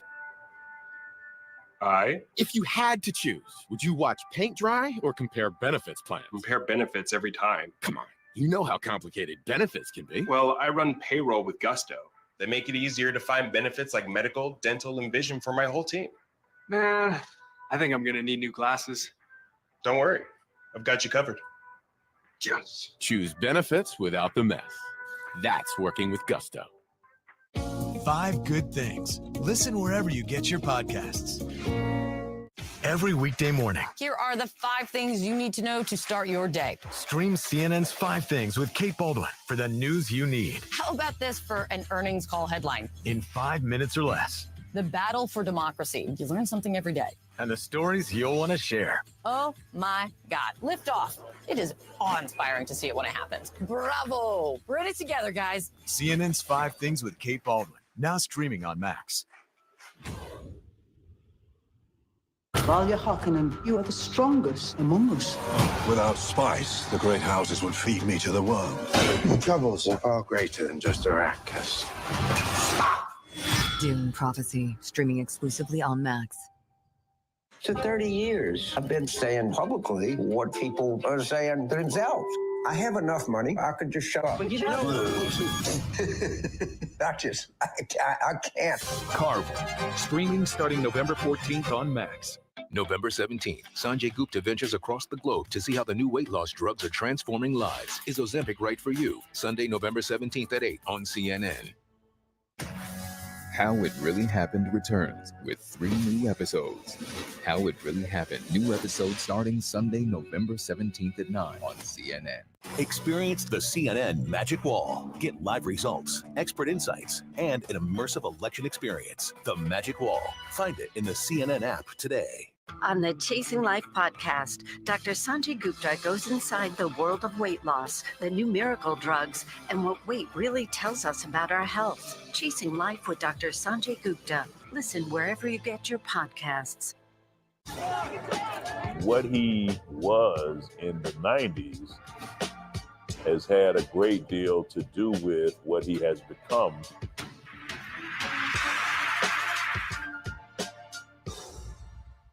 All There Is with Anderson Cooper. Listen wherever you get your podcasts.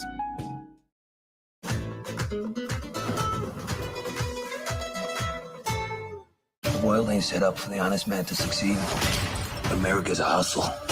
It'll eat you alive if you let it. Not that I'm complaining. The Penguin, streaming exclusively on Max.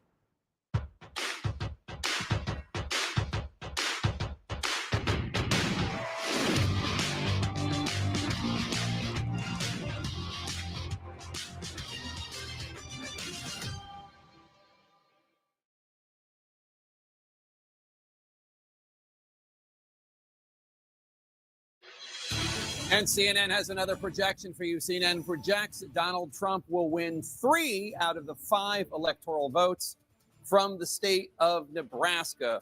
Allow me a second to explain. Nebraska and Maine allocate their electoral votes partly in addition to the statewide 3 votes according to congressional district. That's already too complicated, probably. Anyway, put it this way. Donald Trump has won 3 out of the 5 electoral votes. The other 2 we do not know yet, but Donald Trump has 3 of the 5. That means 3 more electoral votes for Donald Trump. And what does that mean for the electoral map? Donald Trump has 230 electoral votes. He is 40 electoral votes away from winning. Kamala Harris has 165 electoral votes. She is 105 electoral votes away from winning. Let's see what the states that we have not called, where their vote counts are. Pennsylvania. Donald Trump is in the lead there with 51.2% of the vote. Kamala Harris has 47.7% of the vote. Donald Trump is ahead of her by more than 206,000 votes. That's with 83% of the estimated vote in. That's Pennsylvania. Battleground, Michigan. Donald Trump up 51.3% of the vote. Kamala Harris has 46.9% of the vote. Donald Trump with a more than 111,000 vote lead with an estimated 44% of the vote in from Michigan. Wisconsin now, Donald Trump in the lead there too. 50.8% of the vote. Kamala Harris has 47.6% of the vote. Donald Trump almost 80,000 votes ahead of her with 3/4 of the vote, 74% of the estimated vote from the Badger State in. Battleground, Georgia, Donald Trump is up 50.7%. Kamala Harris is 48.4%. Donald Trump more than 118,000 votes ahead of her with an estimated 93% of the estimated vote in. Arizona, Donald Trump ahead there too with 49.8% of the vote. Kamala Harris has 49.3% of the vote. He is more than 7,500 votes ahead of her right now, but they still have about 48% of the vote to count, 52% of the estimated vote in. In Nevada, Donald Trump is in the lead with 73% of the vote. Kamala Harris has 26.2% of the vote. Donald Trump has a more than 10,000 vote, almost 11,000 vote lead. That is with only 2% of the estimated vote in. As we follow these crucial undecided races, we are already also getting closer to another poll closing. 4 more electoral votes are at stake in the next hour in the heat of the battle to reach 270. So every electoral vote counts. We're just minutes away from voting ending in the reliably blue state of Hawaii. Over to John King now at the Magic Wall. John. So, Jake, a quick look. You just went through the numbers. Just want to look very quickly. These 3 states, Wisconsin, Michigan, and Pennsylvania, will determine the fate of the Harris campaign, whether there's any chance she can come back. As we wait to see those results, I just want to show you something. Bring it up. Remember January 6th? Donald Trump was finished. Even Republicans were running away from Donald Trump. Donald Trump is done as a national politician. I want to show you something. This is Trump overperforming his 2020 performance by 3% or more, right? This is a statewide look. We're not done with some of these counts out here, so this will change a little bit. But Donald Trump overperforming 2020 after January 6, 2021. That's the statewide look. Look at this. Just look at this when you go to full counties. Look at how many counties across America, 994 of the 4,000 plus, 4,600 plus counties and townships, especially up this way, part of the country, they don't call them counties, they call them townships. But in nearly 1,000, 993 right now. This will change as we go through, but Donald Trump is overperforming. And look at where they are. He's mostly performing in red areas. His vote is getting higher in the areas where he wins elections. Yes, there are some blue places where he's overperforming, but just look at Battleground, Pennsylvania.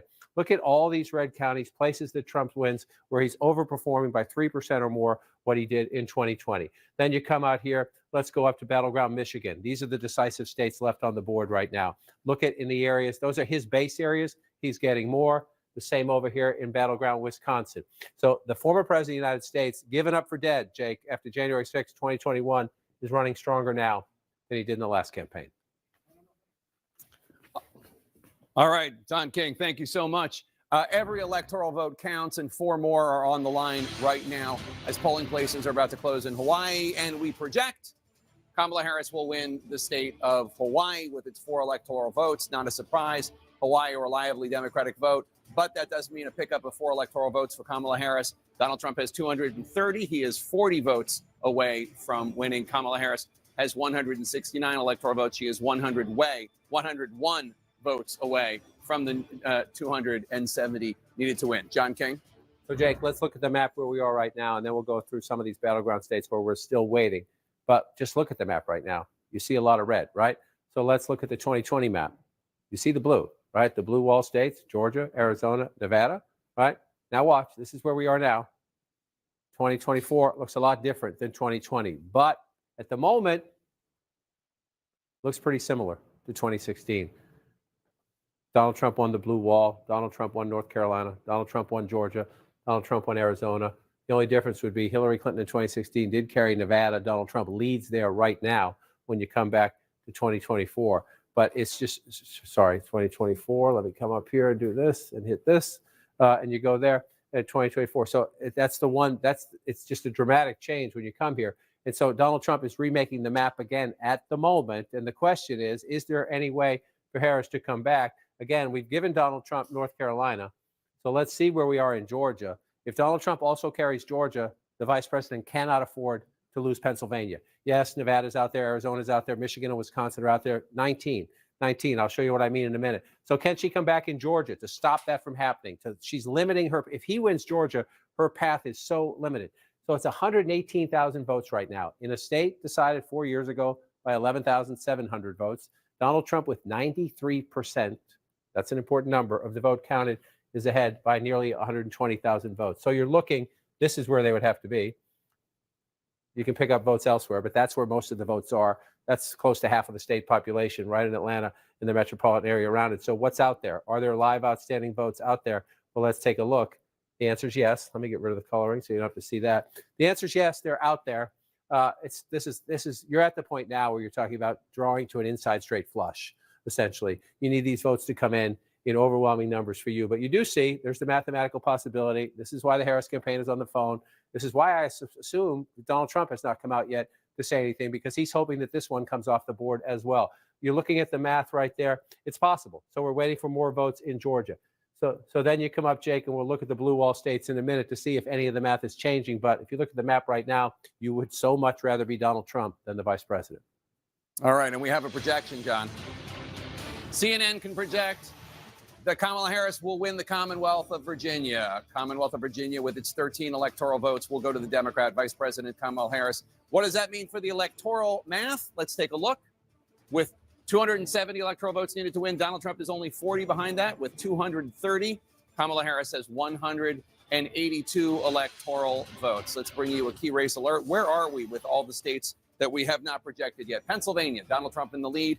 51.3% of the vote. Kamala Harris, 47.6% of the vote. Donald Trump has a more than 213,000 vote lead over her with 84% of the estimated vote in from Pennsylvania.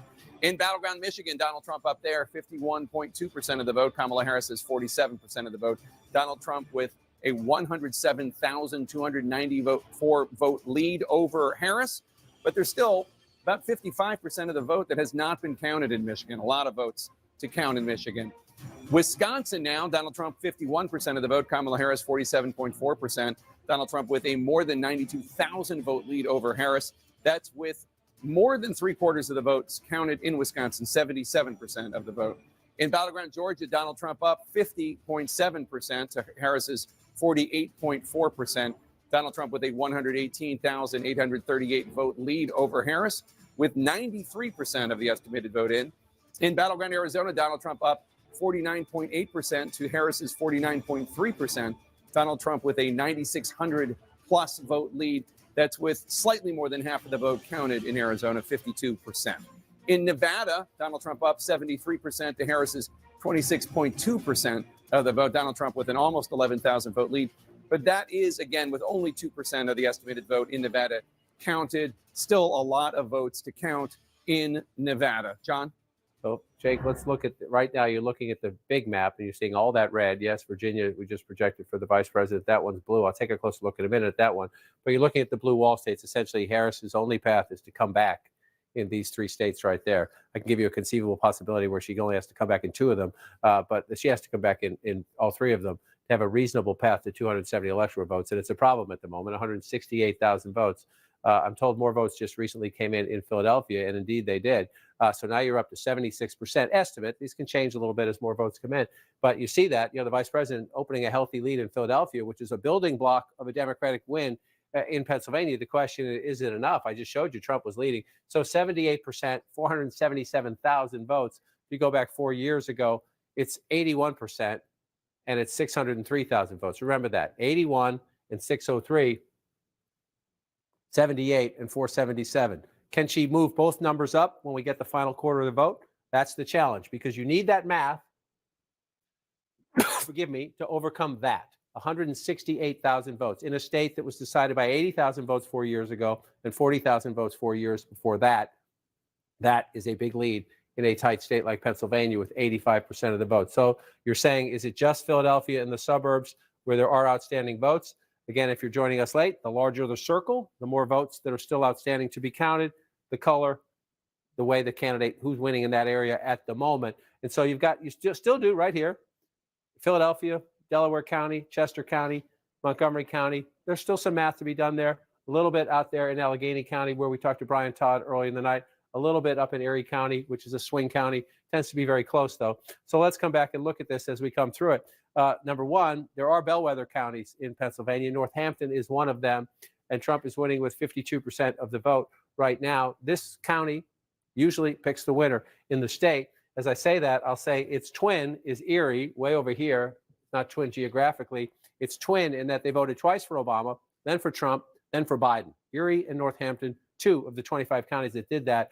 At the moment, the vice president is leading in Erie County. In the last campaign, it was Vigo County, Indiana. Their streak of picking the winner went off the board. We'll see if the 2 swing counties in Pennsylvania split as this election goes through. But if you're looking at this map right now, 85% of the vote, it's this.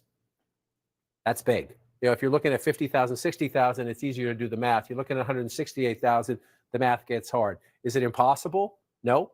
But the question is, when you start coming in here, Chester County's at 81%, large suburban counties where if you get 20 or 30% of the votes still out, you can do some big math. Montgomery County at 68%. As you can see, this is a much more populous county. So you're waiting for the 30% to come in there. The vice president would have to win it gangbusters, probably higher than the percentage she's getting so far. I just want to check it against President Biden. He's a little below President Biden, which seems pretty consistent when you go through some of these areas across these states. Bucks County is this one here. Yes, I'm in the right place. That's Montgomery. Oh, Bucks has turned red. That's why I couldn't find it, because Bucks has turned red. Only 55% of the vote in. But if this is red at the end of the night, Donald Trump's going to win the Commonwealth of Pennsylvania. This is the more blue collar, the more competitive of the 3 collar counties. It's Bucks, Delaware, and Montgomery. Used to be, this was solidly Democratic, and the others were Republican. The education divide has flipped that one. Montgomery and Delaware are reliably blue. But look at this. Donald Trump, only 55% of the vote in. But look at that, 50 to 49. If you do it there, you go back in time, 51, 48, 47. So Trump was competitive here. It was a 4-point race, a little more than that 4 years ago. But again, in a close battleground state, you want to move the margins, you flip a county. So let's see if that one holds as we go. If you're in the Harris campaign, that particularly makes you nervous. And then you come out here, and again, I just want to pick them randomly. This is where Trump just runs it up. So you're saying, can she come back in the Philadelphia suburbs and in Philadelphia? Mathematically, you can make the case. Common sense-wise, you start after a while to think, He's getting 75% here. He's getting 78% here. There's a little bit of vote out there, not much, not hardly anything left there. Not much left there. So his vote is mostly in. Trump's vote is mostly in when you look at the map. But the question is there really enough there? And let's see where they are here. 94% in Allegheny County. So again, you're getting 59 to 39, 20-point gap. 20-point gap. So yeah, but it's got to be a lot of votes to come in, and they say they're at 94%. So it's not impossible. I would say we're starting to lean into the improbable.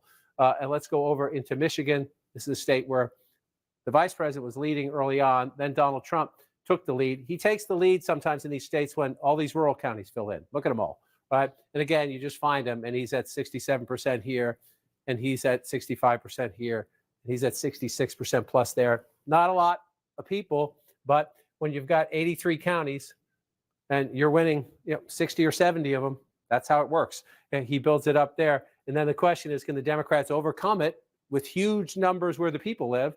Number one, Wayne County, we're still only at 16%.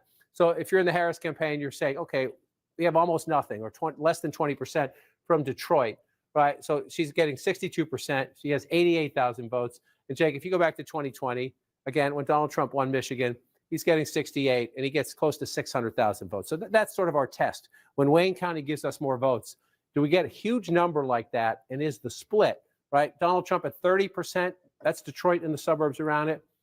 Donald Trump right now, it's only 20%. It's less than 20%, 16%. So, but that if he's even above 30, right? Anything he's above 30 is an improvement for him. And so we can't see it all on this map. We have to get more granular. But Detroit, is he doing better? Is Trump doing better with the black vote? Or where is overall turnout maybe down a little bit from 2020? That's a big question too. And then here you have Hamtramck and you have Dearborn. They're not on the map, but they're right here.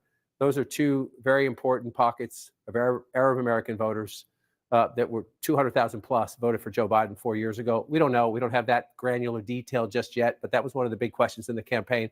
Spent a lot of time on my trips at Wayne State campus, younger voters, a lot of Arab and Muslim students at Wayne State, and a lot of young progressive students at Wayne State. Did they lose the youth vote there? A lot of the questions. Now, I'm raising questions that we'll answer in more detail tomorrow and next week and the week after that when we have final results. But if you're 158,000 votes ahead, only halfway in Michigan, I mean, I hate to say it, but like you're looking at this and like that's the best of the three blue wall states. Let's go to Wayne County right now. Let's go to Detroit where we find Jim Sciutto, who has an update on the vote count there. Jim?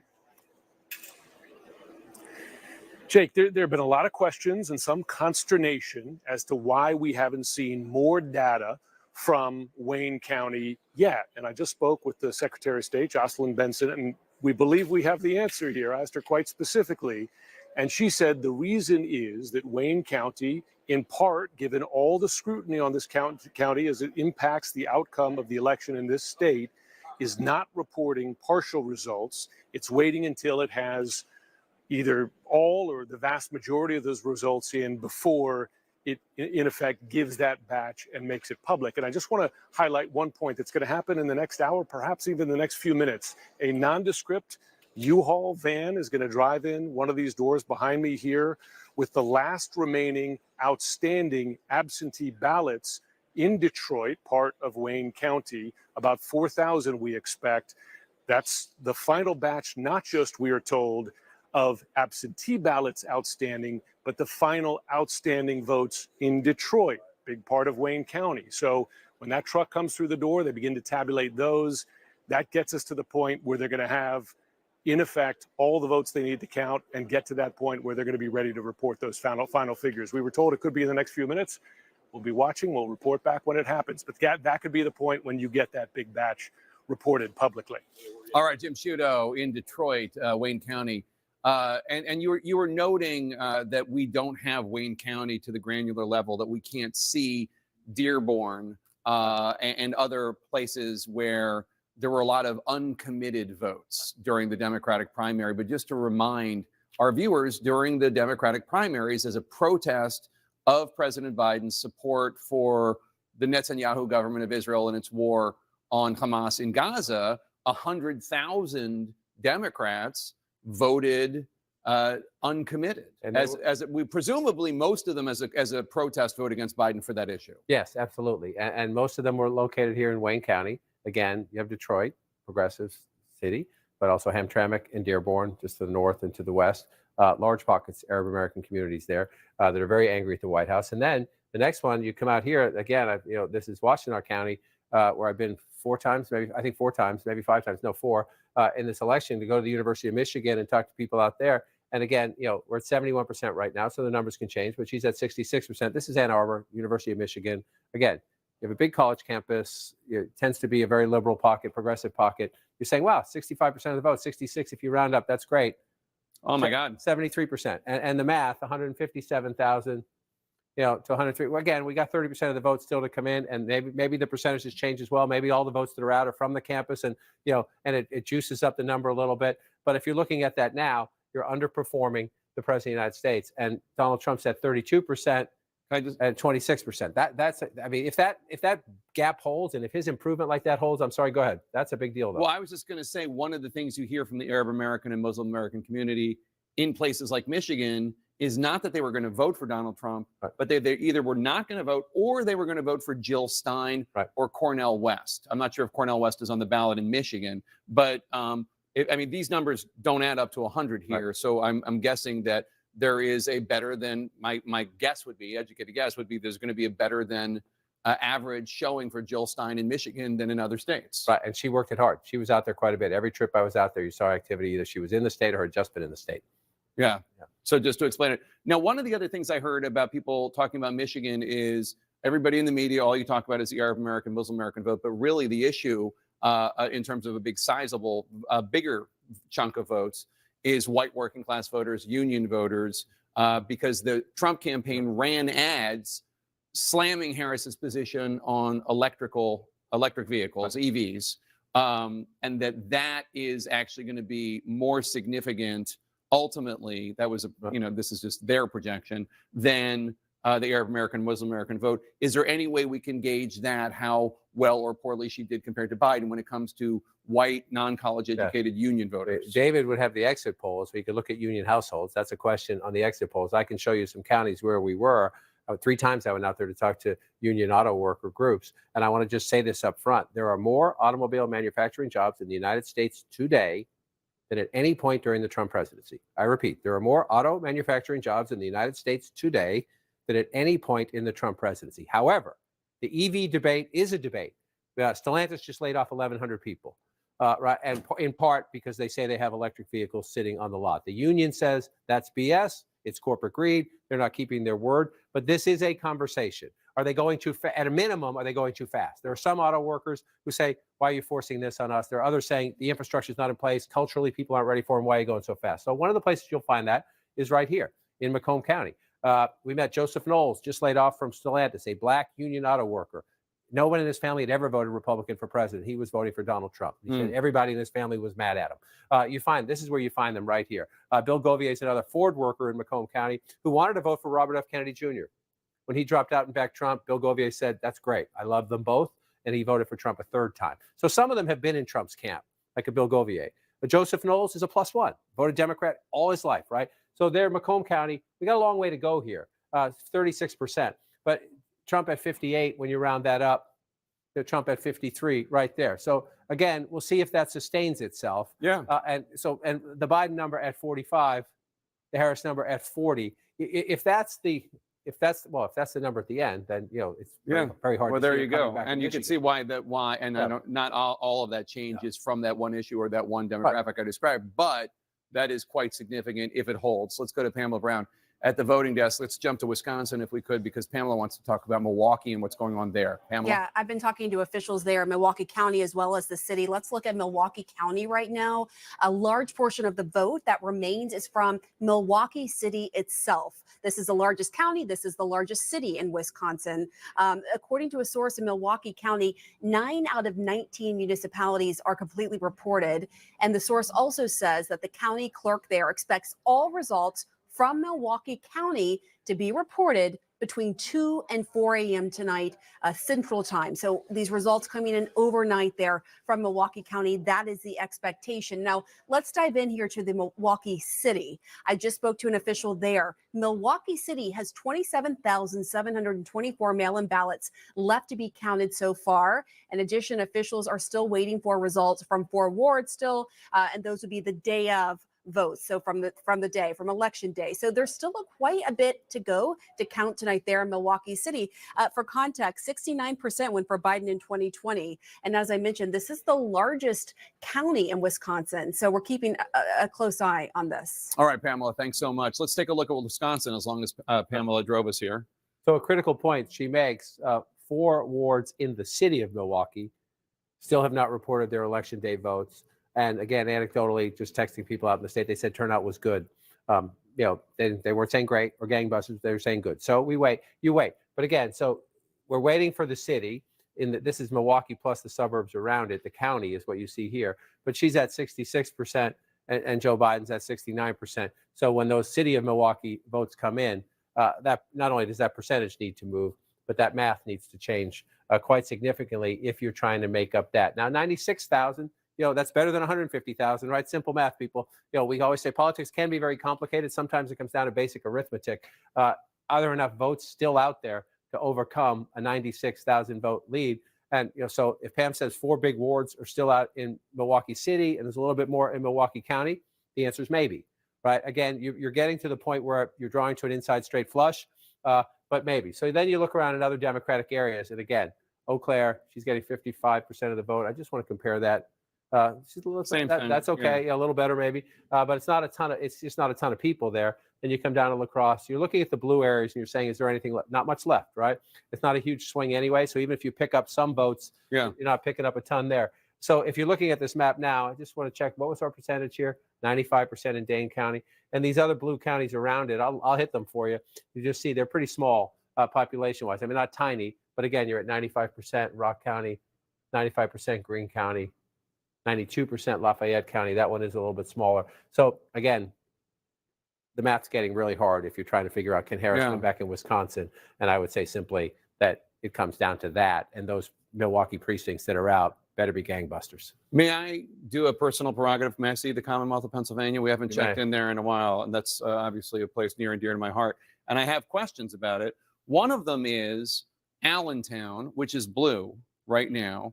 Allentown, the city of Allentown is 54% Latino, 54%, and Pennsylvania, as we've discussed, has the 3rd largest Puerto Rican population on the mainland, behind only New York and New York and Florida.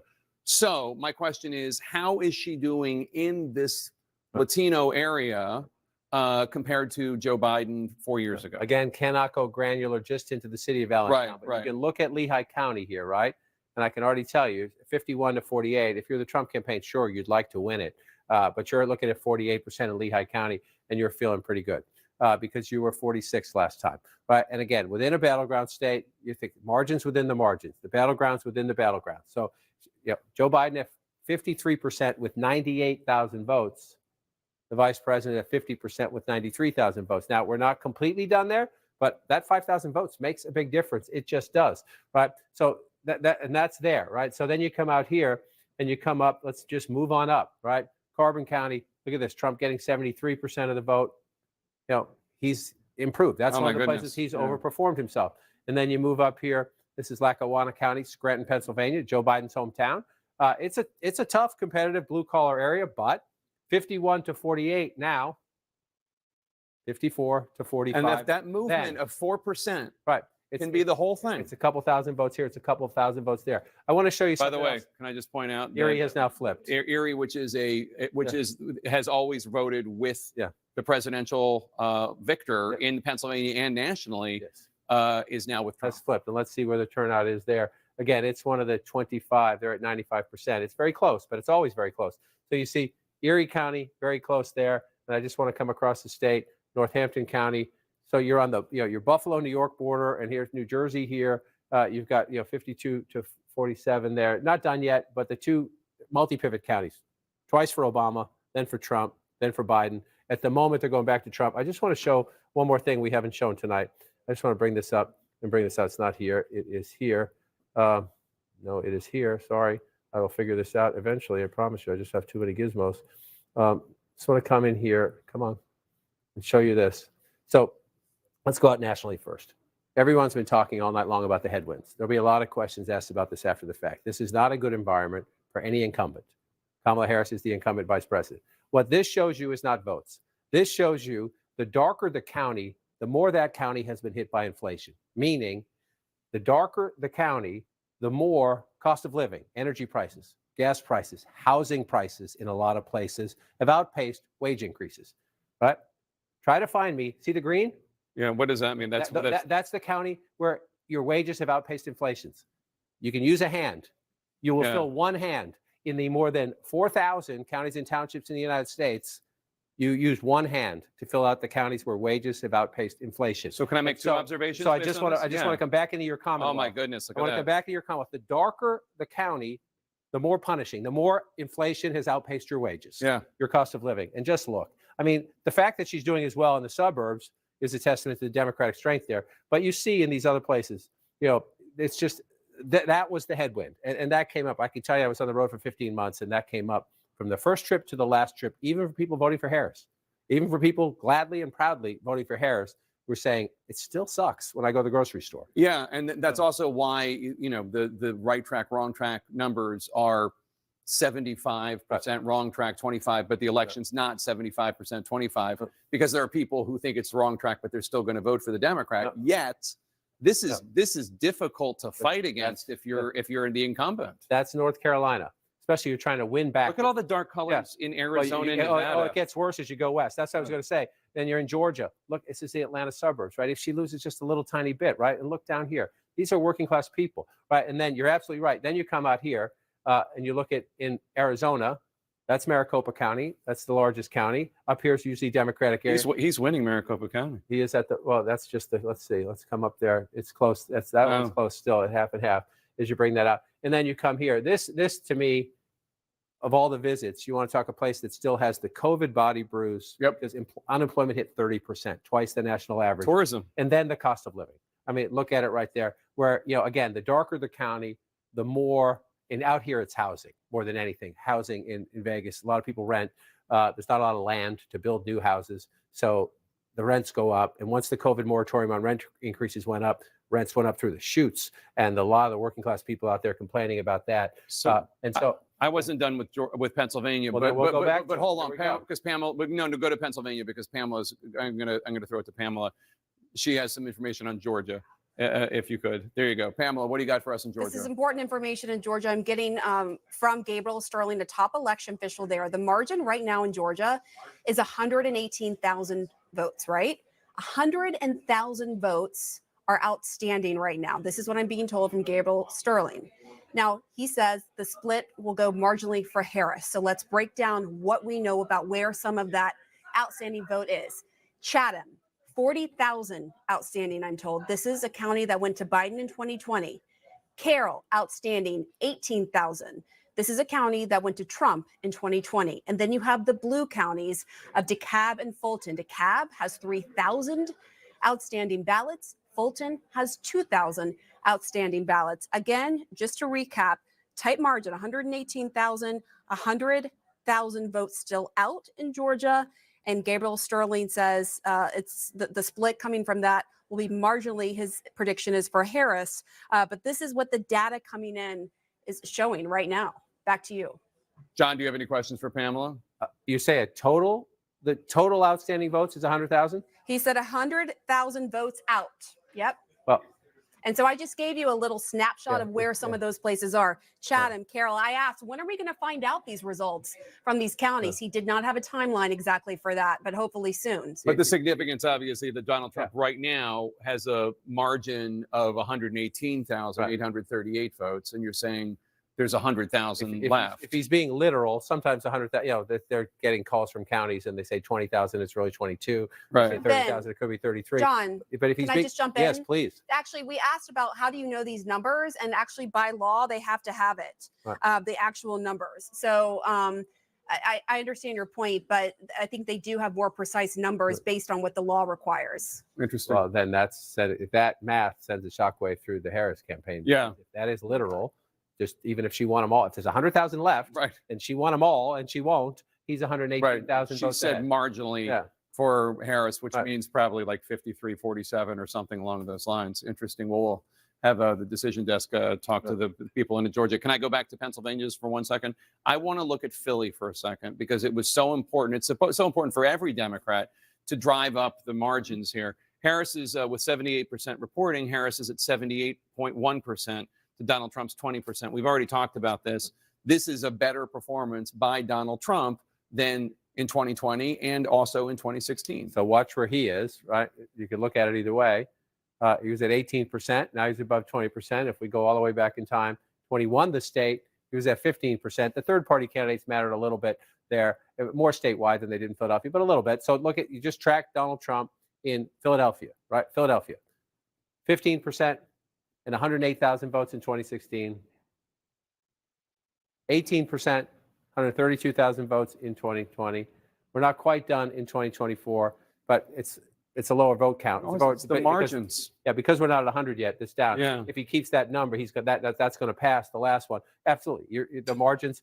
Again, she's at 78%, and there are some places that are swing counties, and you're fighting to move them. When you're starting a plan to run for president, and you know how deep Trump's support is across Pennsylvania, you know you have to do it here. You just have it's math.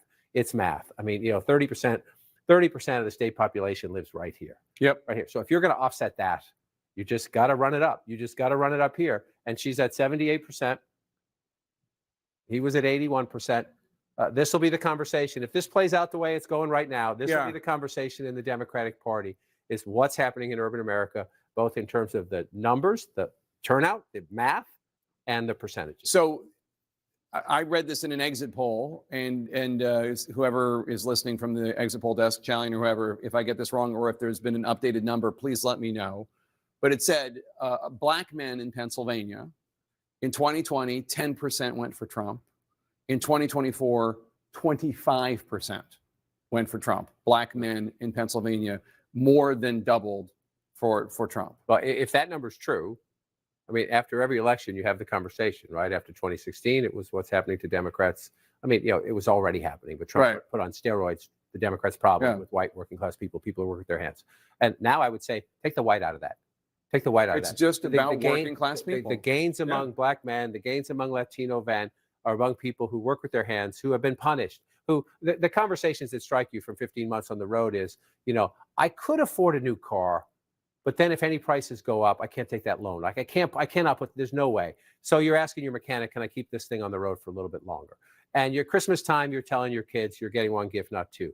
Or we were going to try to go to Disneyland, but we're not this year. Yeah. We're going to go to the amusement park, that's a couple hours away by car, but we're not going to Disneyland or some big thing like that. These are the conversations you're having in state after state after state with people who have working class jobs. And some of them, I mean, union auto workers, they think that's a good middle class job. Union auto workers who get the employee discount, who can get preferable financing, saying, I'm not going to take the risk to buy a new truck. I'm going to keep this older one on the road because I just can't do that on the family budget right now. Can't do it. Yeah. Back to Caitlin Collins at Trump HQ in West Palm Beach, Florida. Caitlin, what are you learning right now about the former president's plans this evening? Well, Jake, we have been waiting to hear whether or not he was actually going to come here to the convention center. And just to remind everyone at home, there are two separate parties happening right now. A watch party here where I am at the convention center in West Palm Beach, Florida. And then Donald Trump was also having an event at his Mar-a-Lago club surrounded by Republican allies, major donors, people like Elon Musk and RFK Jr. But we are now hearing from sources that Donald Trump is making plans to come over here. Obviously, they have to prepare the motorcade for him to get in to take about a 10-minute drive over here where the convention center is. But Jake, that is a sign of how good the Trump campaign is feeling based on the numbers that John King just read there, that Donald Trump is preparing to come over here. He said earlier he had no speech planned. We'll see what he says when he's here. Kristen Holmes, we've been watching all of this.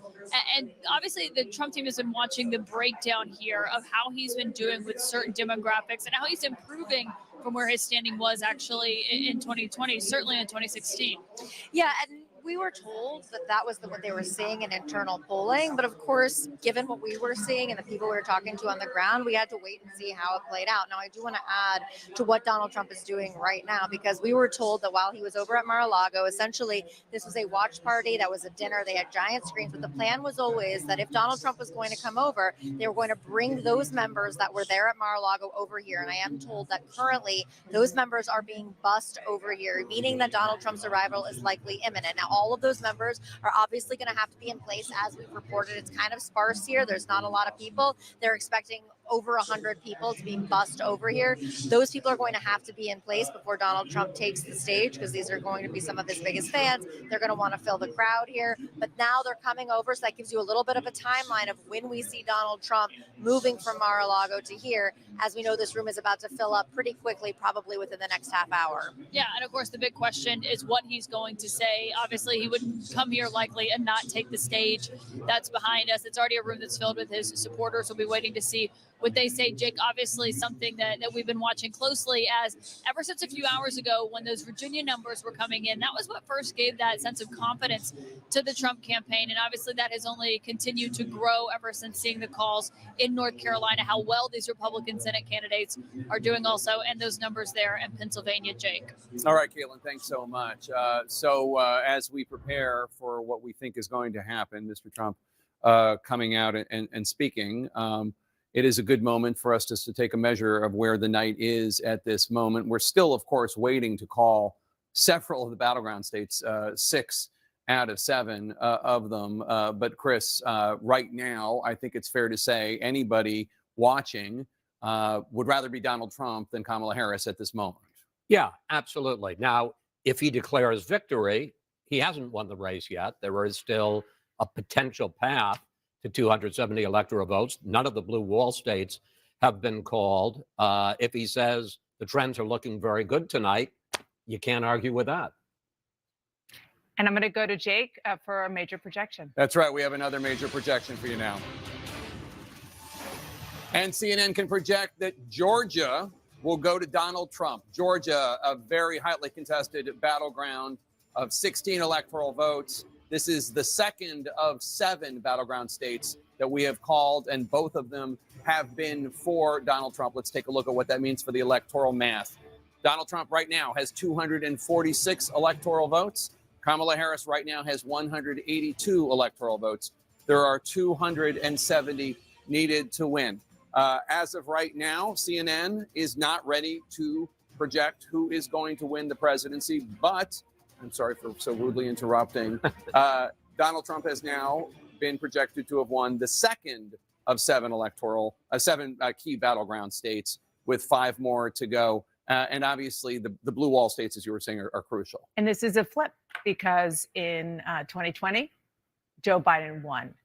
Now, despite the fact that Donald Trump tried really hard to find those 11,000 plus votes, they weren't there. And this time around, the projection that you just made is that they are there, plus, who knows however many votes there are. So this is even more evidence why we heard the Harris campaign manager, Jenna Malley-Dillon, say to reporters maybe an hour or 2 ago that the Sun Belt is basically gone, and they're looking at the blue wall, and they're still insisting that it is possible.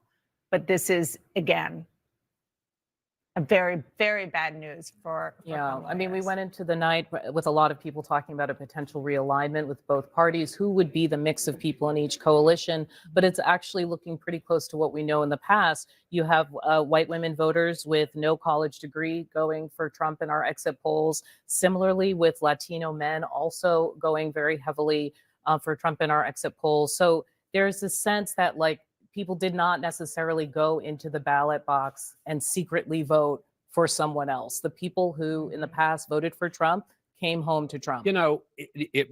People will be going through these exit polls and the analysis and what worked for Trump and didn't work for Harris. On gender, back in 2020, Biden won women by 7 points more than Trump won men. This time it's exactly even. Harris won women by 10 points. Trump won men by 10 points. But the one that just stands out, sort of a flashing light, Jake, Hispanics. Biden won Hispanics 4 years ago by 32 points. As of tonight, Harris has won Hispanics by 8 points. Can I just add one other thing about what this Georgia projection means? What it means is that she's got to win Pennsylvania. If she doesn't win Pennsylvania, it's over.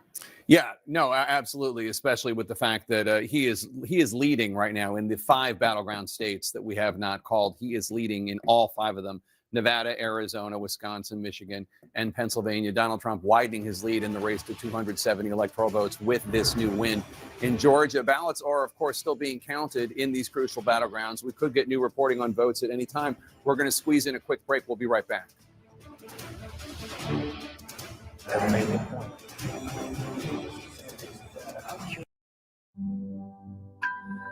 At Bombas, we dream of comfort and softness, which is why we make the best socks and slippers in the history of feet. Visit bombas.com and get 20% off your first order.